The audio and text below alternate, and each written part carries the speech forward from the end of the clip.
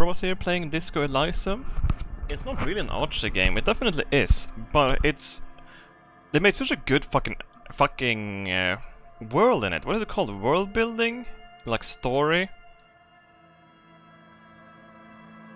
It feels a little bit like, you know, like if you played Pillars of Eternity or something like that, you could feel it was backstory and forestory and like, you know, world building field. What's the word I'm looking for? There's a better word for it. Like, you know it's another country and they act this and that way, but it's never gonna be shown.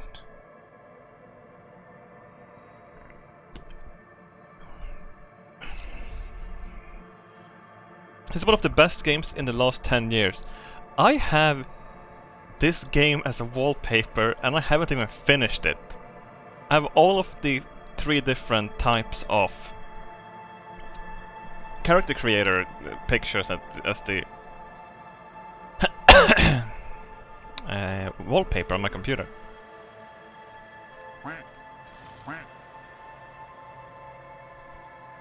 Voice over volume, or better volume, voice over mode full.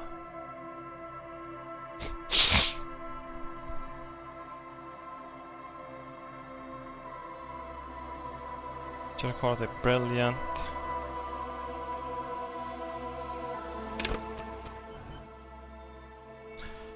I'm thinking about making... I don't know how...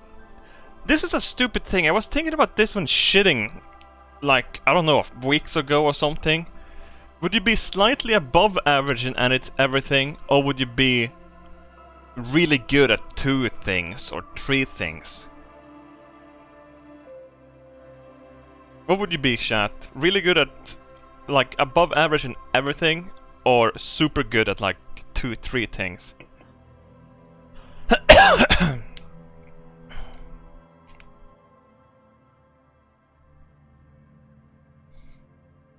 Above average in everything basically means you could technically, like, with a car you can change the wheels, perhaps change the brake pads, and you could, like, do the fucking spark plugs, but not really anything else. Perhaps change a thing or 2 that's easy to get to.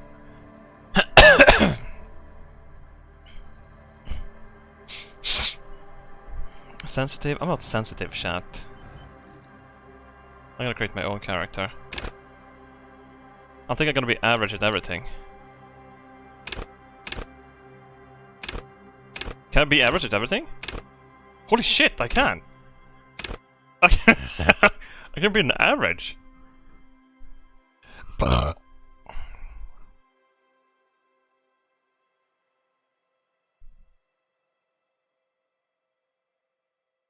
It's me in a video game.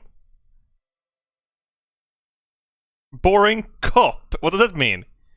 Is there actually a way to... Do you actually call this build something?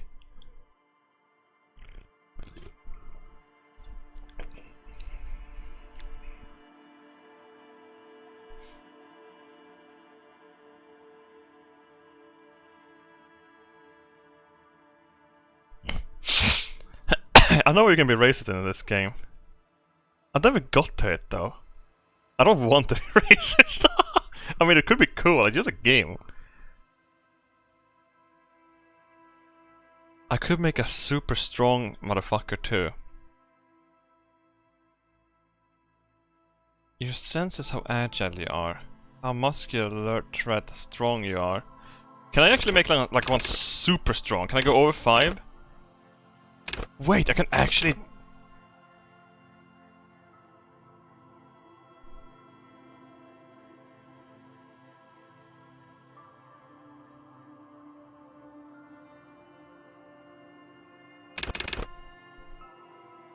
Holy shit, I can actually... Wait, I wanna go... Okay, now I'm getting really into this.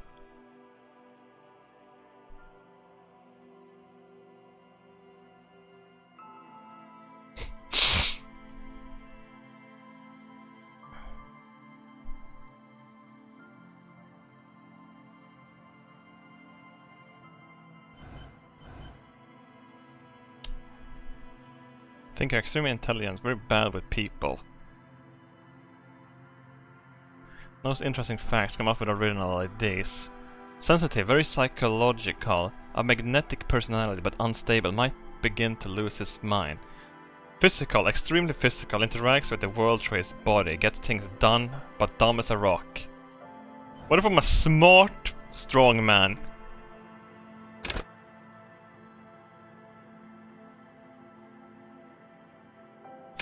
Or average in everything else? Weak.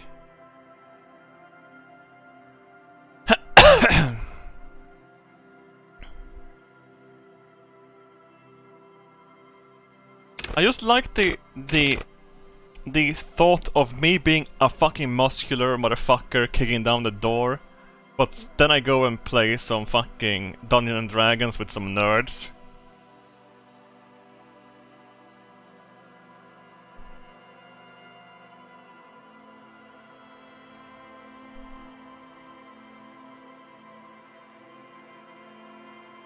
Yeah, I could do this too.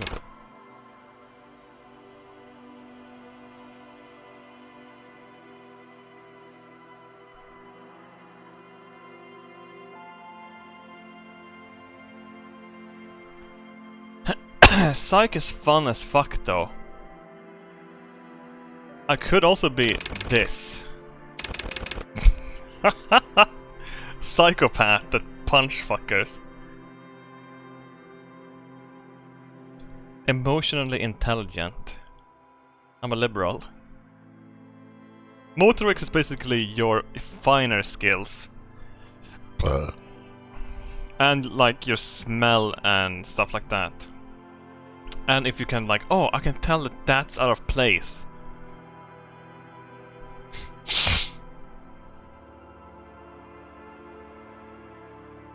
Yeah, trash at firing guns too. Oh my god, that would be sick, being good at shooting a gun. Can do 1-1-1-1-1 and actually.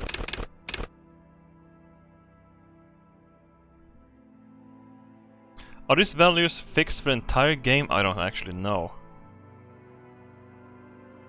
You have none of these RL. You know what what I would be in the RL? This. There we go. That would be me in the RL. And perhaps... No, I'm just joking. That. But you know I'm also fucking... Whoa.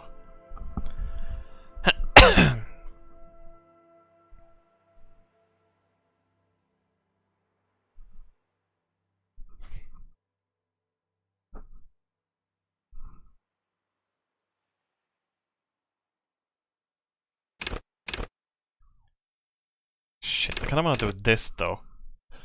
Is physique ever used though? That's not like... Do I... Oh my god, I love this shit! It's used a lot. They're all used pretty goodly, I would say. Technically, I could do this too.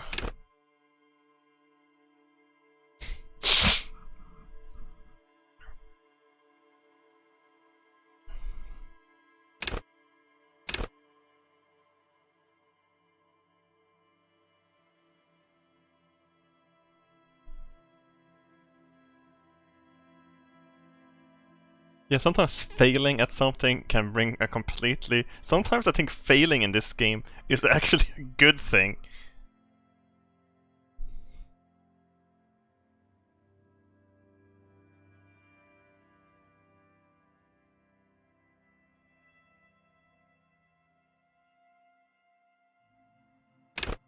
I could do that.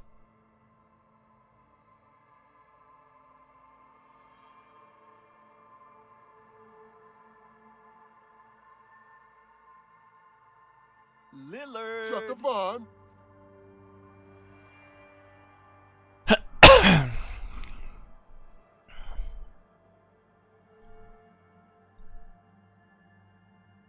Shit, dude.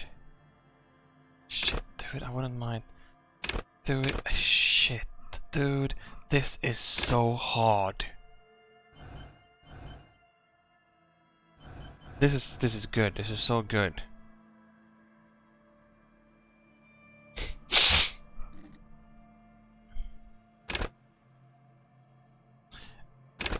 In here, they always have 1 at 1.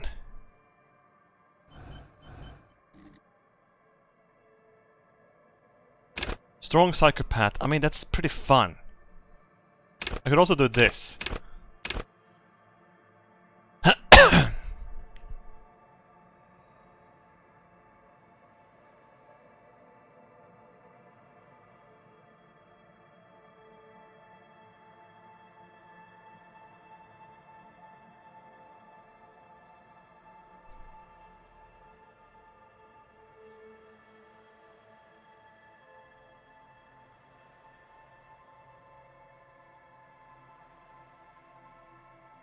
Looks nice.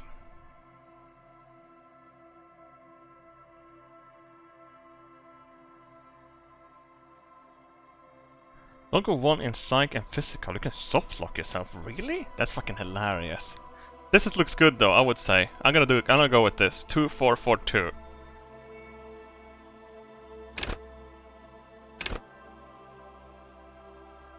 Inland Empire is the fun one.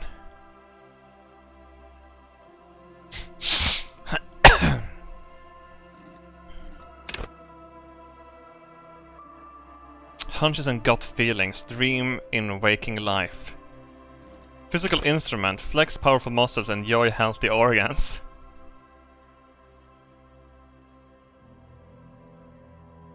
Rhetoric? What's that? Practice the art of persuasion, enjoy rigorous intellectual discourse.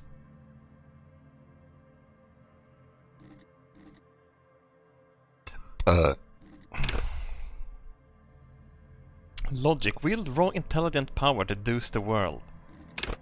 Call upon your knowledge. Produce fascinating trivia. Play the actor. Lie and detect lies. Conceptualization. Understand creativity. See art in the world. Visual callous. Reconstruct crime scenes. Make law of physics work for the law. Go into the info tab. Hang on. Info. Cool for dreamer, paranatural investigators, and mental creators. This is usually when you talk to yourself, and sometimes when you talk to yourself, you're like, oh shit! You get an oh shit moment, right?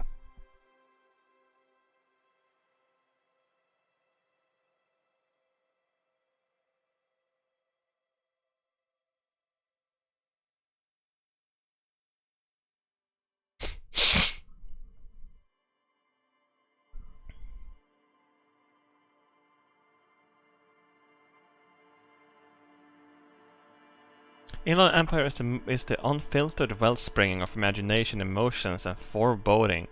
It enables you to grope your way through an invisible dimension of reality, gaining insight into that which sight can't see. What's really going? What do these enigmatic riddles mean for the world fate? At high levels, Inland Empire animates your inanimate, and you have conversation with your clothing. Conversation that may change the course of the investigation if you're not thrown in the loony bin first. With low Inland Empire, however, you'll be void of imagination and character, and then how will you shape the cosmos? That's... Authority would also be fun, I guess. Do I get to pick 2 or just 1?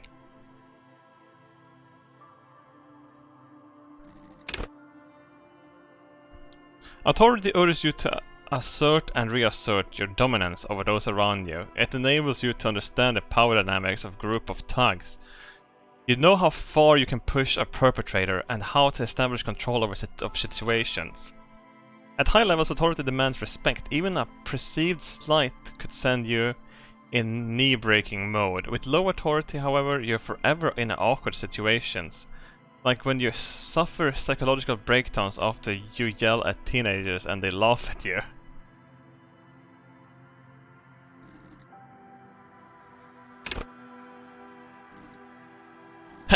We're gonna go with Inland Empire.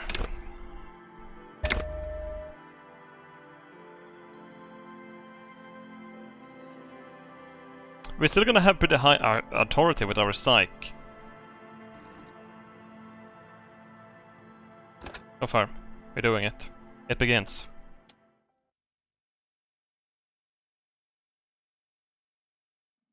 The furries are at home in the mirror. It's their address. Even the clearest water is deep enough to drown. There is nothing. Only warm primordial blackness. You're conscious from hence in it. No larger than a single grain of malt. You don't have to do anything anymore. Ever. Ever. Never, ever.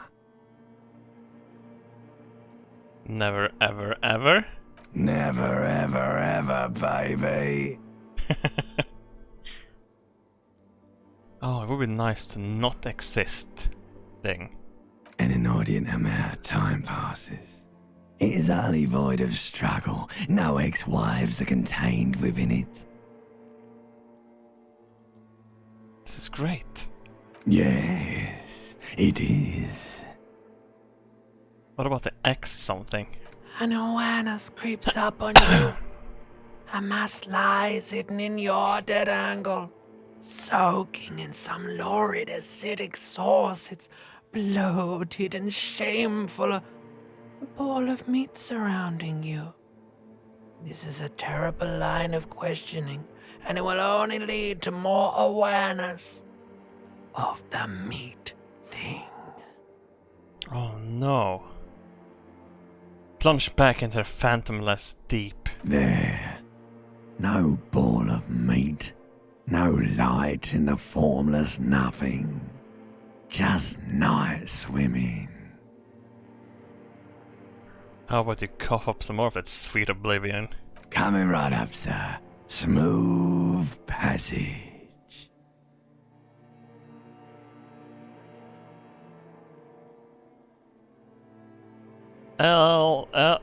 Alan, see.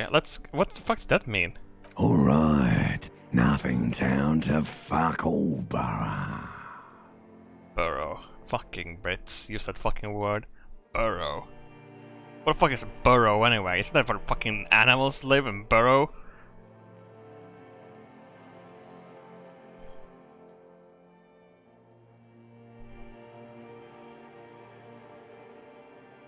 Let's visit the ancient Zero Hole. Great choice, Elder One.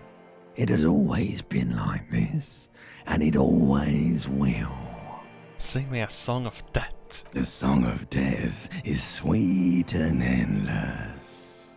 But what is this? Somewhere in the sore, bloated man meat around you. A sensation.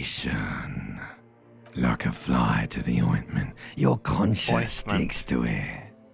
The limbed and headed machine of pain and undignified suffering is firing up again. It wants to walk the desert, hurting, longing, dancing to disco music. He said the name of the... Oh. You can take it. You're a champion. Is that the voice of Volition? No, I'm scared. No, I'm not scared. I'm a champion. Stop! I don't want to hear any more about this sensation. Take me back to the formless, disembodied nothing.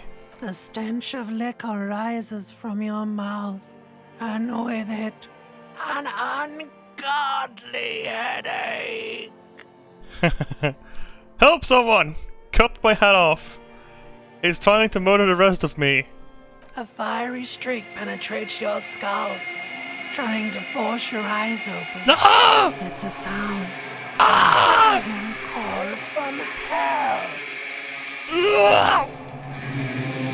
No!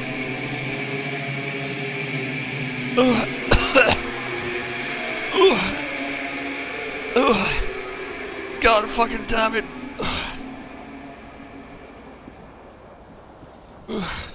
He played VR and he fucked up his apartment because of it.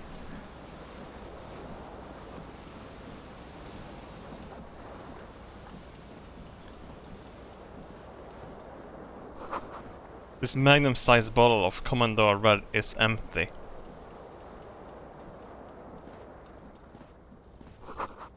Looks like someone tore out the tape while the song was playing. This reel-to-reel tape player still on, rolling empty. Let's get my tie. This fan has 2 chain pull switches. One ends in a tiny fan, the other in a light bulb. A truly horrific necktie has somehow attached itself to one of the blades. Or has it been consigned there as punishment? You feel as though this creature is your friend and wants to reattach itself to your neck so that you may continue your adventures together in this strange world. Dude, Inland Empire voice is great. It's like this fucking insightful black man talking to you. I think Inland Empire was the correct choice. Yeah, it's like audible chocolate.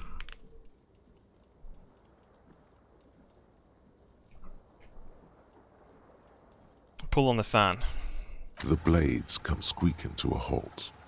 It should be easier to reach the tie now. Grab it. I'm gonna fail, am I not? You swoop up Yes! and catch the tie. Snap. It's released from the blade. Warning, warning. The necktie is no longer contained. What you have in your hand is a fantastically colourful tie with 4 or 5 different patterns. The knot reminds you of a noose. Yeah, it does, definitely. Don't put on the light bulb. We're gonna stay in the darkness. I already have it on. Oh my god, look at this man.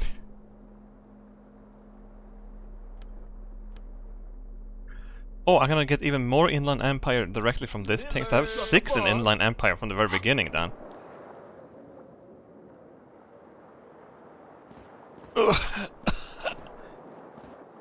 It's me after sleeping 12 hours after the stream, going to the shower to shower and then start the stream. I see bottles in the bathtub. That's my jacket. A mirror hangs above a bent and broken sink. In a fierce discharge of masculine energy, someone has ripped half the faucet off. A fierce discharge of masculine energy. Oh my god. Hot water sprays from the base and steam covers the mirror.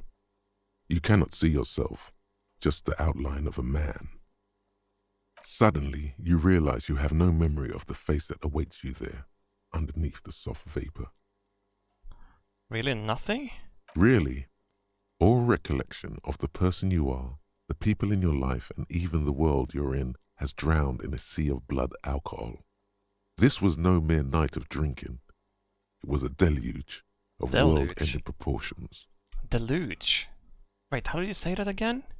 Wipe it. As you slowly reach your hand towards the surface of the mirror. Abort. You clearly have not thought this through.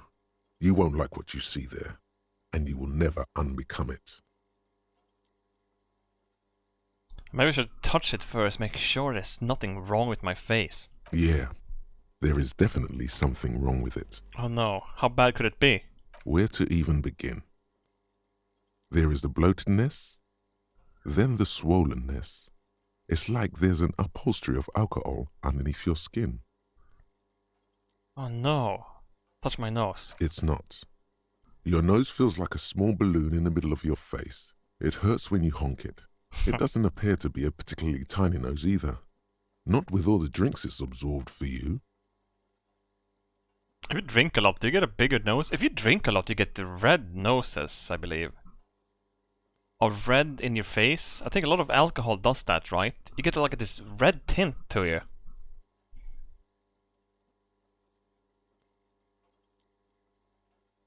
At least my tongue is okay. It's not. It's swollen and snail-like, wriggling between your fingers. Wipe the mirror. Behold. Oh my god, that's me?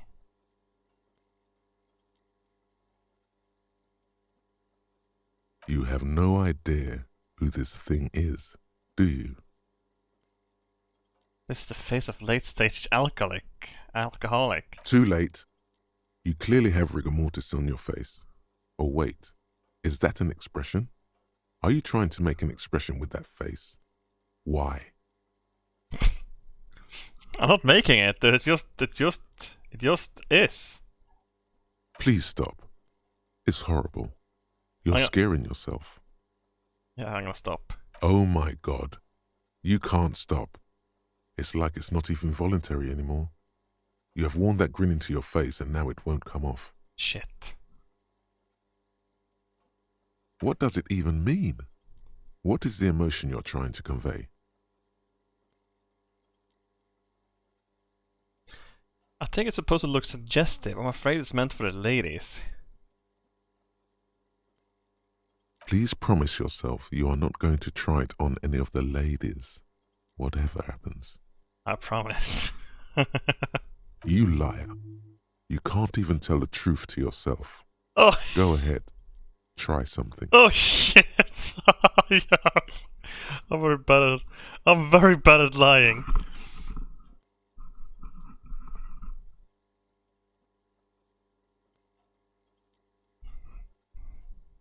This is a white check, you may retry it, but 8%? Like the rest of you, it comes from a bad place, somewhere in the past. That's all you know for now. Oh my god, dude, this thing is even lower. It's too late. Like an image on film. The expression belongs to your primary motor cortex. It would take a minor neurological miracle for you to cease producing it.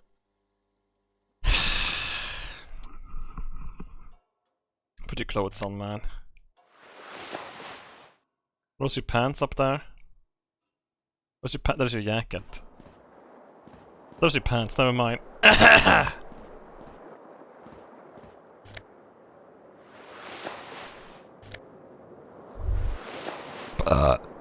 You hear a jingle. Keys are clinking in the pocket of your flare-cut pants. It says, whirling in rags, on the aluminium keyring. There is a single key on the ring. The number 1 is etched on it. It should open the door. Thank you. Oh, here's my shoe!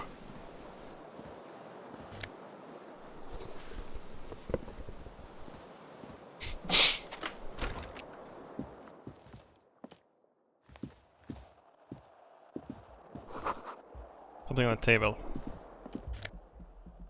I'm gonna take some loose change, man. I remember when I was a kid, like 12 years old, and I watched Loose Change. The documentary about steel beams melting and the 9/11 attack, and I believed it. Oh my god, how could they do this? Everyone should know. Oh my god. A ghost of Brinny window ashes over you.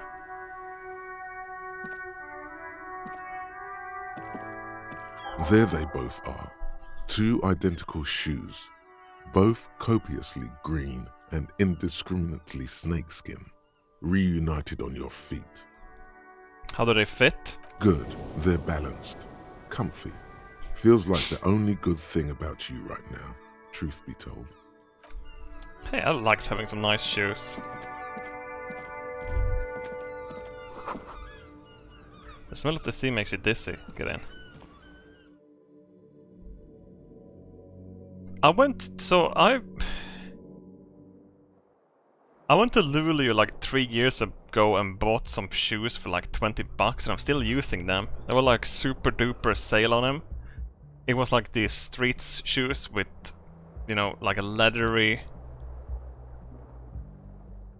The top part and going inwards was leathery, and it's just a perfect shoes to put on and take off and have on. It just feels wonderful. And the shoe itself is like a white, normal like street shoe? No, like a skate boot? Skate boot doesn't sound correct at all. But I have crooks too, a red one and... No, a black one and a yellow one. Hello, officer. Hello. Today is March. The year is... 51. Hey, The babe. young woman raises a cigarette to her lips. Officer, am I military personnel? No. She seems perplexed by your question. There's only one solution to this. You're a businessman. Yeah, definitely. Wait, I know, I'm a businessman. Chief Executive Officer, right? The young woman shakes her head slowly. Okay, Chief Technical Officer? No. You're a police officer, sir. You're shitting me. I'm not. Unless you've been shitting us all this time. All this time? You've been here for 3 days. On official police business, no less. And what business is that? I couldn't say. In truth, so far, mostly drinking. Suggestion. Oh, I can actually have a small chance. Try the expression on her. Let her know you want her physically. The words have already left your mouth. I want to have fuck with you.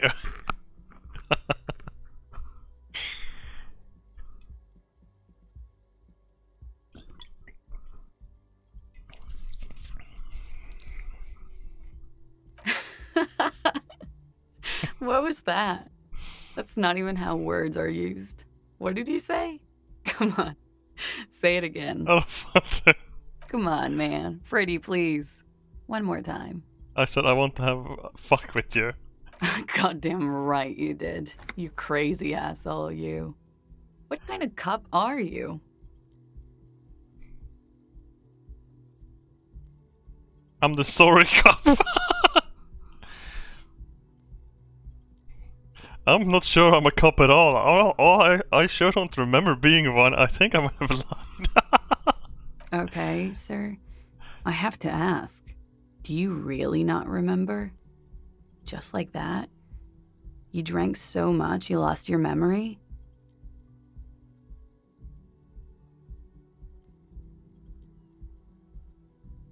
No, there's a massive otherworldly mystery afoot here, and I am the center of it. In that case, I think I might have a premonition for you. The silence is foreboding as she extinguishes her cigarette. It's gonna suck for you later when you have to interrogate me. Oh.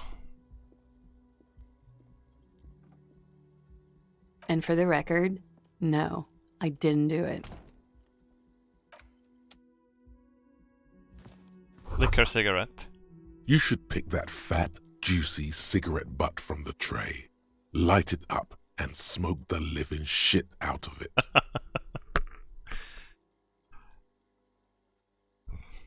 Oh, a smoker? Who knows what you are? A monster, a murderer, the gnome of Jeroma? You feel like a smoker, especially when you look at that juicy, succulent, seductive cigarette stub, still smoldering deliciously. But she broke it at the filter, I can't smoke that. How very astute of you. This renders it ineffectual. You should look for a whole cigarette, or better yet, an entire pack. No, I don't want to be a smoker, A dude! carton. Make sure they're all healthy and able-bodied. Then smoke them all. The idea seems to make your neck expand. Suddenly, the garish tie feels very snug. Oh my god, my necktie has its own voice? Or you could not do that. No one is making you. I should not do that. I don't want to be a smoker. Good. They'll make you stronger and better. Oh no, shit. You're too old to be cool now. But find cigarettes, smoke them, blam. Instantly a cool renegade man. Cool A renegade mystical man. red Hell dragon yeah! With smoke rising from his nostrils. Plus, smoking them gives massive bonuses. Oh, it does?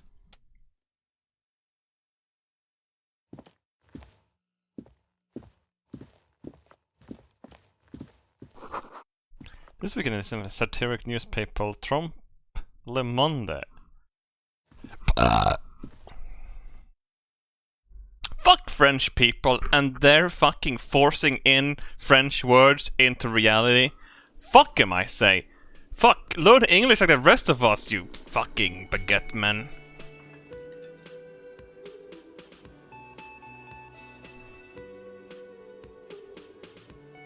Like, why the fuck did you have special treatment, you motherfucker? Like, fuck, should Swedish people have fucking, like, what Swedish words do even exist? Like, Stockholm Syndrome? There's not even a translation for lagom into fucking English.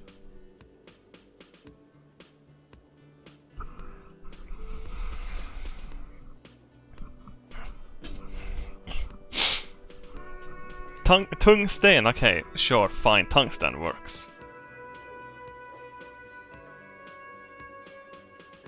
Vi säger adjö för fan. Oh shit.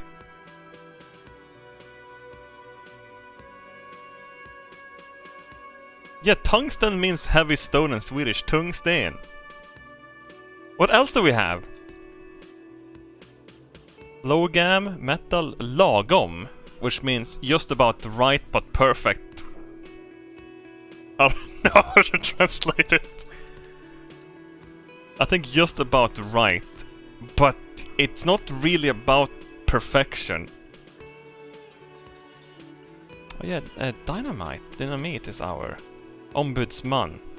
Oh yeah, and the dude in the boss in the woods in Tarkov. What was he called again?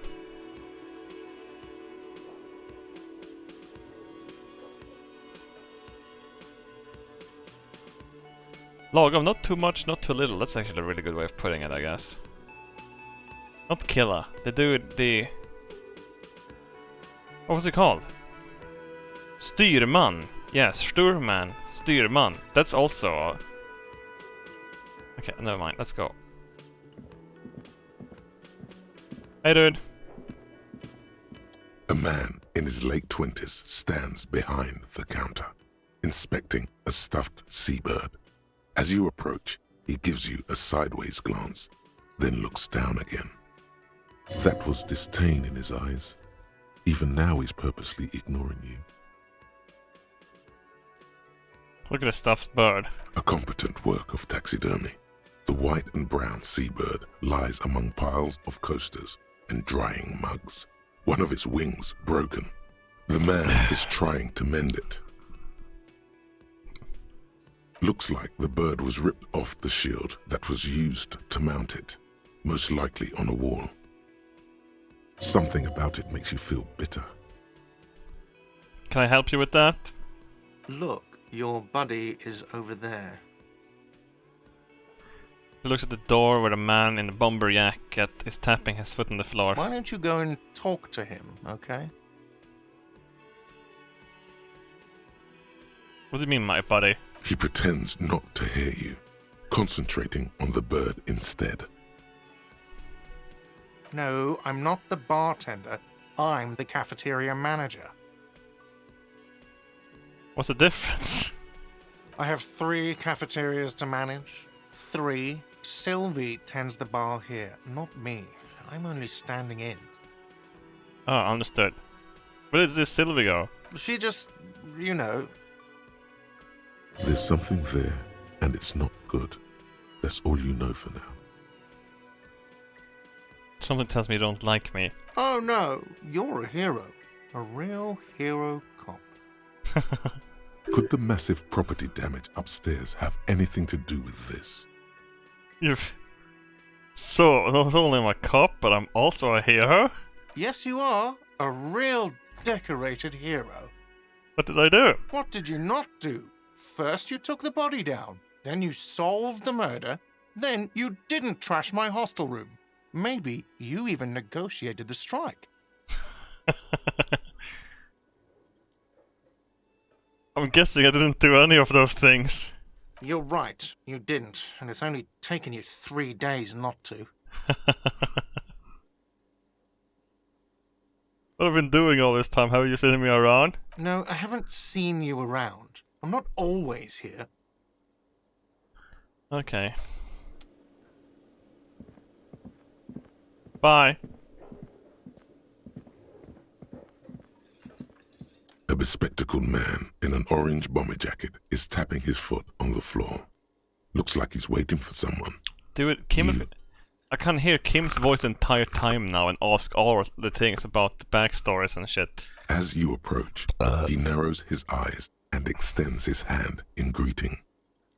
If an assault were launched on this building right now, if the windows came crashing down and the whole world descended upon you, this man would hurl himself in death's way to save you. You are sure of this. But why? Shake his hand. Just do it. Hello. I'm Kim Kitsuragi, Lieutenant, Precinct 57. You must be from the 41st. You realize he's waiting for your name. This is your chance to come up with a really good name for yourself. Get creative. Conceptualize. Let's fucking do it. You better not fail. Raphael Ambrosius Cousteau.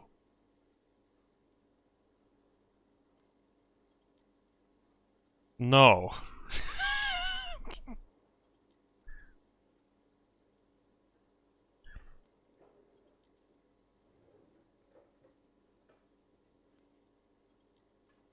It's very cool, but won't I come off as a douche if I call myself that? It's very, very cool, but maybe just a bit too ostentatious. I don't even know what that means. You instinctively run your hand over the multi-patterned silk of your tie. Its slickness gives you comfort and reassurance. Oh, my fucking tie, dude. Don't worry! Raphael Ambrosius Cousteau is one classy name for one classy cop. My name is Raphael Ambrosius Cousteau. Yes, well, Yes, well, he doesn't even process what you just said. He just moves on. it looks like we had a little scheduling error on Sunday. Saturday too, actually. Have you had time to talk to the manager here?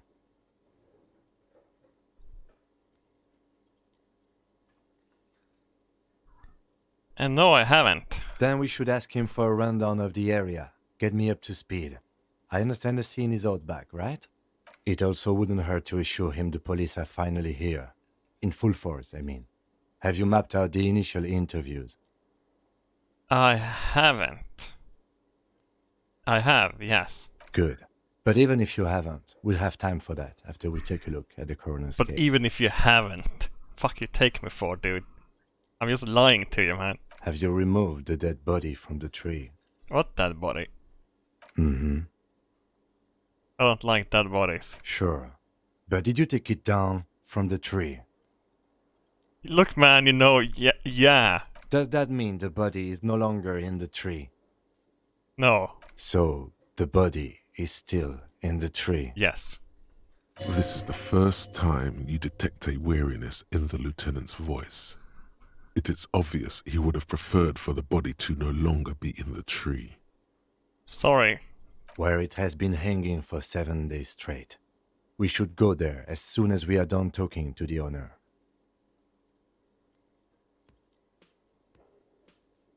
But I can't remember anything. I could be honest to him from the very beginning. How can you be so sure from the police? I was sent here to meet a detective from Precinct 41. You have the insignia of the Citizens Militia on your sleeve and on your back. Ah. I suppose you could be impersonating him. You could have gotten the insignia from the black market or forged it. But for now, I'm going to set those possibilities aside. I'm not from the Inspectorate General. Okay then. He nods.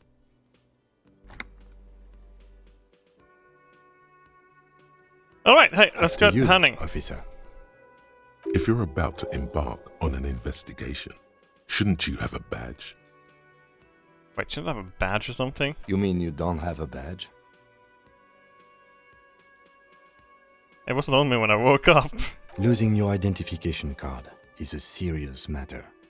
My vehicle has a shortwave. You can use it to report your badge missing.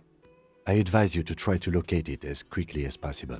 But getting the body down should still take precedence. What do you mean, where's my gun? Of course I have a gun on me. I'm a police officer, man. The man with the unimpressive beard notices you approaching. He drops the ledger he was holding and turns to the lieutenant. Mr. Gart, right? You run this place. Yes. He responds tersely. I don't even know what tersely means. I am Kim Kitsuragi from Precinct 57. This is an inter-district investigation, so joining me from Precinct 41... I'm currently in between names. Fantastic. Fantastic.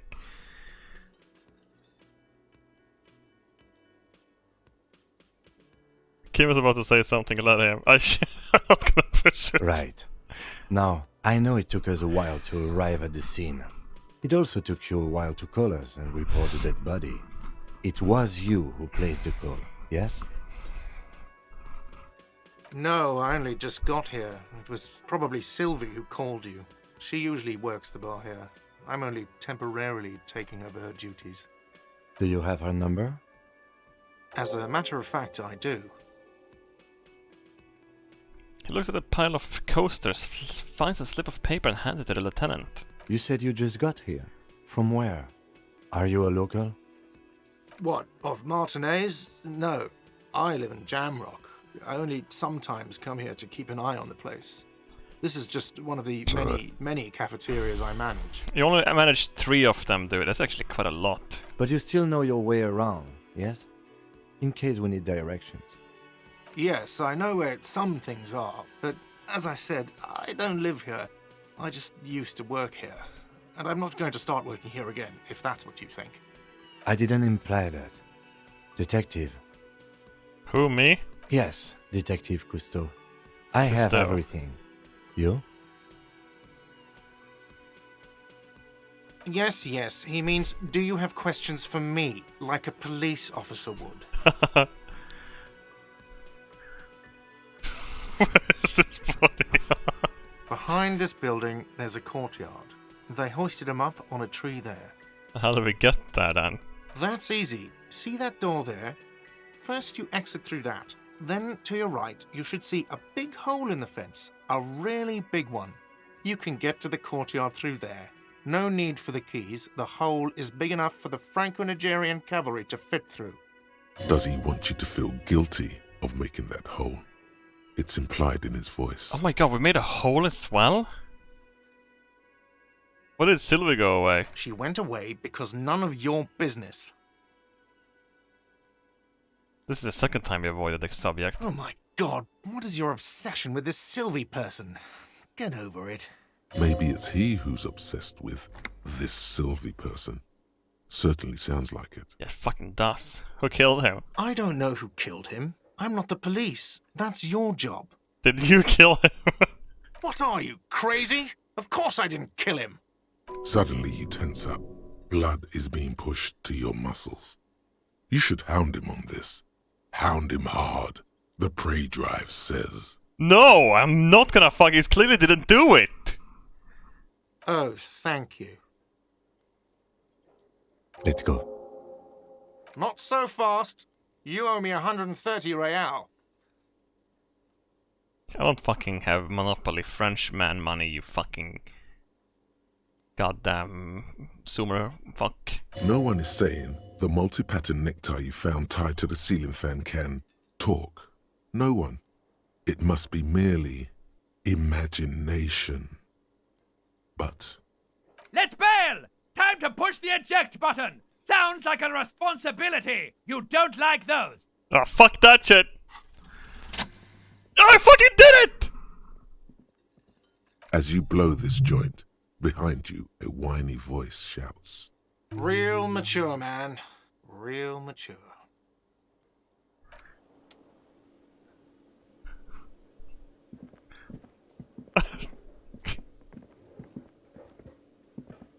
Yes? Fuck yeah, I didn't fail it. I actually didn't fail something. Dude, I don't have to pay him now? I hope not, dude. That's great. Tell me about the case. What do you want to know? Anything. I'm just gonna be honest with him from the get-go. I literally know nothing. Maybe you can tell me what you do know to help me narrow it down a bit. I know literally nothing about it. Only what you told me before. Do you want me to brief you? Yes, that sounds good. 3 days ago, the RCM Emergencies Desk received a report about a security guard who was found hanged in Martinez. An anonymous caller said there was a dead body behind the Whirling in Rags hostel cafeteria. The cadaver had been there for 4 days. No one had come to investigate. During that time, the victim had been stripped of his belongings. The caller did not identify him, but used the word lynching.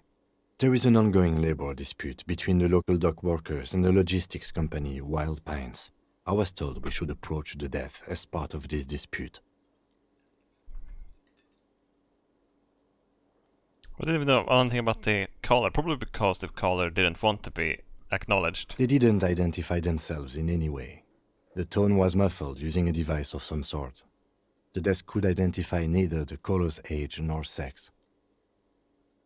There's a strong prejudice against involving the RCM in what's seen as union matters. The dock workers' union is the de facto police in Martinez. Now it appears they've started executing too. We cannot allow that. The story is basically it was a civil war or something, and we are the new police that just got established. That's the story, right? Or something like that.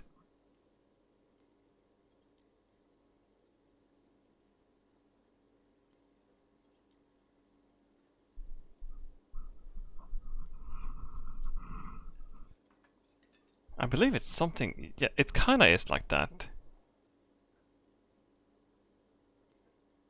Our job here is to find a killer. I mean, it kind... That's right.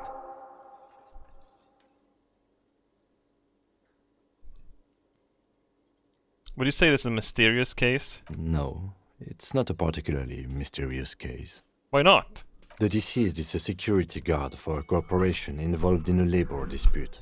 It doesn't take a DeLorean polymath to put the pieces together. I just don't see the case getting more mysterious than that. You think it's sexy though? There was some interest in this case at my station, but not for the reasons you have in mind. You seem to wish there was a... Cut this boring stuff off immediately. You know what this case is about. Maybe a young woman involved. Yes, it just so happens there's a beautiful blonde 19-year-old woman at the heart of this case. A rich one, in fact. Part of a murder sex cult. I fucking knew it. The weary tone is the surest indicator that the lieutenant is being sarcastic. Oh, really? That's mega sexy. No, not really. Was there anything else? He's basically challenging you to sex it up with some lurid twist. Don't get right into it. Sit on it a bit. Then hit him with it. Yeah, that's Good. it.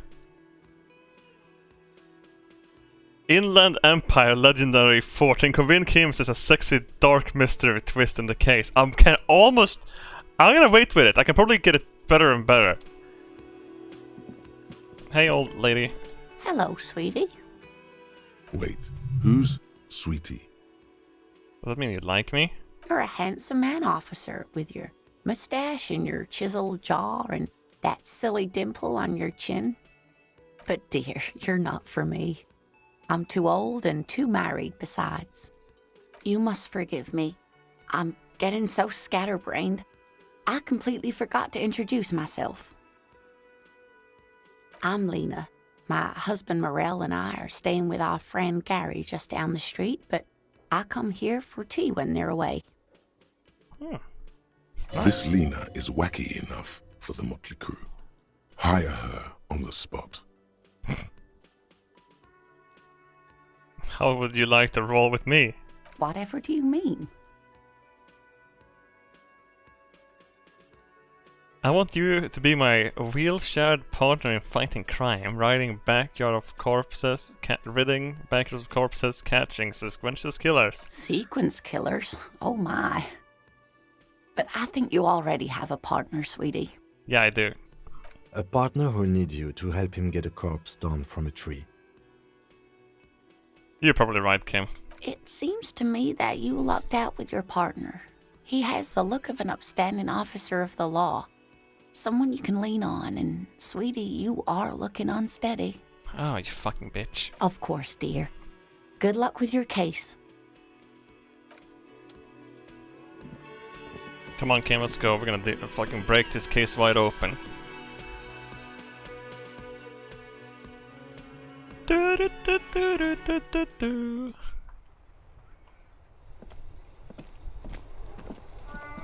I love this music, by the way.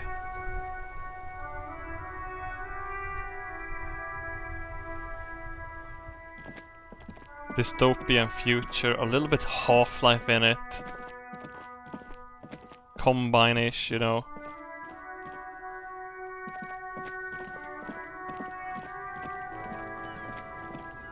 Ah, shite. Smells like spoiled meat and dairy. A human being in the compost.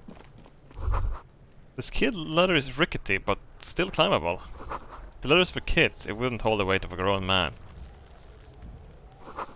So I'm starting to grow herbs here in this greenhouse. The corpse looks at you with bulging white eyes. The face around them does not look human. It's swollen and ready to burst. His lips are fish-like and his tongue like a ball gag in his mouth. You seem to be holding your breath.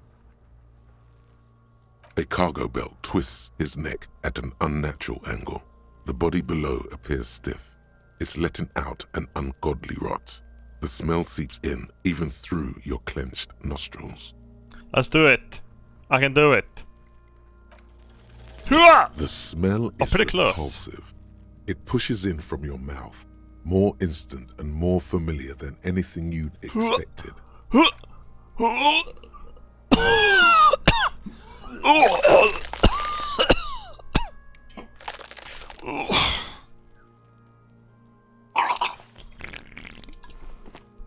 You feel a great force ringing from your stomach. Your body curls and pushes it out, burst by burst. Yeah, like fucking Lone Echo puking 1.5 liter of cola. I'm never gonna forget that day. I even remember where in the game I was. Oh my god, that was insane.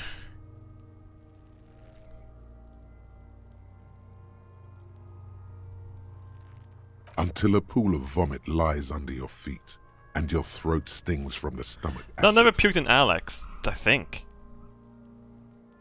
Fucking corpse. Keep it. Wipe him out, thanks. The hangover is clearly making this worse for you. You could use some ammonia to clear your head. Yeah, let's do it. There is Frit nearby, east of the hostel. They usually have a small apothecary. If they don't... Why do you use ammonia for growing shit? There's a greenhouse here, and a gardener with a wheelbarrow on the corner of the whirling in rags. If she works here, she might have something for the smell.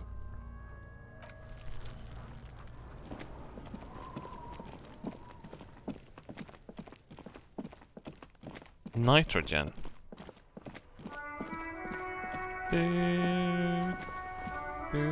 The RCM in Martinez.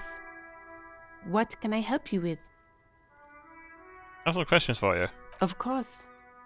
What can I help you with? My daughter told me you may have ammonia. Can I have some? Sure. I'm done with it. Go easy on that stuff. It gave me a terrible headache. Of course. I won't hold you back. Thank Her you. gloves. You get the feeling that you need them. You have a dead body to deal with after all. One more thing, can I borrow your gloves? Sure. Keep them. I have another pair. Oh, what a nice lady.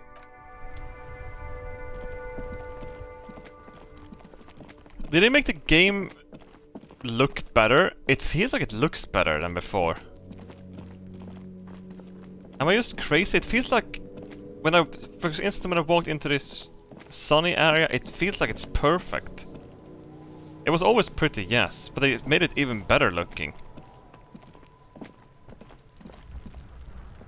There he still is, looking right through you with his white eyes. The body below is entirely dedicated Okay, here we go. to that corpse smell. You Yes! open the ammonia ampoule and Oh, yeah! the odor of death is still stronger. It's a spell of the mind telling you to run, and your stomach to wring itself empty. With your eyes squinting, you stand in it. Do they always do that? They do after 7 days, yes. We are deep in decomposition here. The man before you is naked, but for a pair of underpants and enameled boots. His skin is greenish, marbled with decaying veins and blotched by lividity. A fading web of tattoos covers his chest and shoulders. The cargo belt used to fasten him to the branch above appears industrial in strength. I want those boots. The material appears to be ceramic. Its clean white stands in stark contrast to the decaying flesh above the knee. The man wore thick polymer socks, probably for padding. A fine array of interlocking plates covers them. Delicate and fragile, they feel alien to the world around you, out of place somehow. Yeah, we're pretty sick looking, honestly. These are clearly not boots. They're armor, possibly part of a larger set. These aren't just boots, are they? This is the armor he was. This is the armor he was stripped of. Indeed.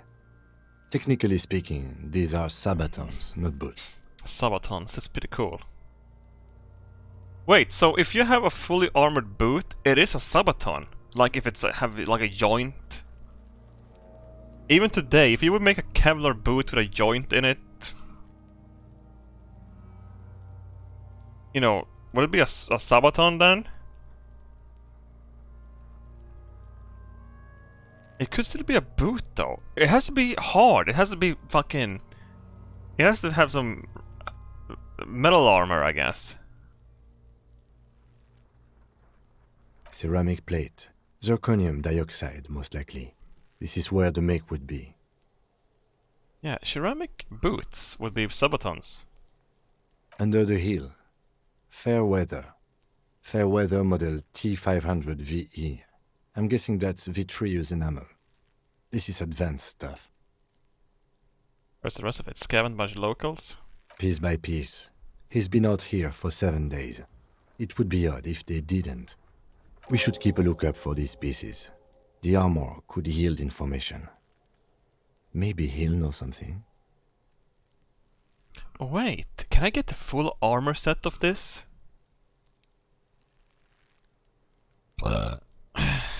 Prima Victoria. Through the Nazi lines. Through the gates of hell, as we make our way to heaven, through Nazi lines. If you wear those pieces, it will help me protect your mortal coil.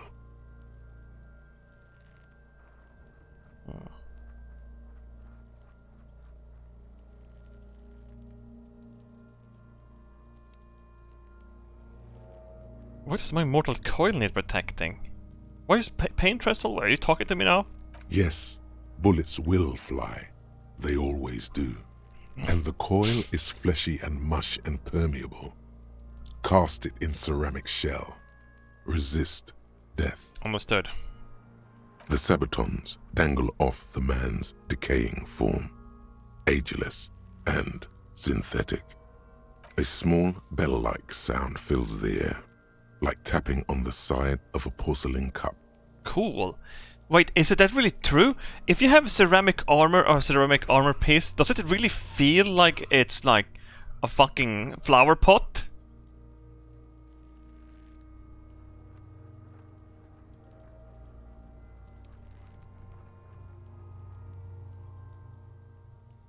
We don't really have ceramic armored plate here in Sweden because we don't really need it.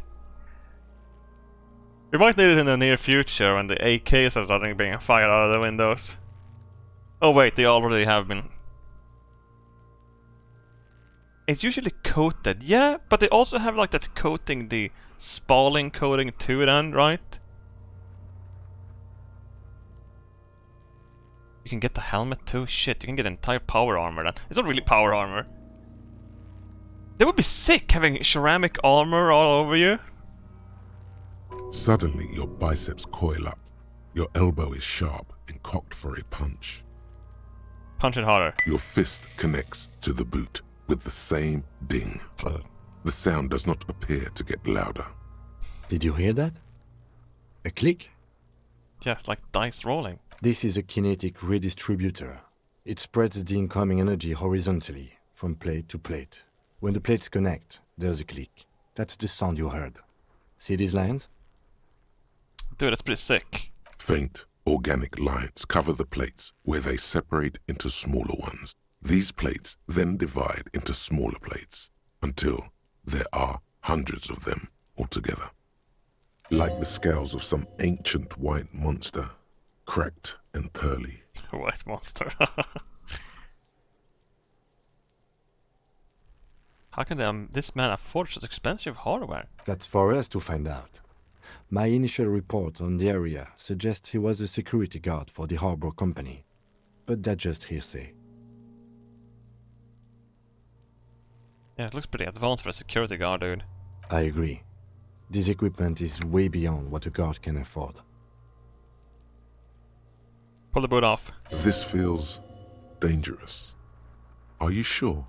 Yeah. The sabatons dangle off the man's decaying form, ageless and synthetic. No, I want to pull it off.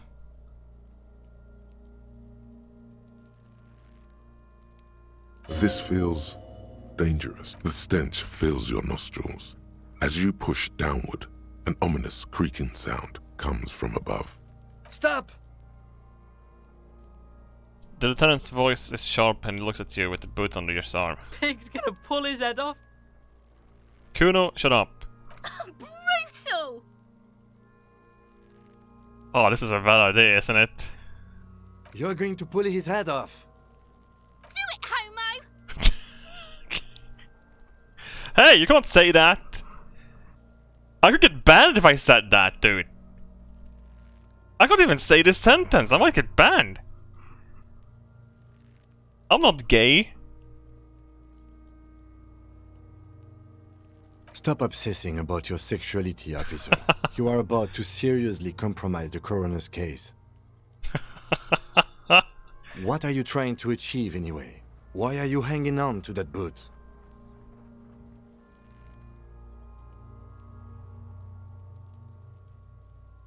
I'm sorry, I didn't even want to take them off. I just thought I should try. This is one enemy technology. We could conduct research into their weakness. This is not the enemy. This is the deceased, the victim, in a murder investigation. Better safe than sorry. That doesn't mean anything, detective. Besides, there's no way you're getting them off. All the organic matter in his body has been flowing down into the boots. They are fused to his feet now. Why do you think the locals haven't scavenged them yet? You're sure there's a way to peel them off, but first the body needs to be down. And second, it would probably be better if the lieutenant wasn't around. That sounds like a plan, dude. The anticipation makes you crack your fingers. Feels nice. Nice and cracky. Feels great, man. Nice and cracky.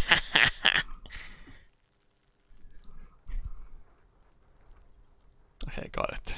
Processing will take care of them. With the situation in the morgue, it will yield nothing.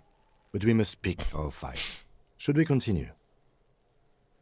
Yeah. The cadaver slowly twists on the cargo belt, his torso covered in tattoos, and extremities blotched pink and blue. The hangman's knot is pulled tight by the weight of the corpse below. Yellow, hard-edged polyester cuts into his neck. Above, a sliding buckle ties the belt to the branch. Oh my god, I love polyester, chat. It's the material of the future. When did they come up with that shit? My shower drapes are polyester. Polyester. What's the word? It's the fucking... Dude. It's sick. It's insane. It's like rope and plastic and fabric at the same time.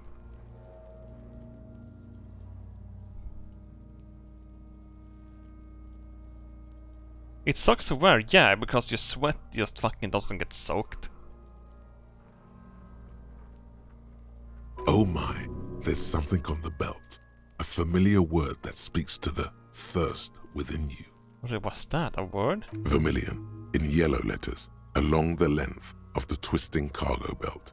Only a deep longing for vermilion golden spirits lets you decipher the fading logo of the local brewery. This is a bad time for a drink, right? Extremely. What kind of rope is this? Industrial strength. The kind used for tying cargo to lorries. Like in a circus. When the circus leaves town and they tie a black-spotted giraffe to the wall of a carry pen. Wait. I don't understand what you mean. What?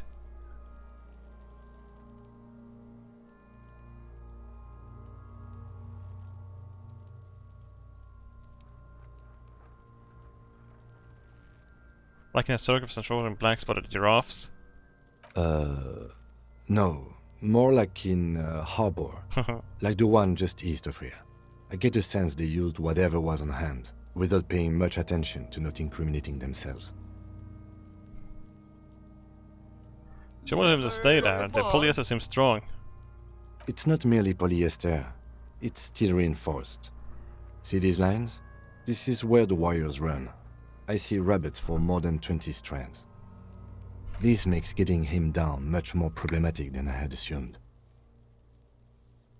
You pulled him off. Up there, dude. A noose is one of those things that's easier to use one way around. They climb up using the kiddie ladder. That ladder can't carry a grown man. I didn't see any splintering either, did you? I think they lassoed the branch, then pulled on the belt to close the buckle. Yeah, of course it was a dockworker who did it. I'm still approaching this as a lynching, yes. Motivated by the ongoing strike. You? No. You feel like it was something else. But what? I feel like it was something else. Yes, it often is. This bell worries me. The cadaver hangs from the cargo belt, limbs limp and torso covered in tattoos. An intricate web of blue lines stretches across the torso, from the right shoulder to the solar plexus. Each time they intersect, a small white star is formed in their crossing. Hundreds of fading asterisks riddle his skin. Their concentration is highest around his heart. His corpse is marked by stars. What will mine be marked by? Dude, I wish I could, fuck. What's the most cool place your corpse could end up when you're dead? I would love, dude, it's like the woman that got disappeared and ended up in the water tank of a hotel. That would be sick, like your corpse isn't fucking drinking water.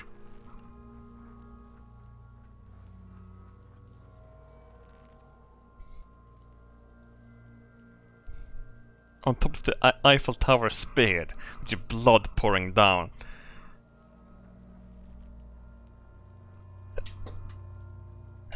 Space is also super cool because aliens can find you and revive you at some point.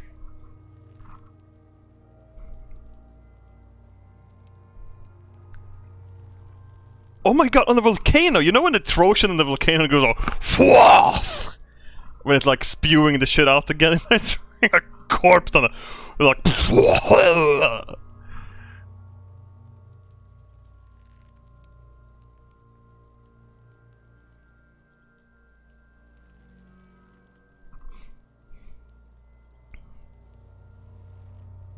Alcohol and heartbreak.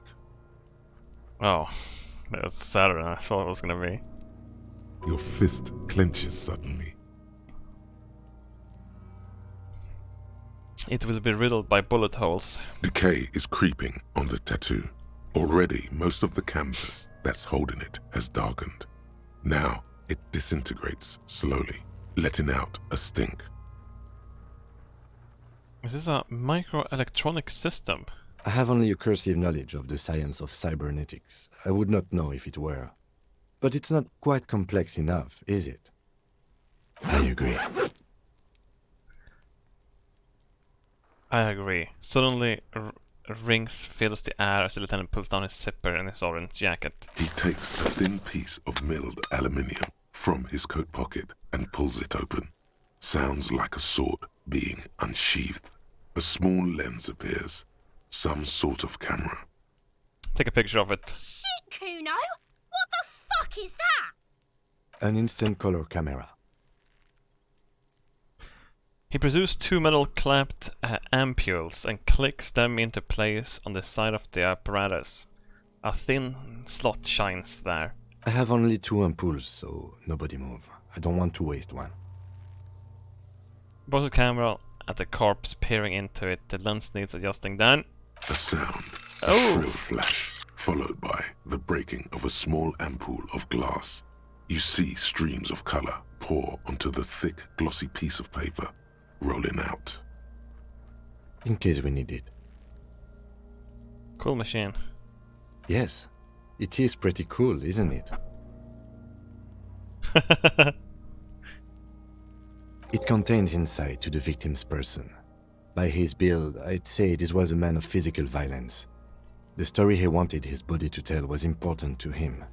It is his letter, to us. Someone should decipher it. We'll need to show it around. I can have it. Sure. Just don't lose it. The glassy-eyed corpse looks by, his mouth mute and his skin as colorful as the chemical rainbow on the photo paper. Chat, teeming with opportunistic organisms. You think a real detective, a proper detective, is literally like Inland Empire? Like, they go up to someone like, why did this happen to you? And they like try to talk to it, the corpse, trying to figure out the corpse itself.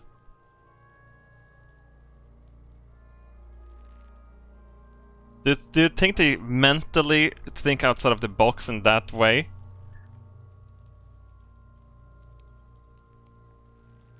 Do you think they just go, oh shit, oh fuck, I have to call these people and then I can have my coffee and bun? Is that how they do think in real life?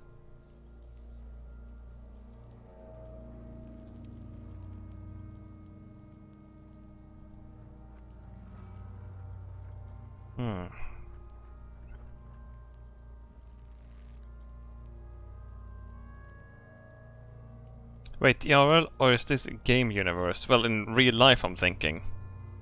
I'm pretty certain a lot of people don't really give a fuck. Everyone has a quirk, just like this fucking game, I would say. Yeah, there's probably some fucking mental nut as well that can get shit done just by thinking outside of box. His eyes are milky white and blind to the world, protruding comically from their sockets. There is no one home. Just subaquatic terrors there. Dark brown hair grows on his head. His face is ready to explode from the organic processes inside. The death's head grin has passed. What remains is an unrecognizable mess. Tell me, who are you, dead man? I'm gone. That's true. Where have you gone? Into the wild pale yonder. Yonder? In the past. Way out west.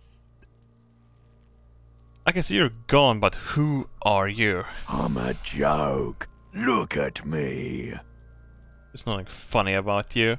There is nothing funny about jokes either. Who were you when you were alive? A killer. A motherfucker. And a killer. Takes one to know one. Takes one to know one. Go ahead, Kobo. What is happening? What do you mean? I'm talking to you. It's the power of your... Black frothy liquid start bubbling on his lips. Imagination. Dude, I'm so fucking happy I have imagination. The power of fucking imagination. I'm so fucking happy I'm an imaginative person. This is the one thing I have way above average to fucking all way up. I'm not a fucking dreamer. I imaginate. I make the fucking dreams. I'm the one that delivers dreams to people. I'm the fucking dream maker, motherfucker.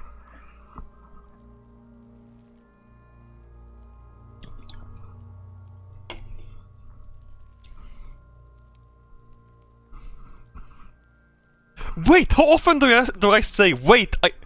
Imagine if I say that all the time. Do I actually share my like? Holy shit!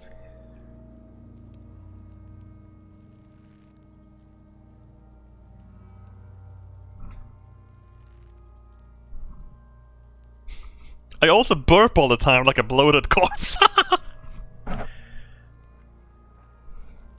But it's good though. Imagine not imaginating. Then you become the fucking Marvel movie watching garbage of the universe. Imagine not being able to fucking imagine. Like, whenever I think about something fucked up, hilarious, or in otherworldly. I sniff all the time as well, that's true. I wonder why.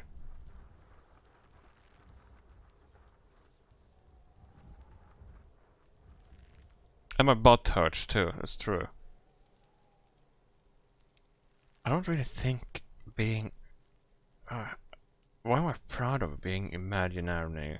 I mean, wouldn't the next level step up would be like writing literal stories? So people that write those creepypastas, they are actually just very imaginative of them.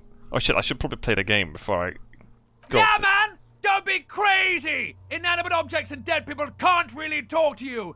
Your wild imagination is doing this. Ask some more of those questions you love so much. Fuck you!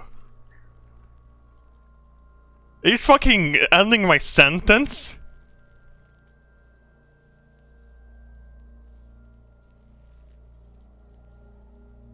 He loves those. Why do I love questions so much? I ask questions all the time too. Because you're a copperoonie. Look at all of them go. Do you want more questions? I'm gonna be a cop when I'm done with all this shit. I'm gonna be a fucking detective. I wanna be, what is it called? The super cops. What the fuck are they called? I wanna be a prosecutor. I wanna have a fucking coat on me, go in there without having police uniform. I wanna be the dude with the revolver in my pocket. Wait, I don't think the prosecutor is on the crime scene.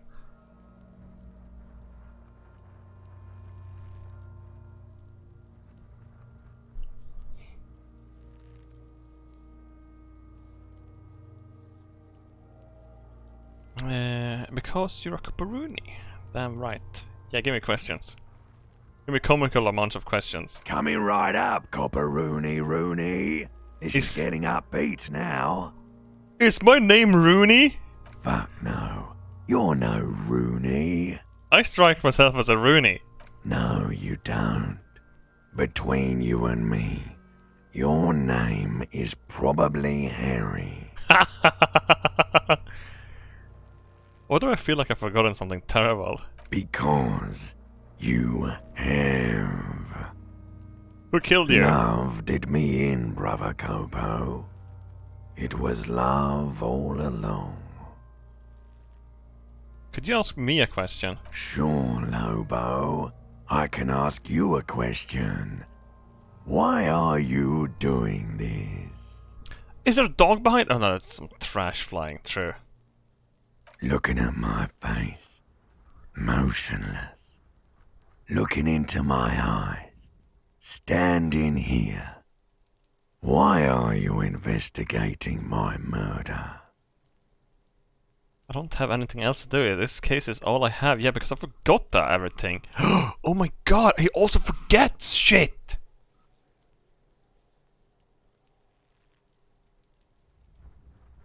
Holy fuck! This is me! This is a skinny fat me! But older!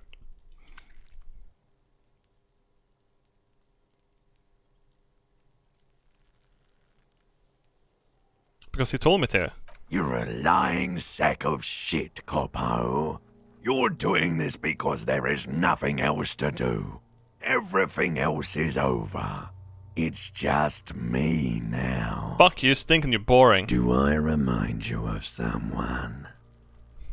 A baby affected with Harkonism. What's that? You sure wrinkled out of that one, Coppolini. Damn right, enough. Come back later, Copo. Amuse yourself with my frank manners and my memento mori features. If possible. Also, see me in your dreams. Memento mori. Let's go and take a step back. So, how do we get him down? Are you sure we finished the preliminary examination of the cadaver? We might miss some of these things once he's done. The cadaver slowly twists on the cargo belt, his torso covered in tattoos.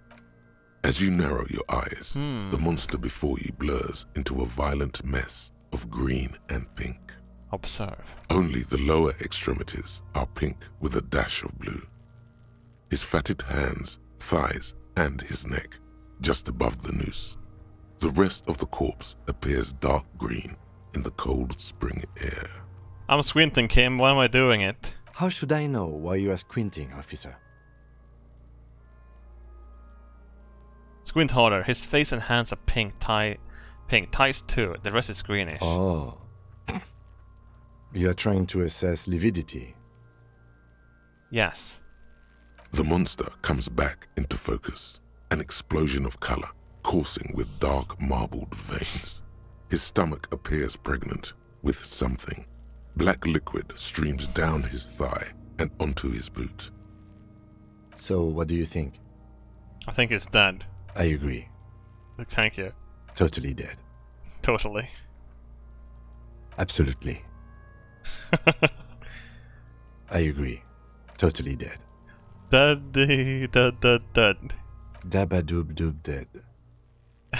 He's such a right melody. No, not one muscle in his face moves. I don't know what to think. What do you think? I think he was upright immediately after death. Blood has gathered in his hands and feet, and his neck. Yeah. The noose acted like a tourniquet, keeping the blood in his head. The hypostasis here is in tune with the hanging. That's what I think.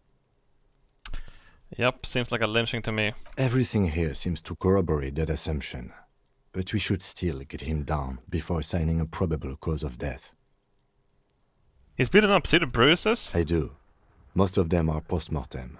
Maybe even all of them. The delinquents have made our jobs harder with their little sport. Stop talking in riddles, coin slot.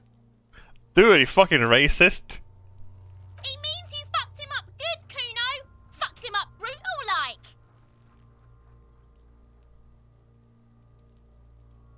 A pool of blood and feces has eaten into the frozen mud below the man's feet. Purge liquid is dripping into it, drop by drop. Purge liquid. The victim appears to have contained no more than half a kilogram of digestion at the time of death. The fuck he's saying? Talking about shit. I love how they had to mute this word. We all know what word it is. That was the last word that got fucked.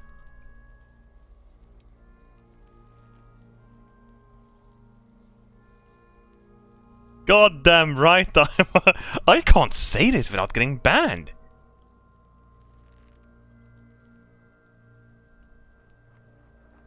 You can't even say fat ass anymore. That's clearly what it is, right? It's fat shaming.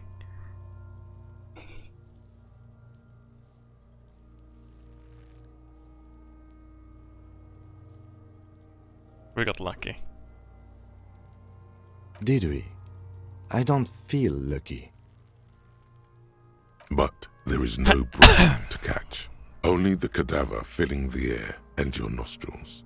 He slowly We're done rotates here. before. The steel-reinforced belt presents a unique challenge. I brought chain cutters, but I don't see a good angle of approach to the belt. I'm pretty certain we could just find some step ladders or something.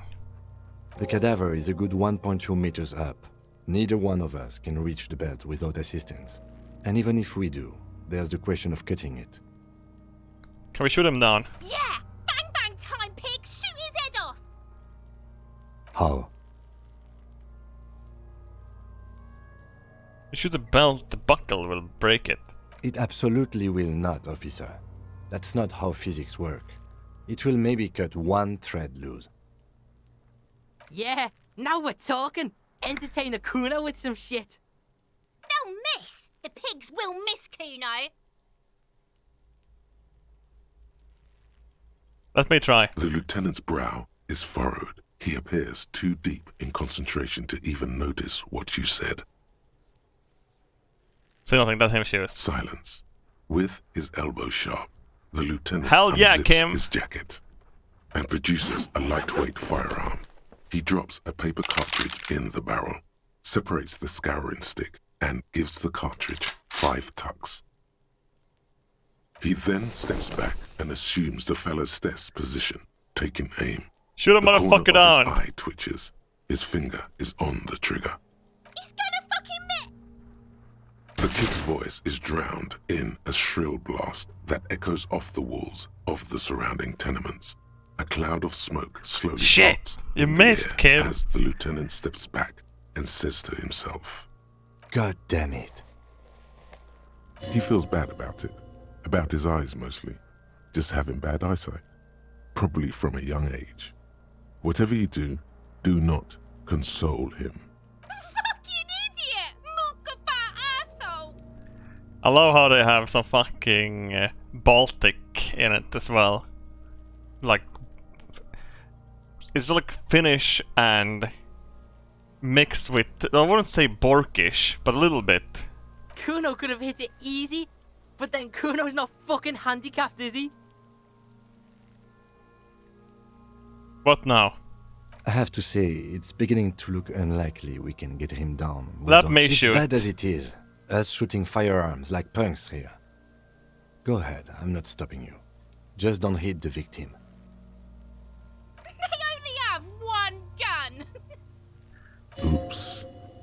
Uh-oh. This is the sorriest pair of pigs Kuno's ever seen. Officer, why do we only have one gun? Uh-oh.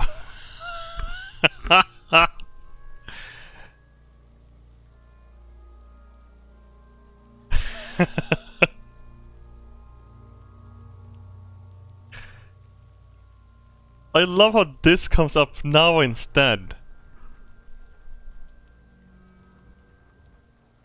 I think I never found my pistol when I played this the first time. No, we didn't get far at all. I love the voice acting now though, it's fucking excellent.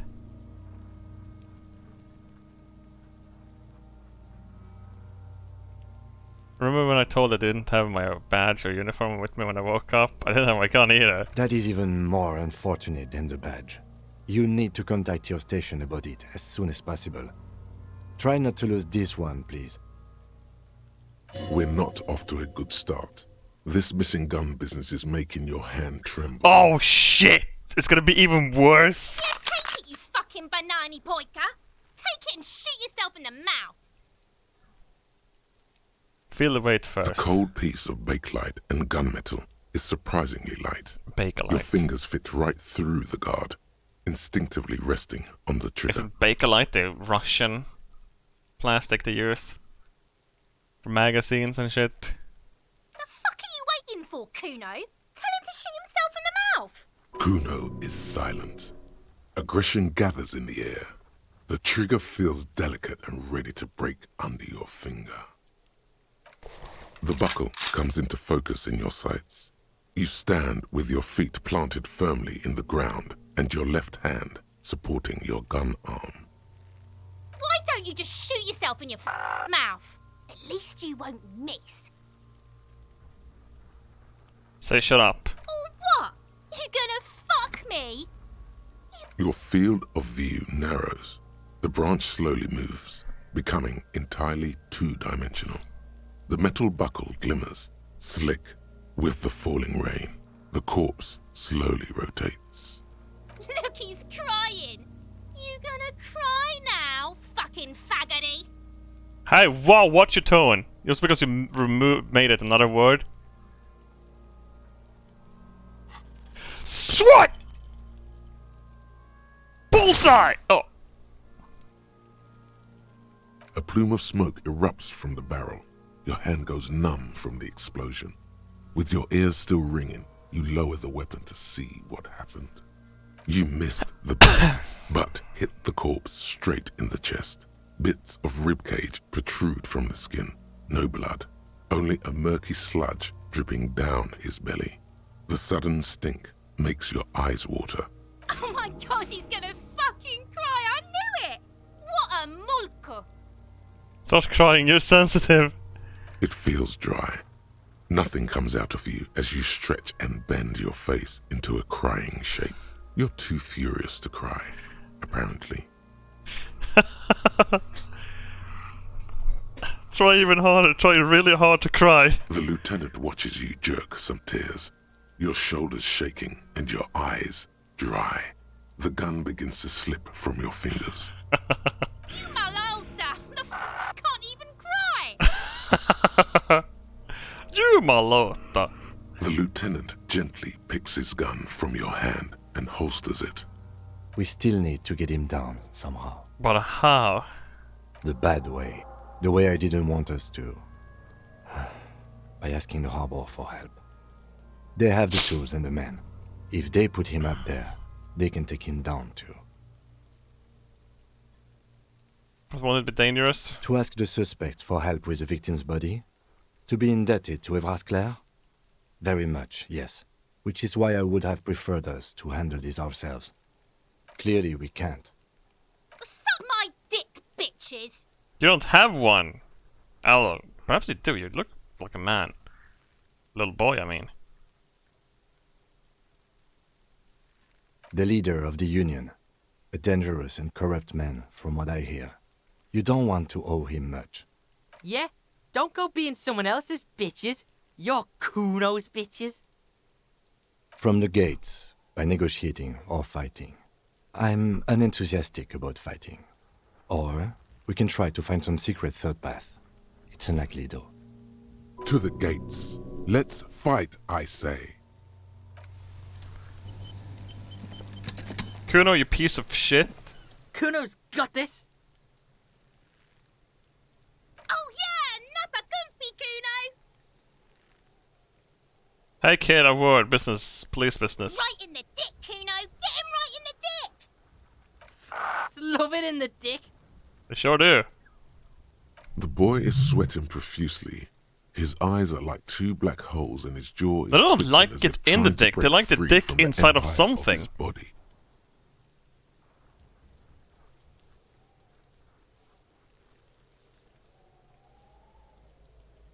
Hold on, what does that mean? The kid is obviously high. Stop getting high at my crime scene. Fuck that, Kuno. Yeah, right in the mouthhole. They pay you no heed or pretend not to notice you. Shits himself. The rake, Kuno. You should throw the rake at him, Kuno. The fuck? Does Kuno know what a rake is? Kuno's not a gardener. Kid, you wanna hang out? I'm not a narc. Fuck no. Kuno doesn't buy that shit. Fucking entrapment shit. Are you kids siblings? The fuck are you talking about? He's calling us Kuno. He says we're fucking each other.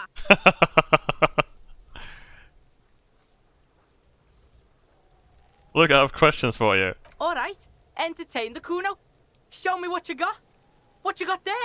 What you got, huh? Show me what you got. I gotta ask, who is Kuno?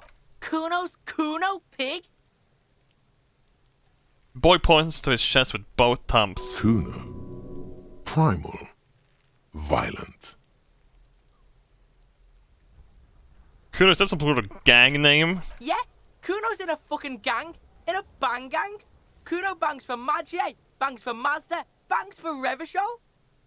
He lays the names out there with pride and precision, like cards on a table.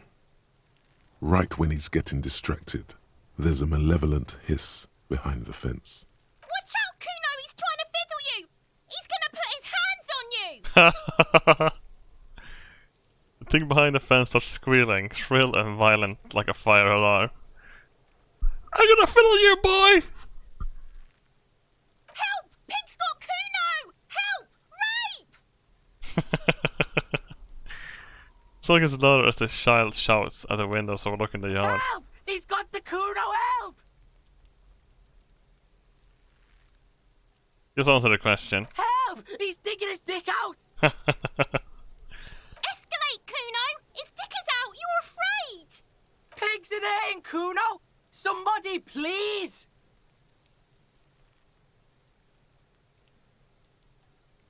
Fucking punch the kid.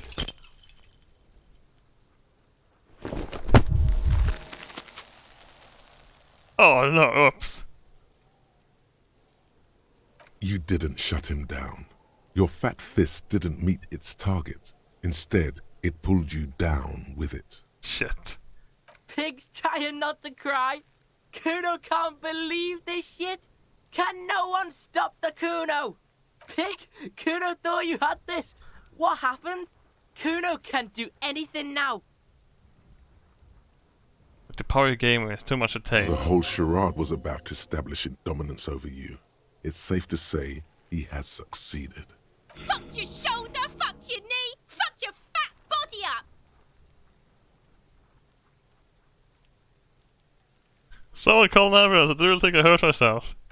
Officer, you need to get up. This is turning into a farce. That's what you get if you fuck with the Kuno. You get fucked up.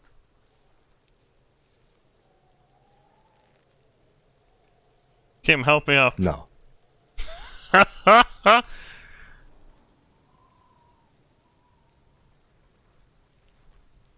you have any idea of the shit you just got yourself into, kid?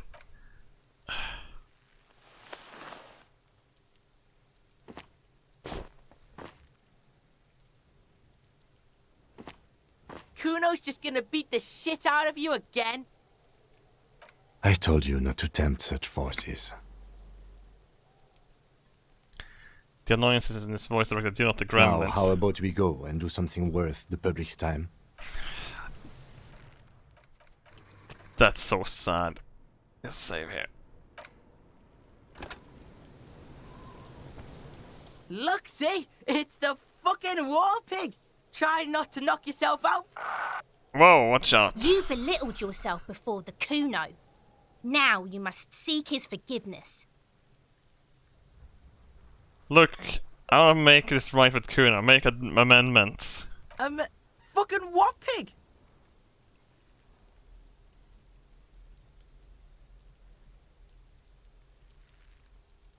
You're a cool dude. Let's bury the hatchet, okay? Cool what? What the fuck is wrong with you? I think you broke his brain when you fucked him up, Kuno. You better come up with a way to make Kuno forget you tried to fucking hit him, piggo. What can I offer you, Kuno? Please don't waste time on nonsense. Yeah, but I want to give the kid drugs or some shit. The lieutenant does not approve of this at all. Don't listen to the blind fuck, piggo. You're doing the right thing here, trying to get Kuno to like you again. You can pay tribute to Kuno with drugs, or cigarettes, or some wheels. Kuno could use some wheels. Motorized carriage shit. What are you doing? Nothing, Lieutenant. I'm just, you know... Shit, dude! How, my morale is... I'm almost dying! I fucked up so hard already! All around you, rain falls on the great city of Revachol. Rain drips from the eaves and floods the gutters, washing the filth away. The spring thaw must be here. The snow is melting. looking up at the sky, cold water dripping from your hair. What do I see? Grey sky like great battleships, clouds colliding with one another. Rain falls down on the world. How does it feel? Your shirt sticks to your chest. The shoulders of your disco blazer grow heavy. The cold finds its way in under your skin. You shiver, and the city shivers with you. Motherfucker. This rain will not let up anytime soon. You should get a raincoat. There's a freight to the east. They sell them there. Yeah, I should probably get one. Can I call my station first, dude? Before you stands a motor carriage. The bodywork is covered in blue and white livery, bearing the number 57. Dude, I love the looks of the cars in this. The carriage look. It's fucking sick looking, isn't it? Vapor emanates from the large engine on the back of the vehicle. It hasn't had time to cool off yet. This must be the infernal machine that tore you from oblivion. It is. In the cabin, you are welcomed by a set of steering levers, a radio microphone on a hook, a pull-out toolbox under the seat, and the soft glow of the fuel preheater gauge. Pick up the radio. The frequency tableau lights up, and the green button labeled Prime Line glows like a feline eye. And then you hear something. The soft purr of electrical kittens, radio waves cast far and wide over the metropolis. A woman's voice greets you through the static. The soft purr of electrical kittens. What cute. This is Precinct 57. Hello, Lieutenant. How may I assist you? Hello, Alice. Please assist our colleague from the 41st Precinct here. I'm putting him on. Come in, Delta 10, this is Firewalker, copy. This is Officer Alice Demetri, Precinct 57. How may I assist you? You swear she was friendlier with the lieutenant. Could you connect me to the 41st Precinct? I have something I need to report. Just a second, officer. She puts you on hold, the static crackling softly like a bonfire. After a while, you can hear an old man greet you from the radio. His breathy voice is oddly familiar. 10-2, 10-5. This is 41st. Come in. Over. Oh, he has a fucking French accent. A scrawny old man sits in a dusty cubicle, smoking, with a large white rectangle sewn on his vest. In front of him is a box-shaped apparatus with an array of wires and antennas. The radio switchboard. Hi, this is me here. I work at your station. 10-4, what's your status? Over. My status, 10-18, 10-20, over. Can you repeat that? 10-18, 10-20, over. Fuck you. State your message, sir. Over.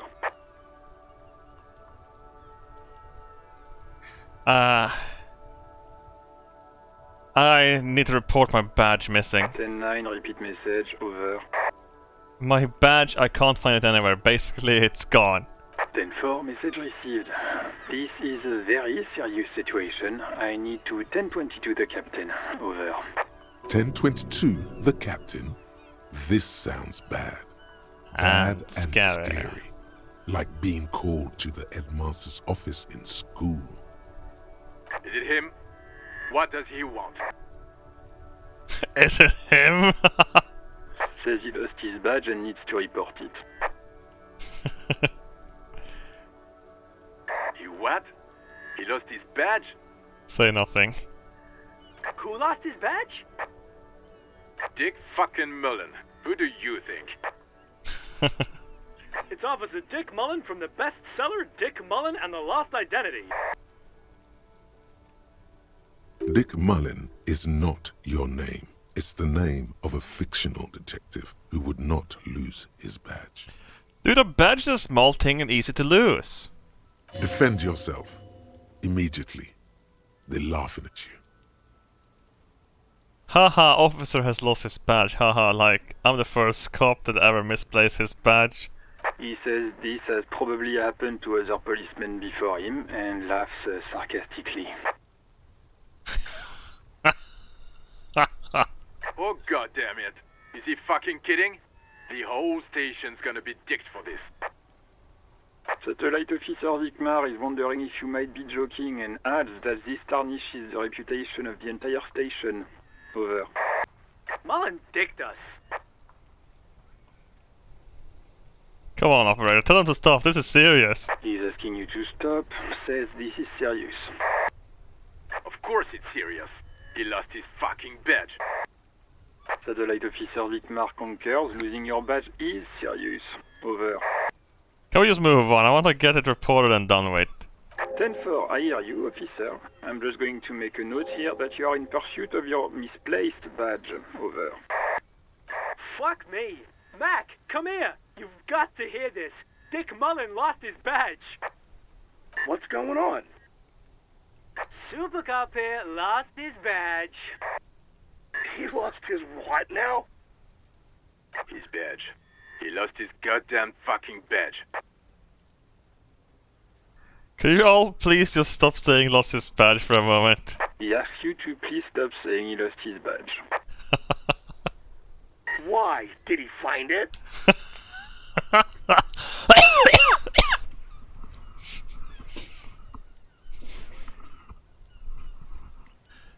Sergeant Orson was wondering if you found your badge yet. Over. You don't have a comeback. Sorry. Say it's nothing. Hard to think like this. He's not replying. Looks like he's still looking for it. You hear laughter in the background. Enough with this now, I have other things to discuss. 10-9, come again. I didn't get that. Over.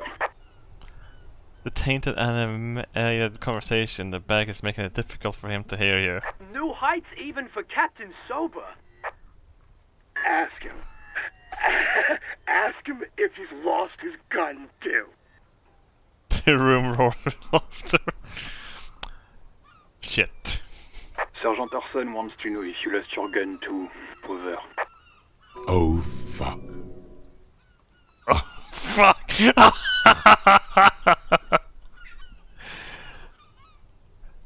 Can I die from this?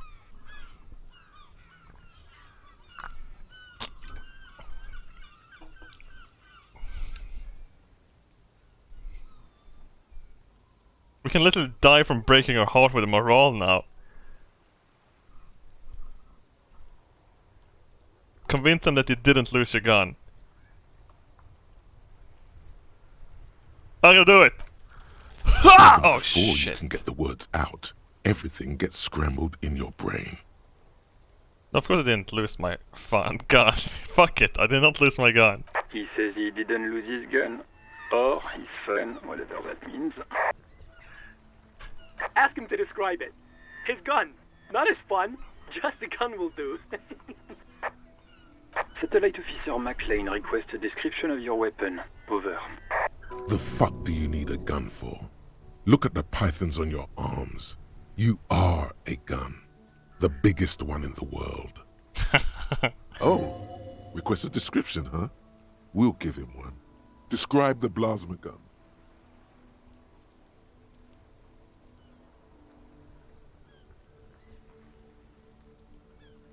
Shit, can I will they hear if I whisper to Kim? Kim, what are you packing? It's a single shot kill A9. An armistice to be precise. Speaking to range, a single shot armistice kill A9, over. Says it's a kill 9mm armistice. Armistice? What, is he a fucking... Clearly he doesn't have his Villiers anymore. Oh shit! Fuck! Dear God, he lost his gun? Oh my, I can't. This isn't really a laughing matter. Mac can face a giant of Coco Nur by himself, but Disco here made him piss his pants. Oh, I can't. Fuck. He lost his... Ask him if he still got his wiener. Oh, man. I'm not going to. Ask him. Sergeant Orson here is wondering if you are still in possession of your genitalia. Over. Now is a good time to say fuck and ass and so on. That'll make this all right.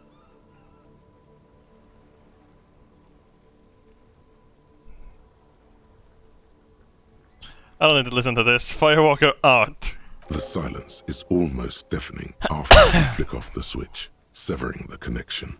That did not go well. I guess the important thing is that you followed protocol and reported your lost items. Pick two? Two?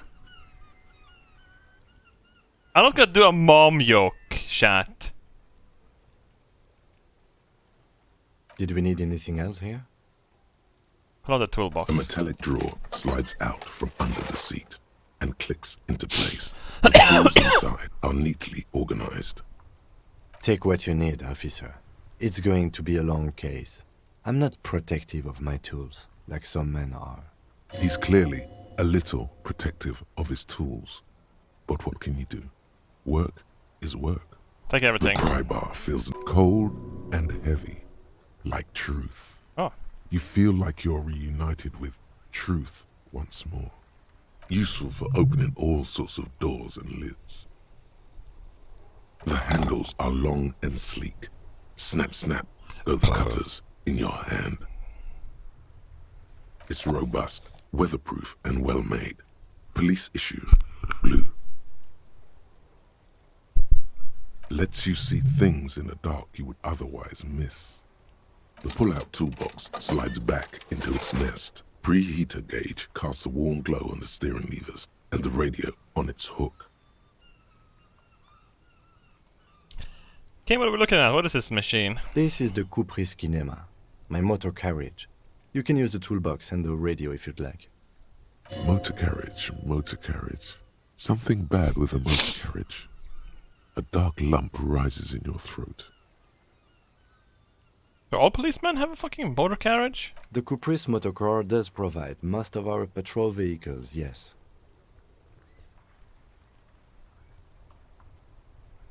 This must be what woke me up when you arrived in Martinez. The infernal noise. Yes, sorry about that. The Kupris Kinema does have a rather distinctive engine sound. He says it with very badly concealed pride. That's cute. He likes his fucking car making bad noise.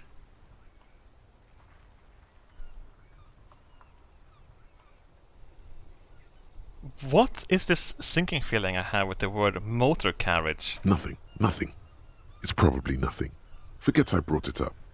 Please proceed with the carefree lollygagging. Is this a... Are they breaking the third wall or whatever?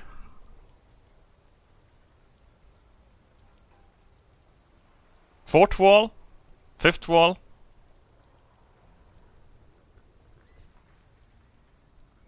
Sixth wall? It feel... What's the third wall then, if the fourth wall? In the cabin, you see... I probably ran someone over. Yeah, probably. That wouldn't fucking surprise me. I should get a rain jacket. Let's play some pool.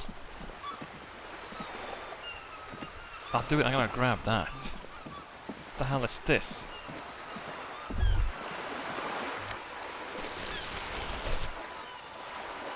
Hey man. You hear distant squall of seabirds. Let's look out over the water a bit. Better mount your watch around me, boy.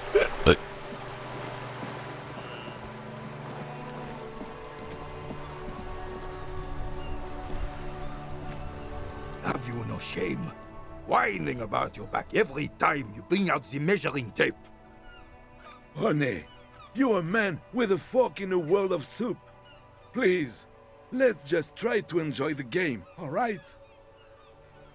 The other man is eating a big I'm sandwich. trying to, but you keep breaking my concentration. You're old.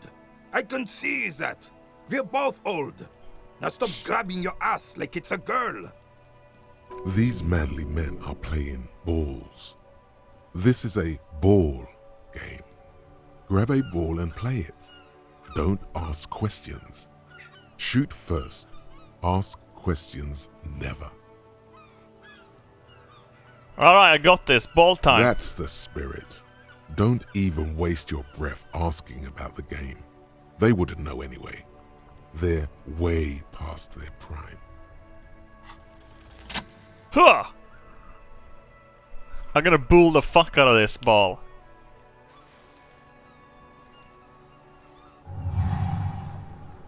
You are immediately surprised by the ball's lack of weight.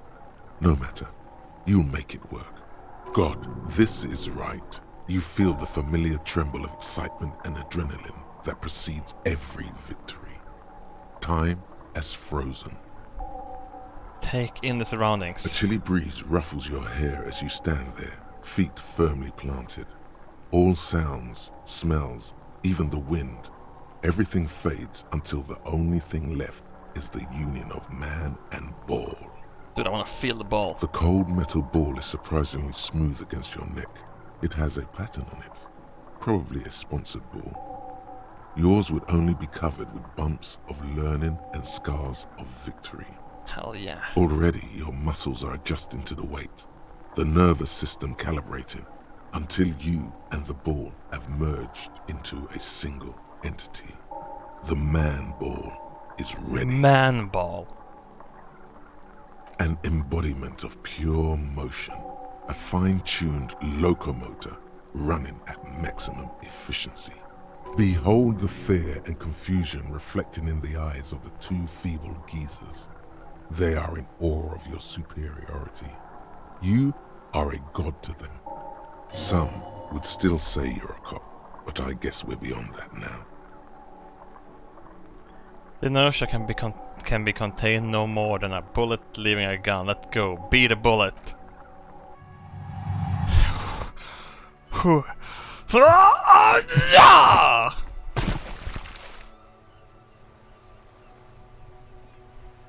Merde!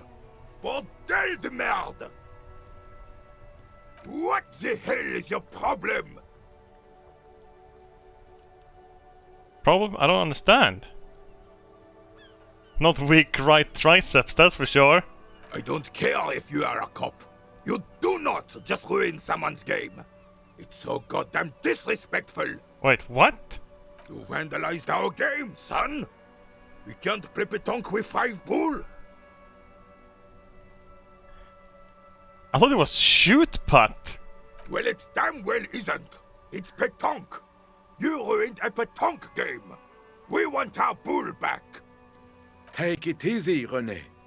This is just a misunderstanding, isn't it, officer? No harm done. I'm sorry. Of course there's harm done, you orange slug. You owe us a goddamn bull. Okay, I'll try to fix it. Good. Mistakes are forgiven when men at least try to right their wrongs. I believe you will try. Now, why did you approach us? You know anything about the man hanging in the back? Unfortunately, I don't. Unlike most of the locals, I have no qualms about assisting law enforcement. But this affair has passed me by completely. And most of the locals? In Martinez, the union is the law. So can you really blame them? But you don't have a problem with the cops? Cop is a pejorative term. I don't have a problem with policemen. On the contrary, I admire the effort to bring order to our streets. So again, you don't know anything. If I knew, I would not be afraid to tell you. I simply don't.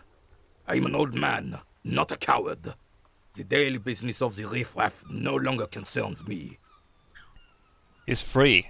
This is a man with a lot of past, but little present, and almost no future. You seem to be playing in a crater. Yes. The terrain here provides an interesting variety to a familiar game. You know what created it? I do. Fire from heavy artillery. But why? Why what? Why was heavy artillery used? Because that's what happens when communards hijack your country, execute your supreme leadership, and turn your capital into a slaughterhouse. You use heavy ordnance to clean up your home. Commune nards. Commies, communists, socialists, anarchists, call them what you like. They just chose the name to feel special. Senseless sentimentality. Filthy commies. That's what I call them for what they really are. You just have to use communist. That's strong enough to yuck. Who would pay like 50% taxes oh wait. Me. Oh. Half my livelihood goes to the goddamn government. Did you use that artillery fire against them? Sadly, no. It was the foreigners who brought them to their knees. We fought valiantly. Too valiantly. So valiantly we got licked. Licked? Should have fought dirty, like they did with their suicide sex cult propaganda and mad anarchist women strapped to shrapnel bombs. We didn't though, and we lacked caliber. God bless him, but the suzerain's cannons simply weren't big enough.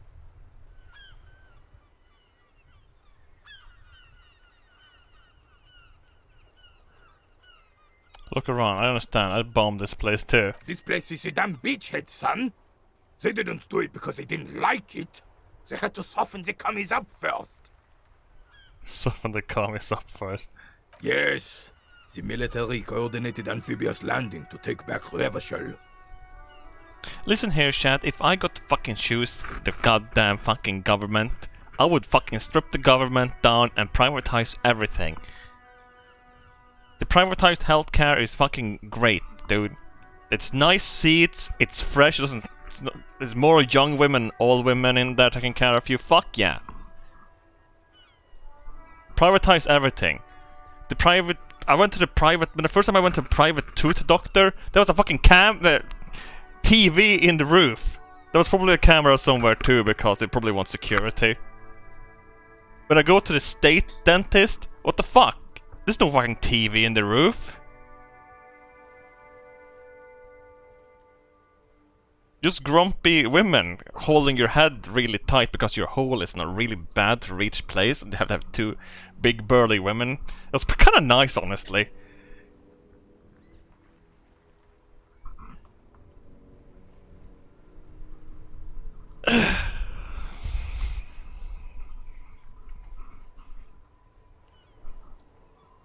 I guess communist dentist is fine, but everything else should not be communist. Martinez was used as one of the 3 footholds in Revachol during Operation Deathblow in 08. The other 2 are off in Stella Maris and the Delta. Shake your head and look down at the crater. This here is Blood Ground, where coalition boots first made landfall and cleaned those rabid dogs out. Most likely, we're playing pétanque on their mangled corpses. Hopefully. Blood Ground. You got old René going there. Like he isn't hungry enough already. Hold on, the coalition? Don't get me wrong, officer. I hate those foreign dogs, but the enemy of my enemy and all that. They're the lesser evil. I know all this, of course. Yes, damn it. I know. They laid the fire of hell on the city before they stormed it. And it worked, too. He approves of this radical approach, knows it was necessary. The rest of the city got cleaned up, but Martinez they keep as a monument. And now the Union Socialists are practically running the place.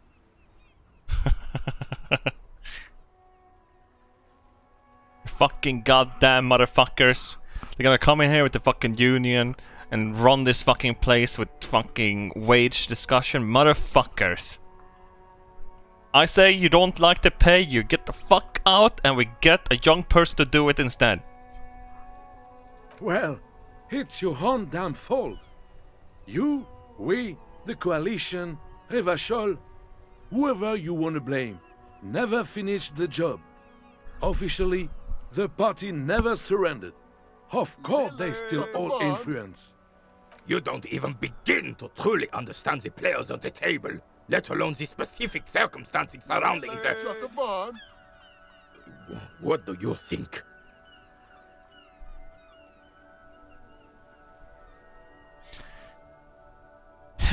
So what happened was communists attacked us. Another foreign entity helped us clean it up. But part of that communist is still around the city and the region and the country. Is that what happened? Am I pretty close to understanding it?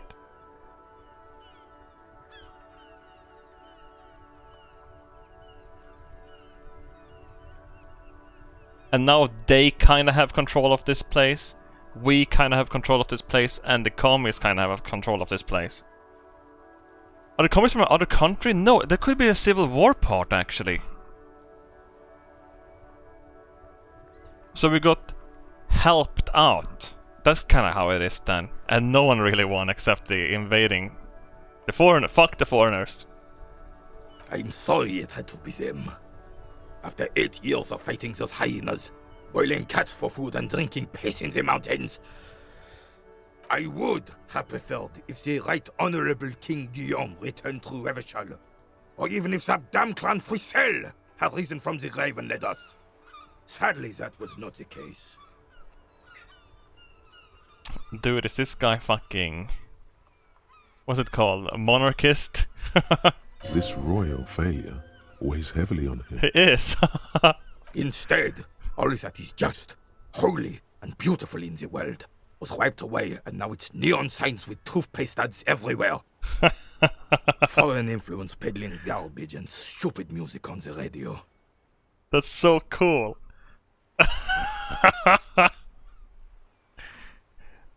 This is just what the commies wanted. This was their plan all along. This is what they wanted to replace the role of the suzerain with.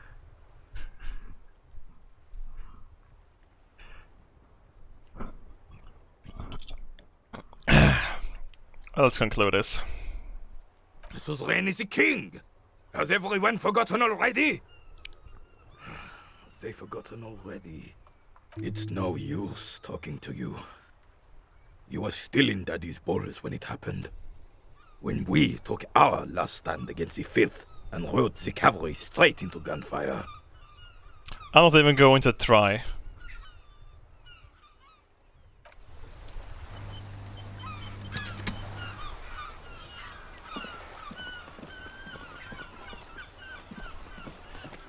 I kinda wanna get the fridge first before I get the corpse down. Hey, little one. Hello, sir. Step right in. The store is open. I'm the law. I know, sir. Are you interested in a new and exciting book? Not really. It's okay. What kind of store is this anyway? It's a bookstore, sir. We sell books, postcards, and some board games.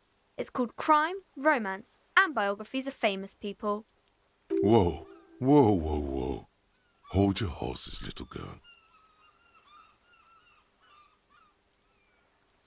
What's a board game? Board games are like little games on a table, made to pass the time. There are several different ones, but sailors here mostly buy cards. Interesting, thanks. My pleasure. Anything else you'd like to know? It's okay if I ask you some questions. Okay, sir. I'll try to answer any questions you have. I hope they're about books. What is this crime business? Crime fiction is about murders or burglaries or things like that, and the work of a policeman or a private detective who's trying to solve a crime and catch the criminals.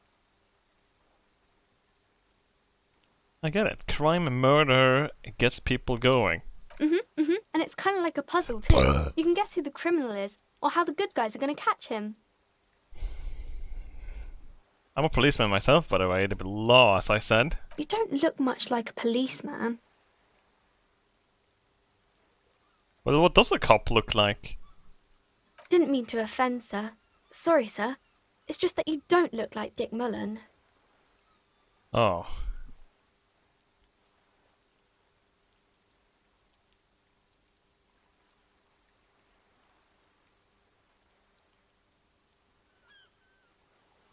Wow, look at the guy. I'll never be as good as Mullen.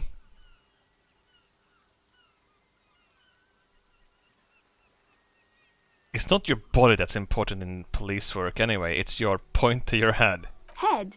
Yes. No, it's your soul. Your blue soul. Authority commuted. No, Your resilience. No, your resilience.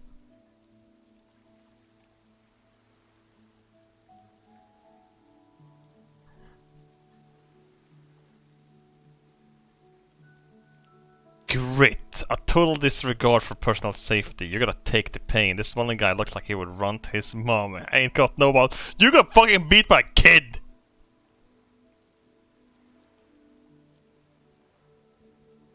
Collect soul.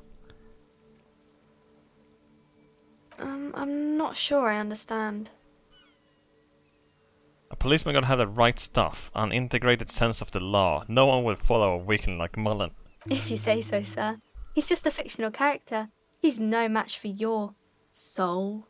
Damn right. Maybe you can show me some real police work, sir. Like in the books. Oh no. Oh no, I'm gonna fucking fail for more kids? Double sixes, baby! You fail to deduce anything substantial. Oh. She waits intently.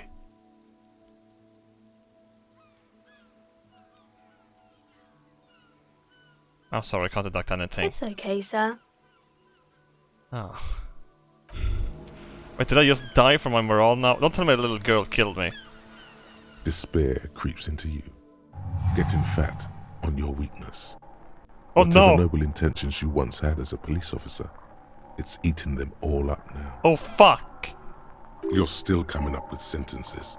That's a step up from total annihilation, right?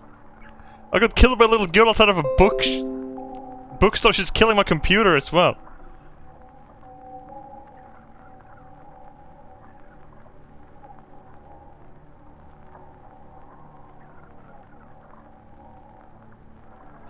I wish I was fucking dead. Fuck you, fuck you. He watches you melt down stoically from behind the lenses of his glasses. Help me, Kim. Nothing you can say would make you feel any better now.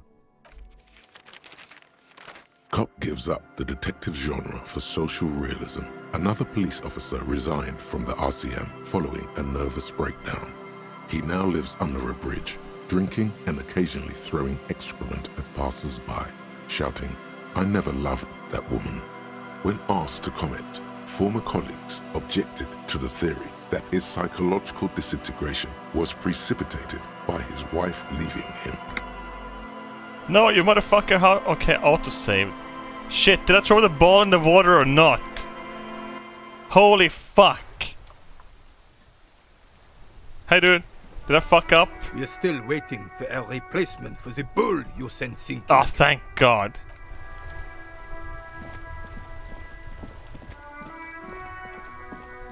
Fuck you, little girl. Eat an ass.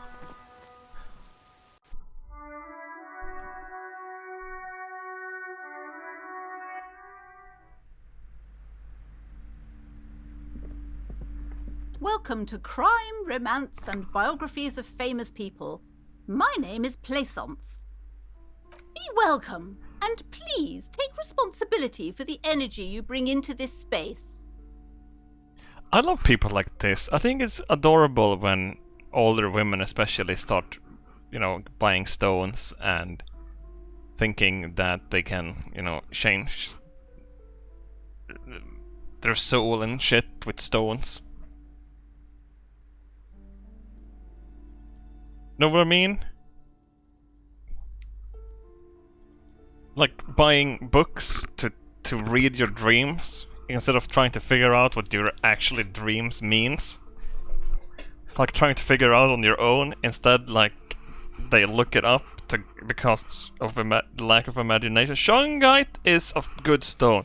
I use it all the time and I haven't gotten COVID yet. I think it's fully functional.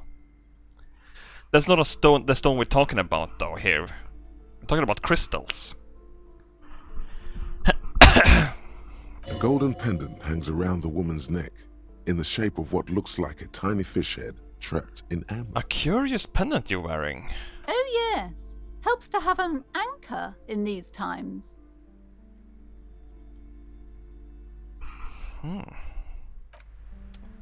Maybe take a look over here. Oh, back here. You see a set of tattered curtains blocking the way to... Excuse me, officer. Oh shit. The back room is strictly for employees only. Examine a strange cage-like trinket. You see some kind of charm, an irregular polyhedron assembled from bones, sticks, and straw. Inside, a disturbing fish head with empty eye sockets stares at you.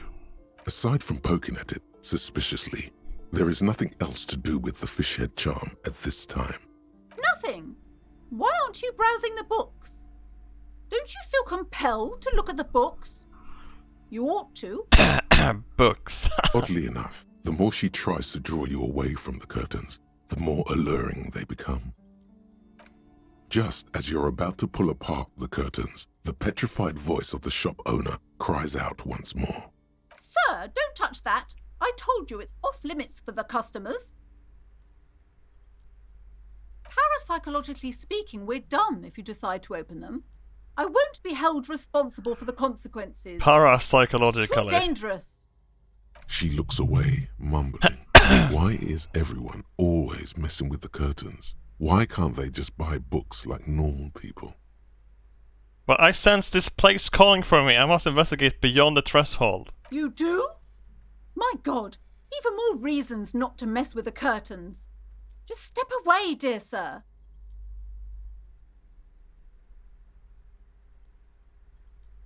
I'm a police officer. Why? It's not like anyone was killed there.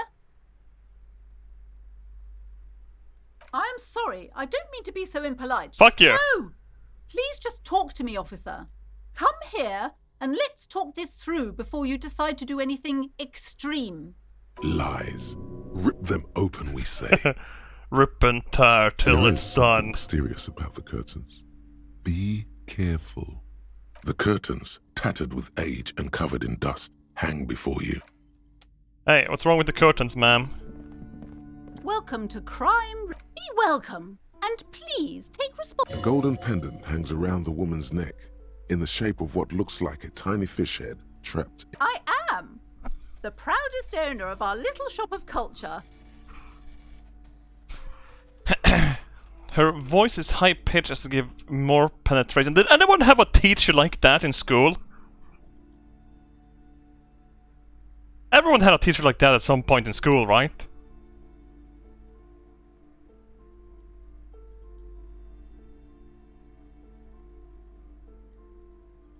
Come on. At least one.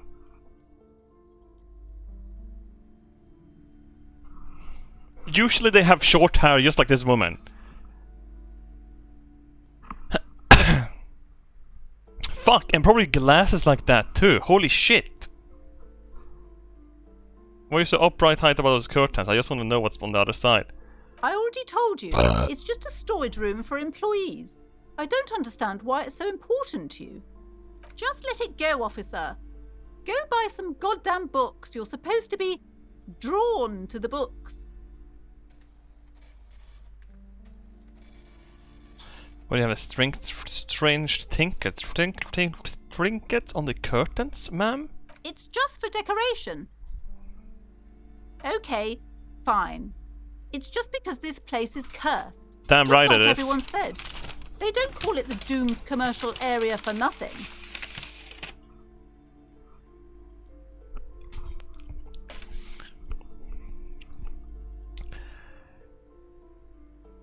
It is a feeling though, isn't it? That some places feels more spooky than other places. Like if you hadn't lived... I can definitely tell that some places has been feeling more spooky than other places. When I moved to this place, it's no spook.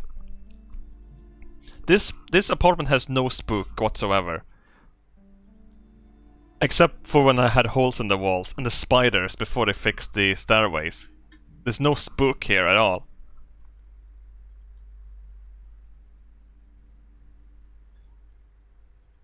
Dude, my bathroom is beautiful. I have the best I have the most pretty bathroom of most people here.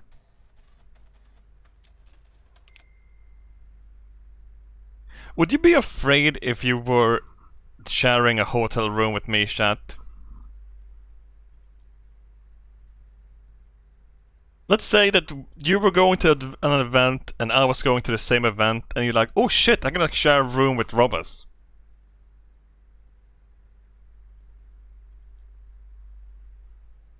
But this is all we can do. Like, it's everything else is taken.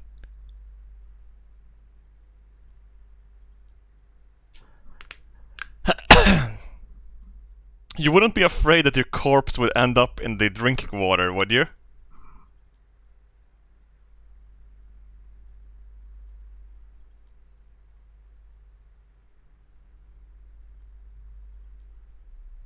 Do we sleep in? No, we have our own beds, of course. And no, I wouldn't do anything like that to you. Hang on, I need to get up. Did I just fucking spill a drink on the floor?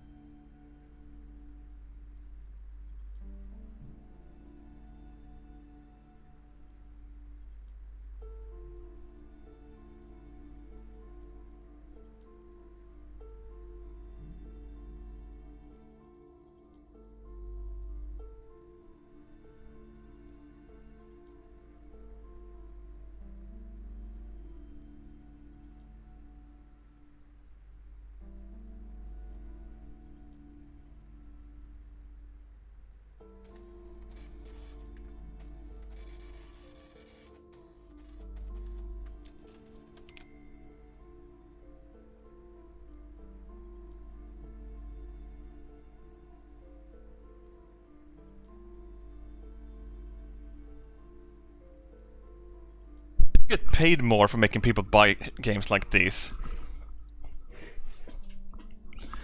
Wait, I do get paid to make people buy games. This is sponsorships all about. Are you happy now, officer? Happy that you've ruined everything? Why did you just tell me right away that it's cursed? It's not good to talk about the curse, not in detail. Why not? The negativism. It's dangerous. Talking about the void wraiths angers them.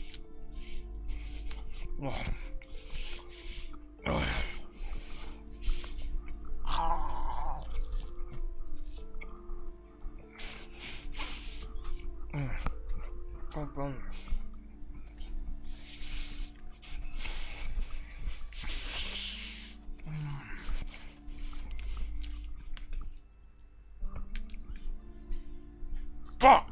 Holy shit, this gas station makes the best shit.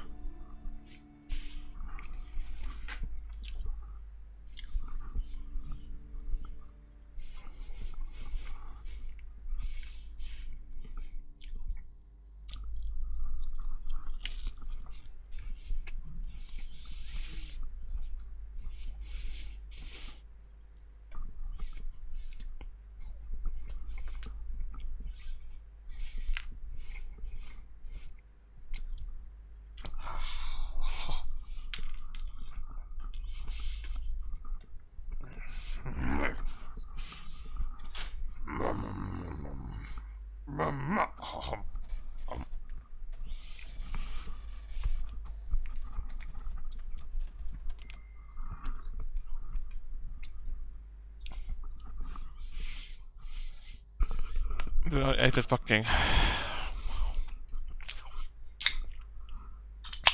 Oh wait, this is a third monster today. Should I get some water instead?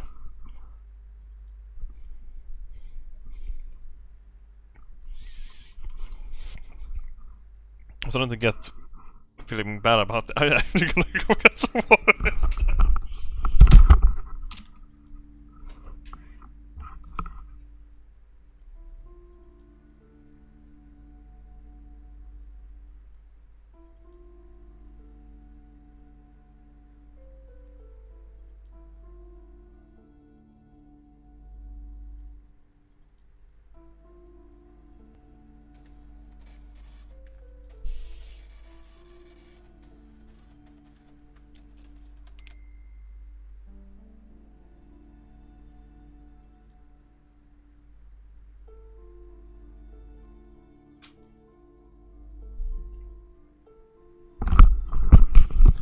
Water is lubricant for your asshole, and I want to take normal poops, not fucking pee out kidney stones through my pee hole.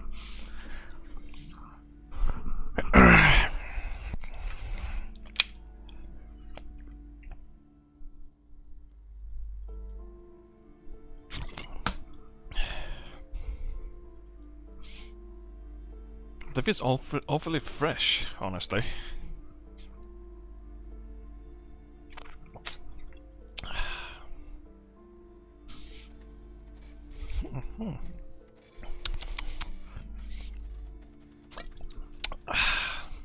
How many calories is in water? What sweetener are they using for this? How many ingredients do they have in this except sperm killer?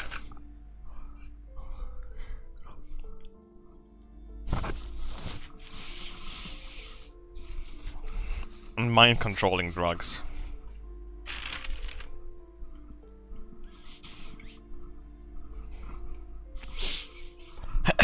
I've been eating from paper plates for like 7 years now. How high is my sperm count in percentage survival? So how am I like?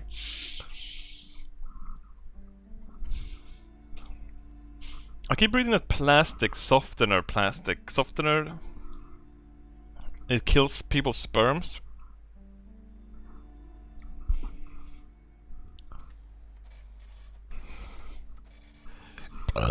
Yeah, I should filter my own rainwater from my balcony so I don't get the vaccine residue in me. Such wraiths may prove a formidable enemy. Suit up. How does this curse manifest itself? The curse is so much worse than you could imagine. It's a disease, eating at the very foundation. Oh no. It's the curse of financial distress, of ruin and bankruptcy. Holy shit, this is very fitting now in the midst of Corona, especially in America, because people actually think that they have economic ruin. Didn't that curtain just move?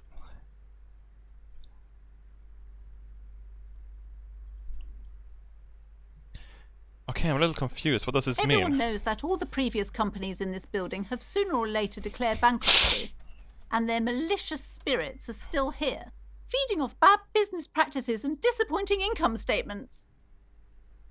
There's something wrong with this building, I can tell you. Ever since I arrived, I've sensed an eerie lingering presence, as if I was unwanted here. Wait a second, bookstores make a lot of money? Sounds familiar. Do they? I mean, kinda, if they're gonna sell books to fucking college idiots.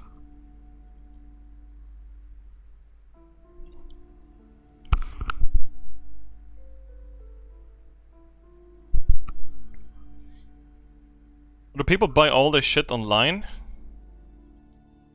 Yeah, college idiot. People going to college is stupid cunts. They wants to get a dream or some shit. Motherfuckers, idiots. Just fucking wing it, man. That's what they should do. Seriously, I feel unwanted too. What does it mean? Truly so? Perhaps the dark energies are leeching off you. You shouldn't stay in the store too long. It may be dangerous. Have you sought help from anyone? Yes, I've contacted numerous parapsychologists and even a pair of Simonese mediators. They provided me with the wards. The wards help to keep the doom at bay and protect us against the darkness that lies further in the building. Even though now I fear, it's not enough. Your pennant is part of this ward as well, point at the necklace. Oh, this? No, it's a special Himian amulet, blessed by desert pygmy shamans, with a spell of compulsion. It's to compel people to buy books. That's cute. There are numerous spells cast throughout the store. I had the books anointed with a different inducement spell, for example. It's guaranteed to boost sales 15%. Would you like me to take the case? I could investigate, see if the curse is real. Most certainly not. I don't want anyone who's not familiar with the psychic arts to get involved in this mess. Stay away. Leave the spirits be, so they can return to their slumber. Psychic arts? Sounds right down our alley. Come on! Time to fire up the old lie machine. Oh my god, why am I such a failure? No. The lieutenant looks at you, waiting to see where this is going. You've got this. Just go with it. This is elegant. Wait, what's this? No, oh my god. Crime Bros. You're called... what? What is this, a joke, Mr. Policeman? Do you commit crimes together or what? He turns away, not before you can see a small hint of a smile. He's struggling to not crack up.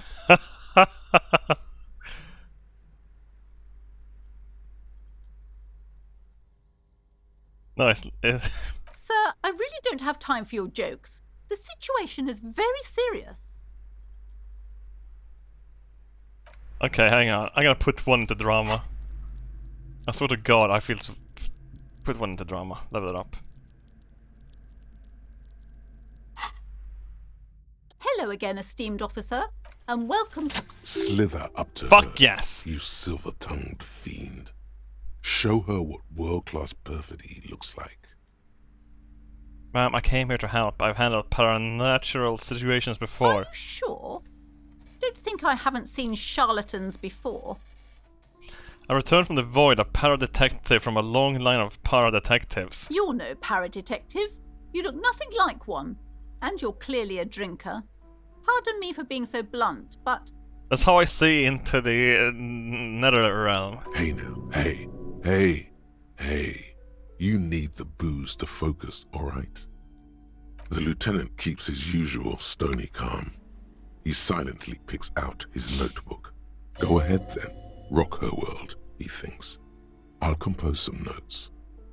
I admit to have had my share of drinks, but only because the spectral realm is parapsychologically taxing. How do you know all this? Here we go. I'm the Void Revenant. I have powers to debad all the bad energies. I should have realized. A pattern lies within the fabric. The hand of fate guides us. Our meeting couldn't have been mere chance. Perhaps you truly are the one to deliver this woman from the doom. But I am not the only one at risk. I have to think of my daughter. You are certain you can help us? Keep us safe? I can't allow any collateral damage to hit us. Just ask my Pastor Kim, he'll watch for me. Oh, The lieutenant mumbles in minor confusion. He has not been listening closely enough. You put him on the spot. I can assure you he is a police officer. Very knowledgeable. If you promise, good officer, then you might be our last hope. Do you swear it? A hand on your heart on my honor. Thank you, sir. There's one more thing I haven't told you about yet. The entity. Do not act surprised. You know of these things, sir. Of course, the entity. You have? The entity takes the form of a woman, a witch probably. I've suspected that she must be connected to the curse ever since I first saw her. Did you know that she lives inside the chimney? Chimney, the passage between heaven and hell, of course. Yes, that chimney is part of the building's central furnace, and it's enormous. She has barricaded herself behind some metal security curtains. God knows what she's doing there. Probably eating children. Some unnatural magic, I assume. You should go find the entity and ask what happened to all the companies in the building. What is the source of this curse? Here's the key to the warded door behind the curtains. Flicking the bean. I don't think someone broke into the abandoned building here just to flick the bean. Oh, and please do return to me after you've looked round. Perhaps people do.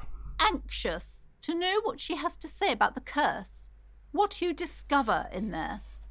In Sweden, you can jerk to the ocean and not get crimed, get sentenced because you were just jerking off at the ocean, even if it's people around you. Unbelievable darkness and ruin. So technically, you could probably jerk off anywhere in Sweden.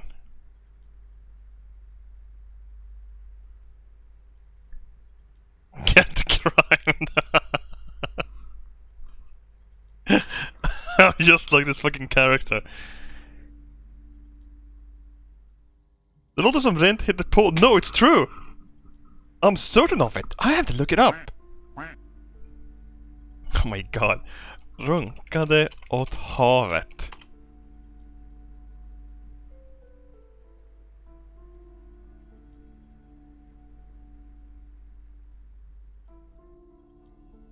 What am I fucking googling?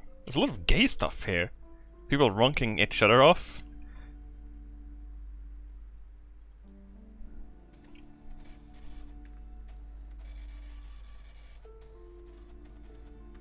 Bästa runktipsen för män 2021. Okay, I'm not gonna... Okay, no. Let's just go back.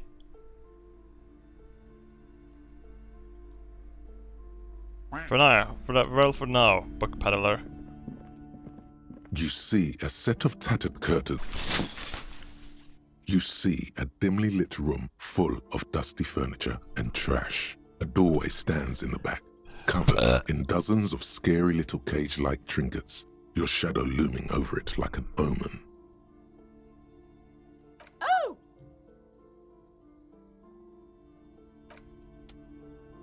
Here we go. Actually been here. This is like the... Well, we usually finish this.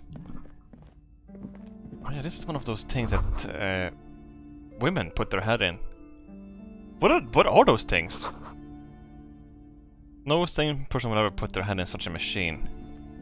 Basically, we have to fucking head in here. A heavy door with a missing handle stands before you, covered in dozens, if not hundreds, of little oddly shaped trinkets and charms. Fucking do it! Kick down the door! It appears to be locked.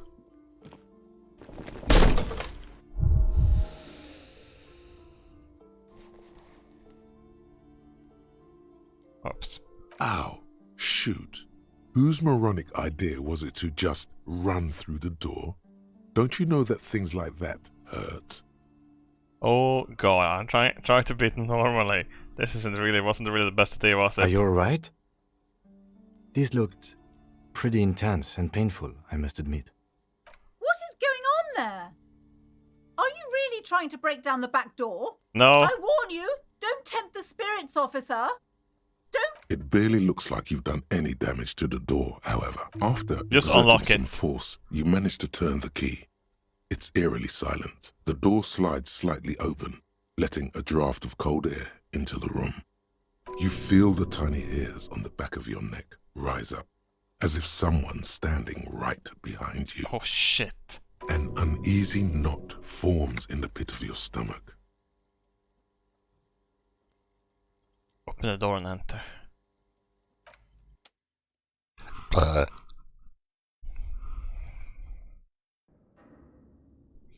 I was actually scared waking up once because I was hanging.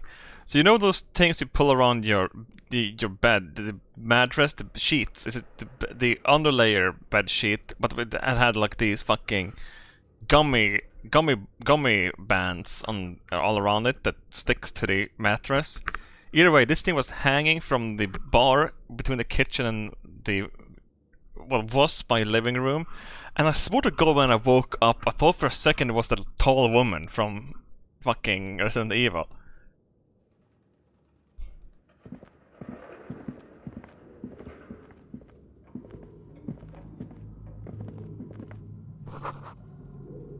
This dripping on this punching bag. Hey, wanna talk? What is this place? It's an adventure. It's another world beyond the veil. No, it's a gym. Though it looks like no one's been here in ages. I doubt the electricity still works. Good thing we have a flashlight on us. Don't forget to take it out of your bag before we move on. An eerie feeling rises in your chest.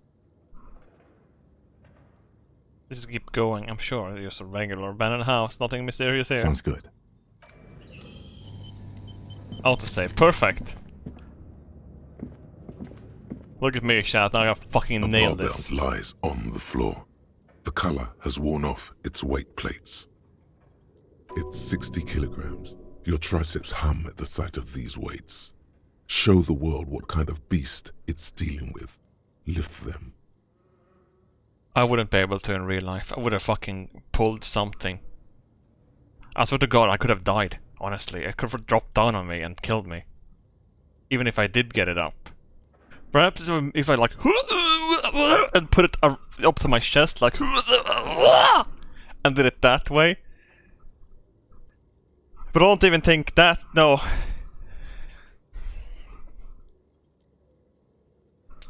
$60 kilograms, basically nothing. Are you kidding me? That's the weight of a woman. If a woman and I were in a burning building, she would die.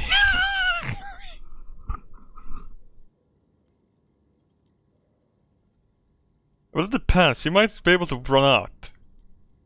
There are no collars on the barbell. This is a safety hazard. Why does it feel so familiar?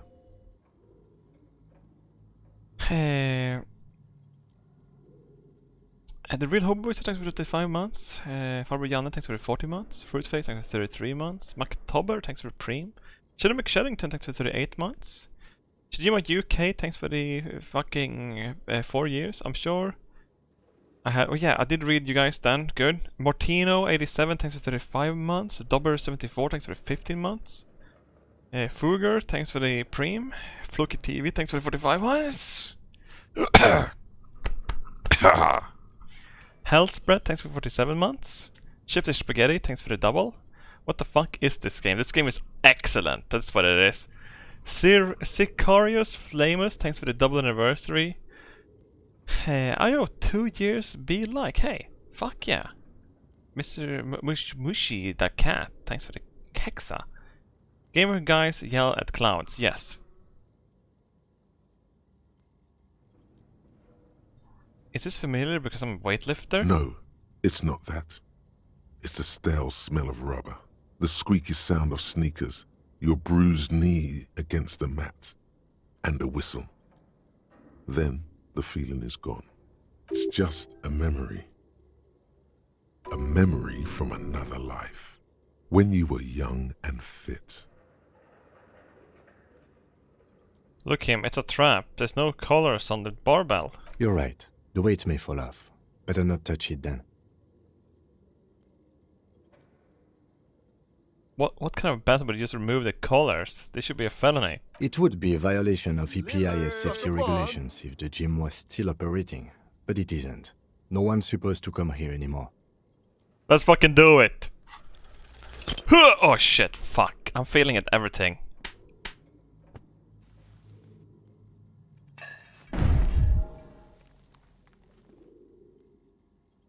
You manage to hoist it off the ground, but the barbell feels wobbly and dangerous. Your hands slick with sweat. Turns out you're no beast, just an old man with bad form. Fuck you. See? See? This place is cursed. Seems like I'm a little bit out of shape, or maybe my palms are a little slippery. Wearing gloves would definitely make it easier.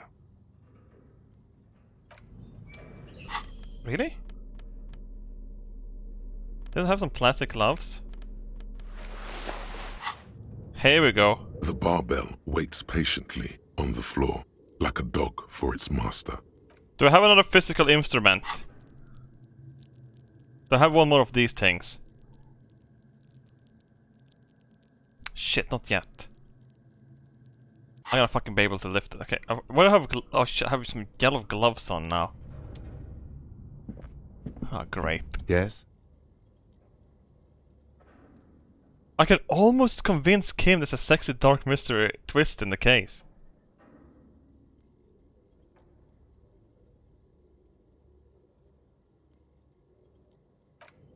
Let's finish this before we talk to him. It'll be more funny then.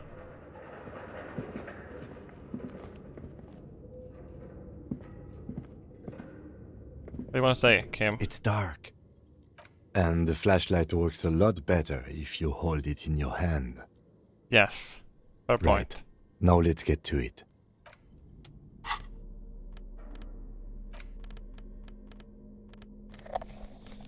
There we go. Burglar time. Always blocked with old window panels and debris.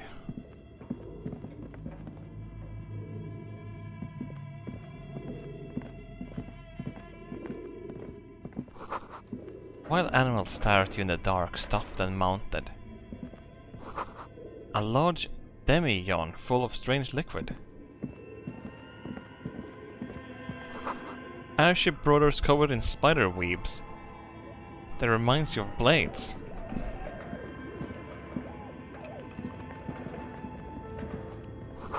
A naked mannequin torso, strange yellow color.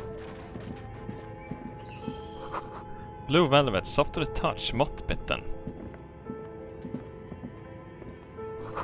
Skis with slipstream printed on the laminated top layer.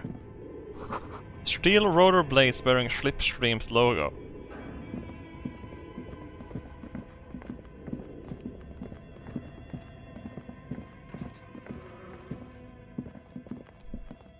An iron safety curtain curves before your eyes, folded like a bellows. It covers half the room, blocking the way into a colossal industrial chimney. This must be where the entity lives. Knock What on an it. odd thing to do. Nothing happens. Still nothing. No one's home. Oh wait, did I just kill myself? You feel something in your chest, an unnatural pressure. It's spreading to your left arm, your jaw. I'm sure it's just heartburn. Oh god! No, it's many years of combined self-neglect and self-abuse. Try to remain conscious. All you feel is pain and weakness. You have to surrender now. We all do. It gets so dark. You don't even see her face, like you always thought you would. You only see pain and fear. I fucking died from knocking? Cop suffers final heart attack. A detective lieutenant of the RCM passed away yesterday.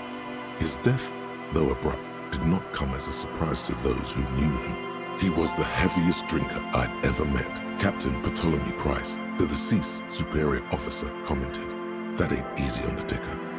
He loved his liquor, sure, said Detective Chester McLean, friend and colleague. But I think before he ever had a heart attack, his heart was broken. Oh my god. According to an official statement given by Holy the RCM, shit. the officer That's was on the front brutal. of solving. That's fucking brutal. Holy shit, man. Oh my god. Jesus Christ.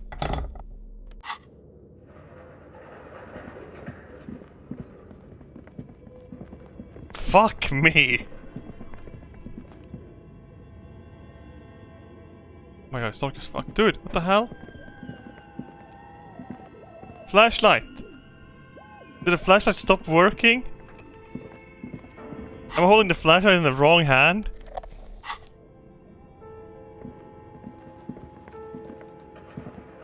Did I kill the game? Tell me my save file is fucked.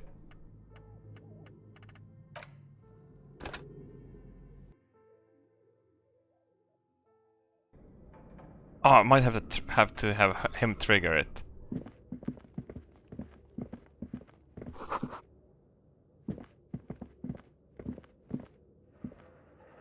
Oh shit.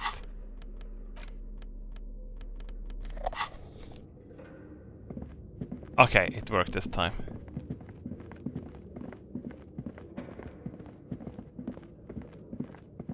But I have to get really careful with my physique right now. I'm a brittle man. Oh, boots!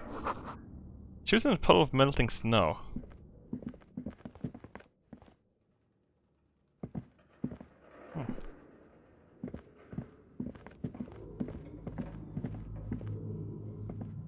Oh, hold space will show my interactable. You full of shit. It probably will. I gotta see if that's gonna work.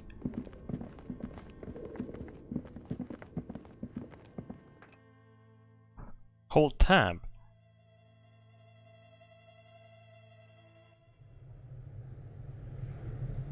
Oh, I can actually. Oh, perfect. What's that? Oh, I need some fucking morale.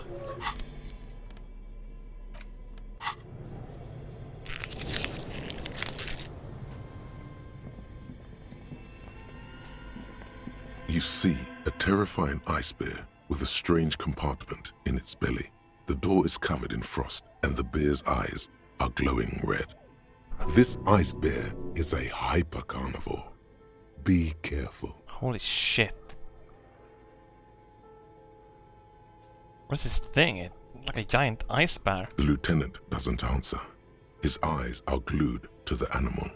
A sharp slice of light shines out from its mysterious belly door. A gust of freezing cold air rushes to greet you. You hear a low grumble as the bear regulates itself. This is the inside of a refrigerator. Holy shit.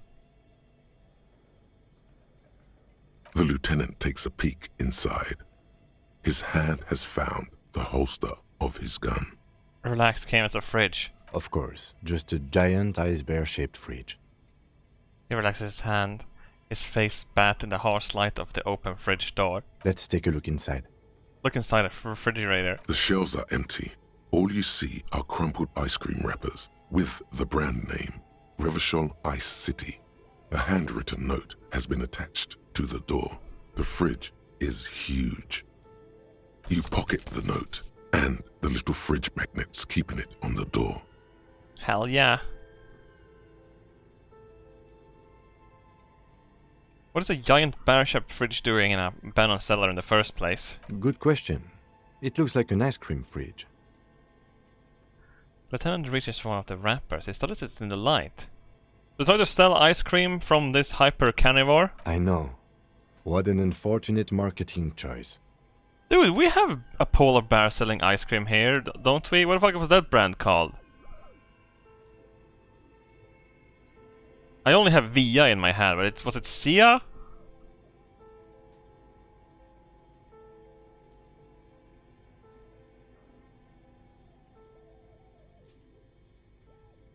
Triumph! Oh, it's Triumph! Yeah, Triumph ice cream glass.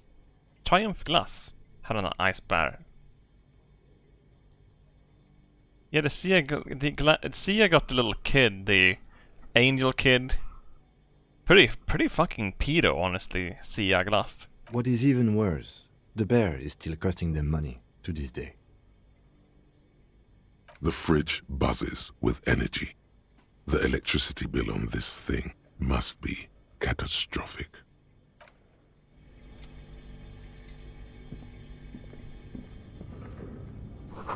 The wall has collapsed. It's inaccessible now. A thick layer of coal dust covers the furnace, coloring it pitch black. Looks like this furnace has a face, and it's a face of agony. Smear your hands with coal. A lush layer of coal now covers your skin, sinking into the wrinkles. Your hands look ancient. You feel the spirit of Ramut Karzai, ancient hero of Grad, pulsing through you. All that's left is to cover your face in war paint. 3 dangerous stripes appear onto your cheeks, telling stories of your wild soul. What are you doing? I'm the reincarnation of an ancient Limaran warrior. Please wipe your face clean, officer. These 3 stripes give you strength in this dangerous realm. It would be foolish to remove them. We're exploring this dark place and I need protection. My war paint affords. And this protects you? It gives me confidence, that's all that matters, Kim. Okay, sure. Go ahead. Look inside the furnace. It's dark and grimy here. In the darkness you can hear chatter. It's coming from above. A voice or several voices talking to each other. Near the smoke chamber, upstairs. What are you doing? I'm hearing the murderer of the hanged man talking. I'm not sure, Kim, but I think I can hear someone talking upstairs. Wait, really? We should investigate, see if someone's upstairs. Yell hello into the furnace. You muster all your strength and yell. A dehydrated, hungover throat can produce little more than a dry croak. Oh. A lifetime of smoking and drinking will do that to you. Oh. The chatter from the chimney continues on as before. You seem to have made no impression on whatever's up there. Then again, maybe it's worth actually trying something up there. Maybe you should let your voice rest, officer. Try again later. A hollow ring. Oh, fuck! Ow! You feel something in your chest. No, did I die from kicking it? I had 2 health! It's spreading to your left arm. I had 2 health! I clearly had 2 health. Yeah. Screaming isn't happening on account of extreme shortness of breath. I had two! Making it worse. You fucking saw it! Oh god. Fucking painful. You fucking shit! I died to a chimney. There's no shame in surrendering now.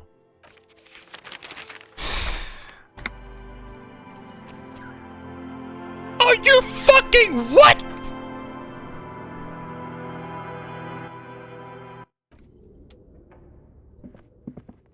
See, I had 2 health!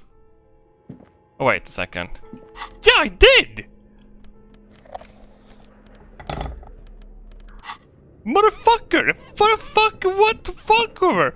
God damn it, fucking, what the hell is this, motherfucker?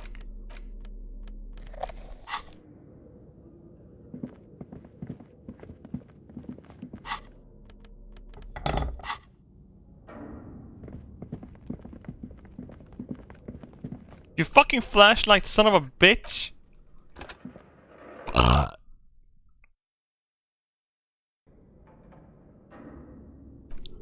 Yeah, I think I'm gonna stop kicking shit and shit. It's dark, and the flashlight works a lot better if you hold it in your hand. Fair point. Right.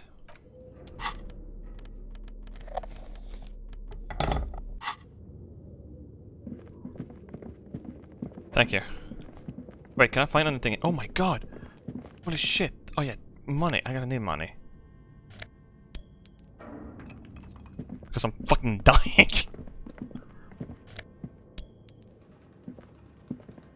I should have checked this out a long time ago.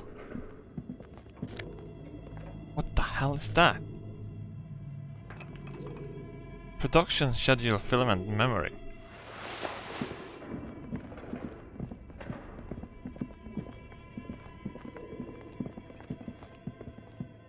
This appears to be some kind of machine with a cube-shaped heart and a wired framework. The keyboard has a rectangular on-off button. A piece of paper still hangs from the printer. The radio computer. Just sitting here without anyone inside. Turn on the machine. The machine lights up like some prehistoric animal stirring from its slumber, revealing fluorescent play and print keys on the keyboard. The hatch on the machine's central compartment is wide open. It's empty like a beehive without its brood. Some cables have been left dangling, disconnected. Whoa! The filament you have would fit perfectly inside the compartment. Like a smooth draw, the filament slides into place. On the keyboard, the play key starts blinking. A bar of fabric right above the keyboard starts producing a soft hum. The sound of static seeps through the machine's planar magnetic driver. Have you stirred the ghost of the doomed commercial area from its rest? Could this be its dismembered heart beginning to flutter? Oh no. It was already glowing and now it's also making a sound. It's probably some alien CO-like technology. Holy shit. The static gets louder, slowly filling up the abandoned hall, until a voice speaks out, crackling and old, cutting into the air. Good afternoon. Fortress accident en rue de Saint-Ghislaine. This is East Insulindian Repeater Station 1. Please repeat. Is this the production schedule? Are you a machine or are you alive? Yes, I am alive. I am 74 years old and my name is Yvonne. Now please repeat. Is this the production schedule? She repeats passwords. Programming people are all paranoid.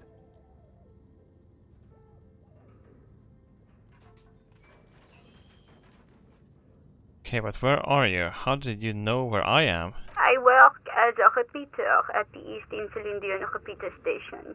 It's my job to know where you are, Fortress Accident. Oh. As for me, well, I am sitting in my cubicle, surrounded by a wall of radios. On an island on the river Esperance, a small woman, all skin and bones, sits in a room filled with audio equipment. Thousands of tiny lights are reflected back from her prescription lenses, like stars in the dark. Doesn't it get lonely, sitting there all by herself? I guess, but not really if you're gonna talk to people. Lonely? Why would it get lonely? I get to talk to people all day. Oh my god, it's just like me! Except that I talk to you guys, I guess. And then you guys call me a goldfish. And you aim. And Bork man. And yeah, I know I'm a goldfish, I know I'm Bork man, I know I have EU aim, but that doesn't mean you can say it straight out to my face. We small streamers, we take offense. I'm not fat! I'm skinny fat! I'm not even I look skinny! I'm just fat in spirit!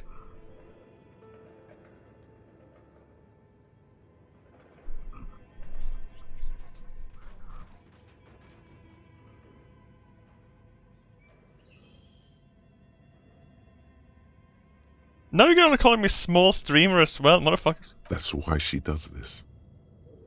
Now please tell me the reason for your call, Fortress Accident. Why did you call me Fortress Accident? Fortress Accident is the company on whose name the terminal you are currently using has been registered to. Do you have any other information about this company? One moment. This was like an MMORPG studio or some shit, right? Fortress Accident SCA produces revolutionary interactive call-in radio games. That's what the catalog says. Any other questions? That's all for now. What's the production schedule? The filament you have inserted into the reader. Alright, thanks for the explanation. That was a question.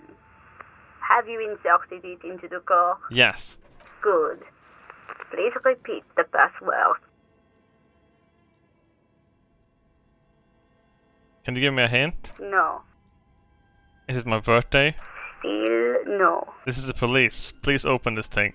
I am contractually obliged to protect the privacy of the filament holder, Fortress Accident. Without filing a warrant with Lintel, I cannot give you access to this filament. I'm afraid we are not doing that, unless we want to wait for a month. Now, can you please repeat the password? I don't fucking know. Received. I will register this login attempt. Fuck you. That sounds bad. A login attempt. Something a criminal would do. Don't worry. Passwords have a way of turning up sooner or later. Fortress Accident. Is there anything else I can do for you today? That's all for now. You. Tiles on the cube are still smoldering, casting the... We're gonna figure out the password. What's in the filament? Hey! Your flashlight slides over an old green chalkboard covered in scribbles, sketches, and schemes, like some ancient cave mural. Some of the writing has faded with age, but you can still make out sections here and there. Photos and drawings have been pinned to the board. These lithe, pointy-eared creatures appear to be different types of welkins. You make out autumnal candle welkins, casting wax-based magic. Why would a Baltic country pick French accents and French shit? Could they have like a, a Baltic accent to some people instead? But people wouldn't know that. People would know the French, because of... I don't know them. I think, what do I know the French for? Baguettes and waving a white flag is pretty fucking bad. Always getting overrun by the Germans is also bad. What have the French done? The assault jet fighters? What have the French actually done? Cut people's head off! With guillotines. Oh yeah, Napoleon, of course. And the other Napoleon got fucked by the Germans.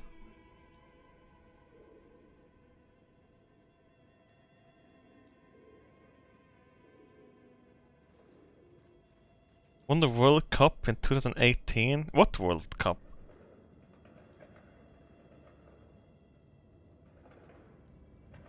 Dude, the French are almost worse than the Danish. Aren't they a big country?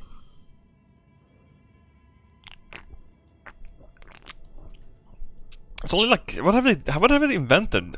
Except a jet fighter and French fries.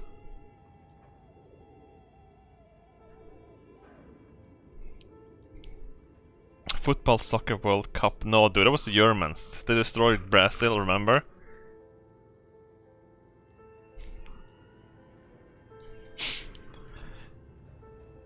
The French aren't that bad. The French are so bad they have a foreign legion to fight for them.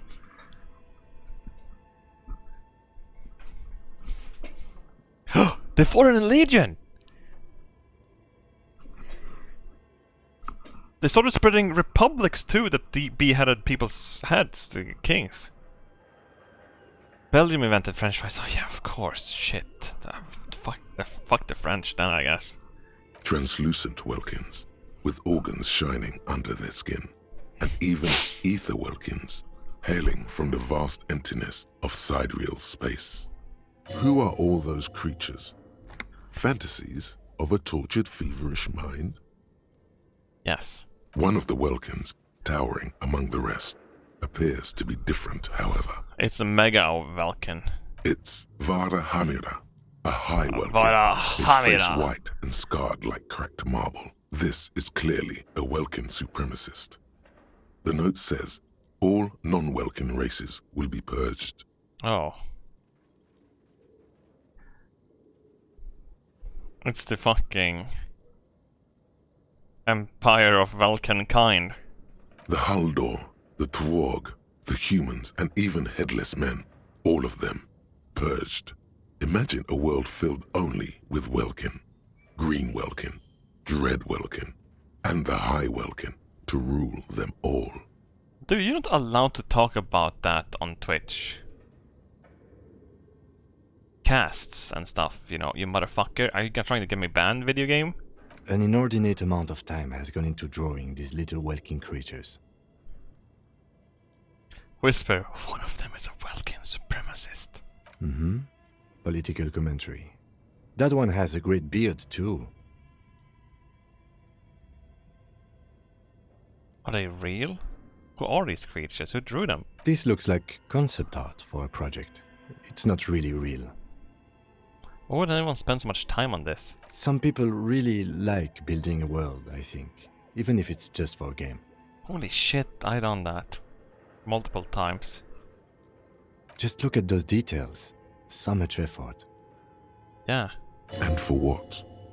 All gone. Yeah, it's sad. It's like YouTube videos. The photo collage depicts barren, icy landscapes wrapped in perpetual night. You see permafrost and glacial landforms, dead trees grown in under the snow. Entire oceans have been frozen from shore to shore. There are pictures of settlements on dried-up riverbeds, abandoned in a storm. Animal corpses in the dark, carcasses and bones. Albeit dark and cold, this vision also feels cozy in its own way, like eggnog or morphine. What? A much-needed respite from our own world.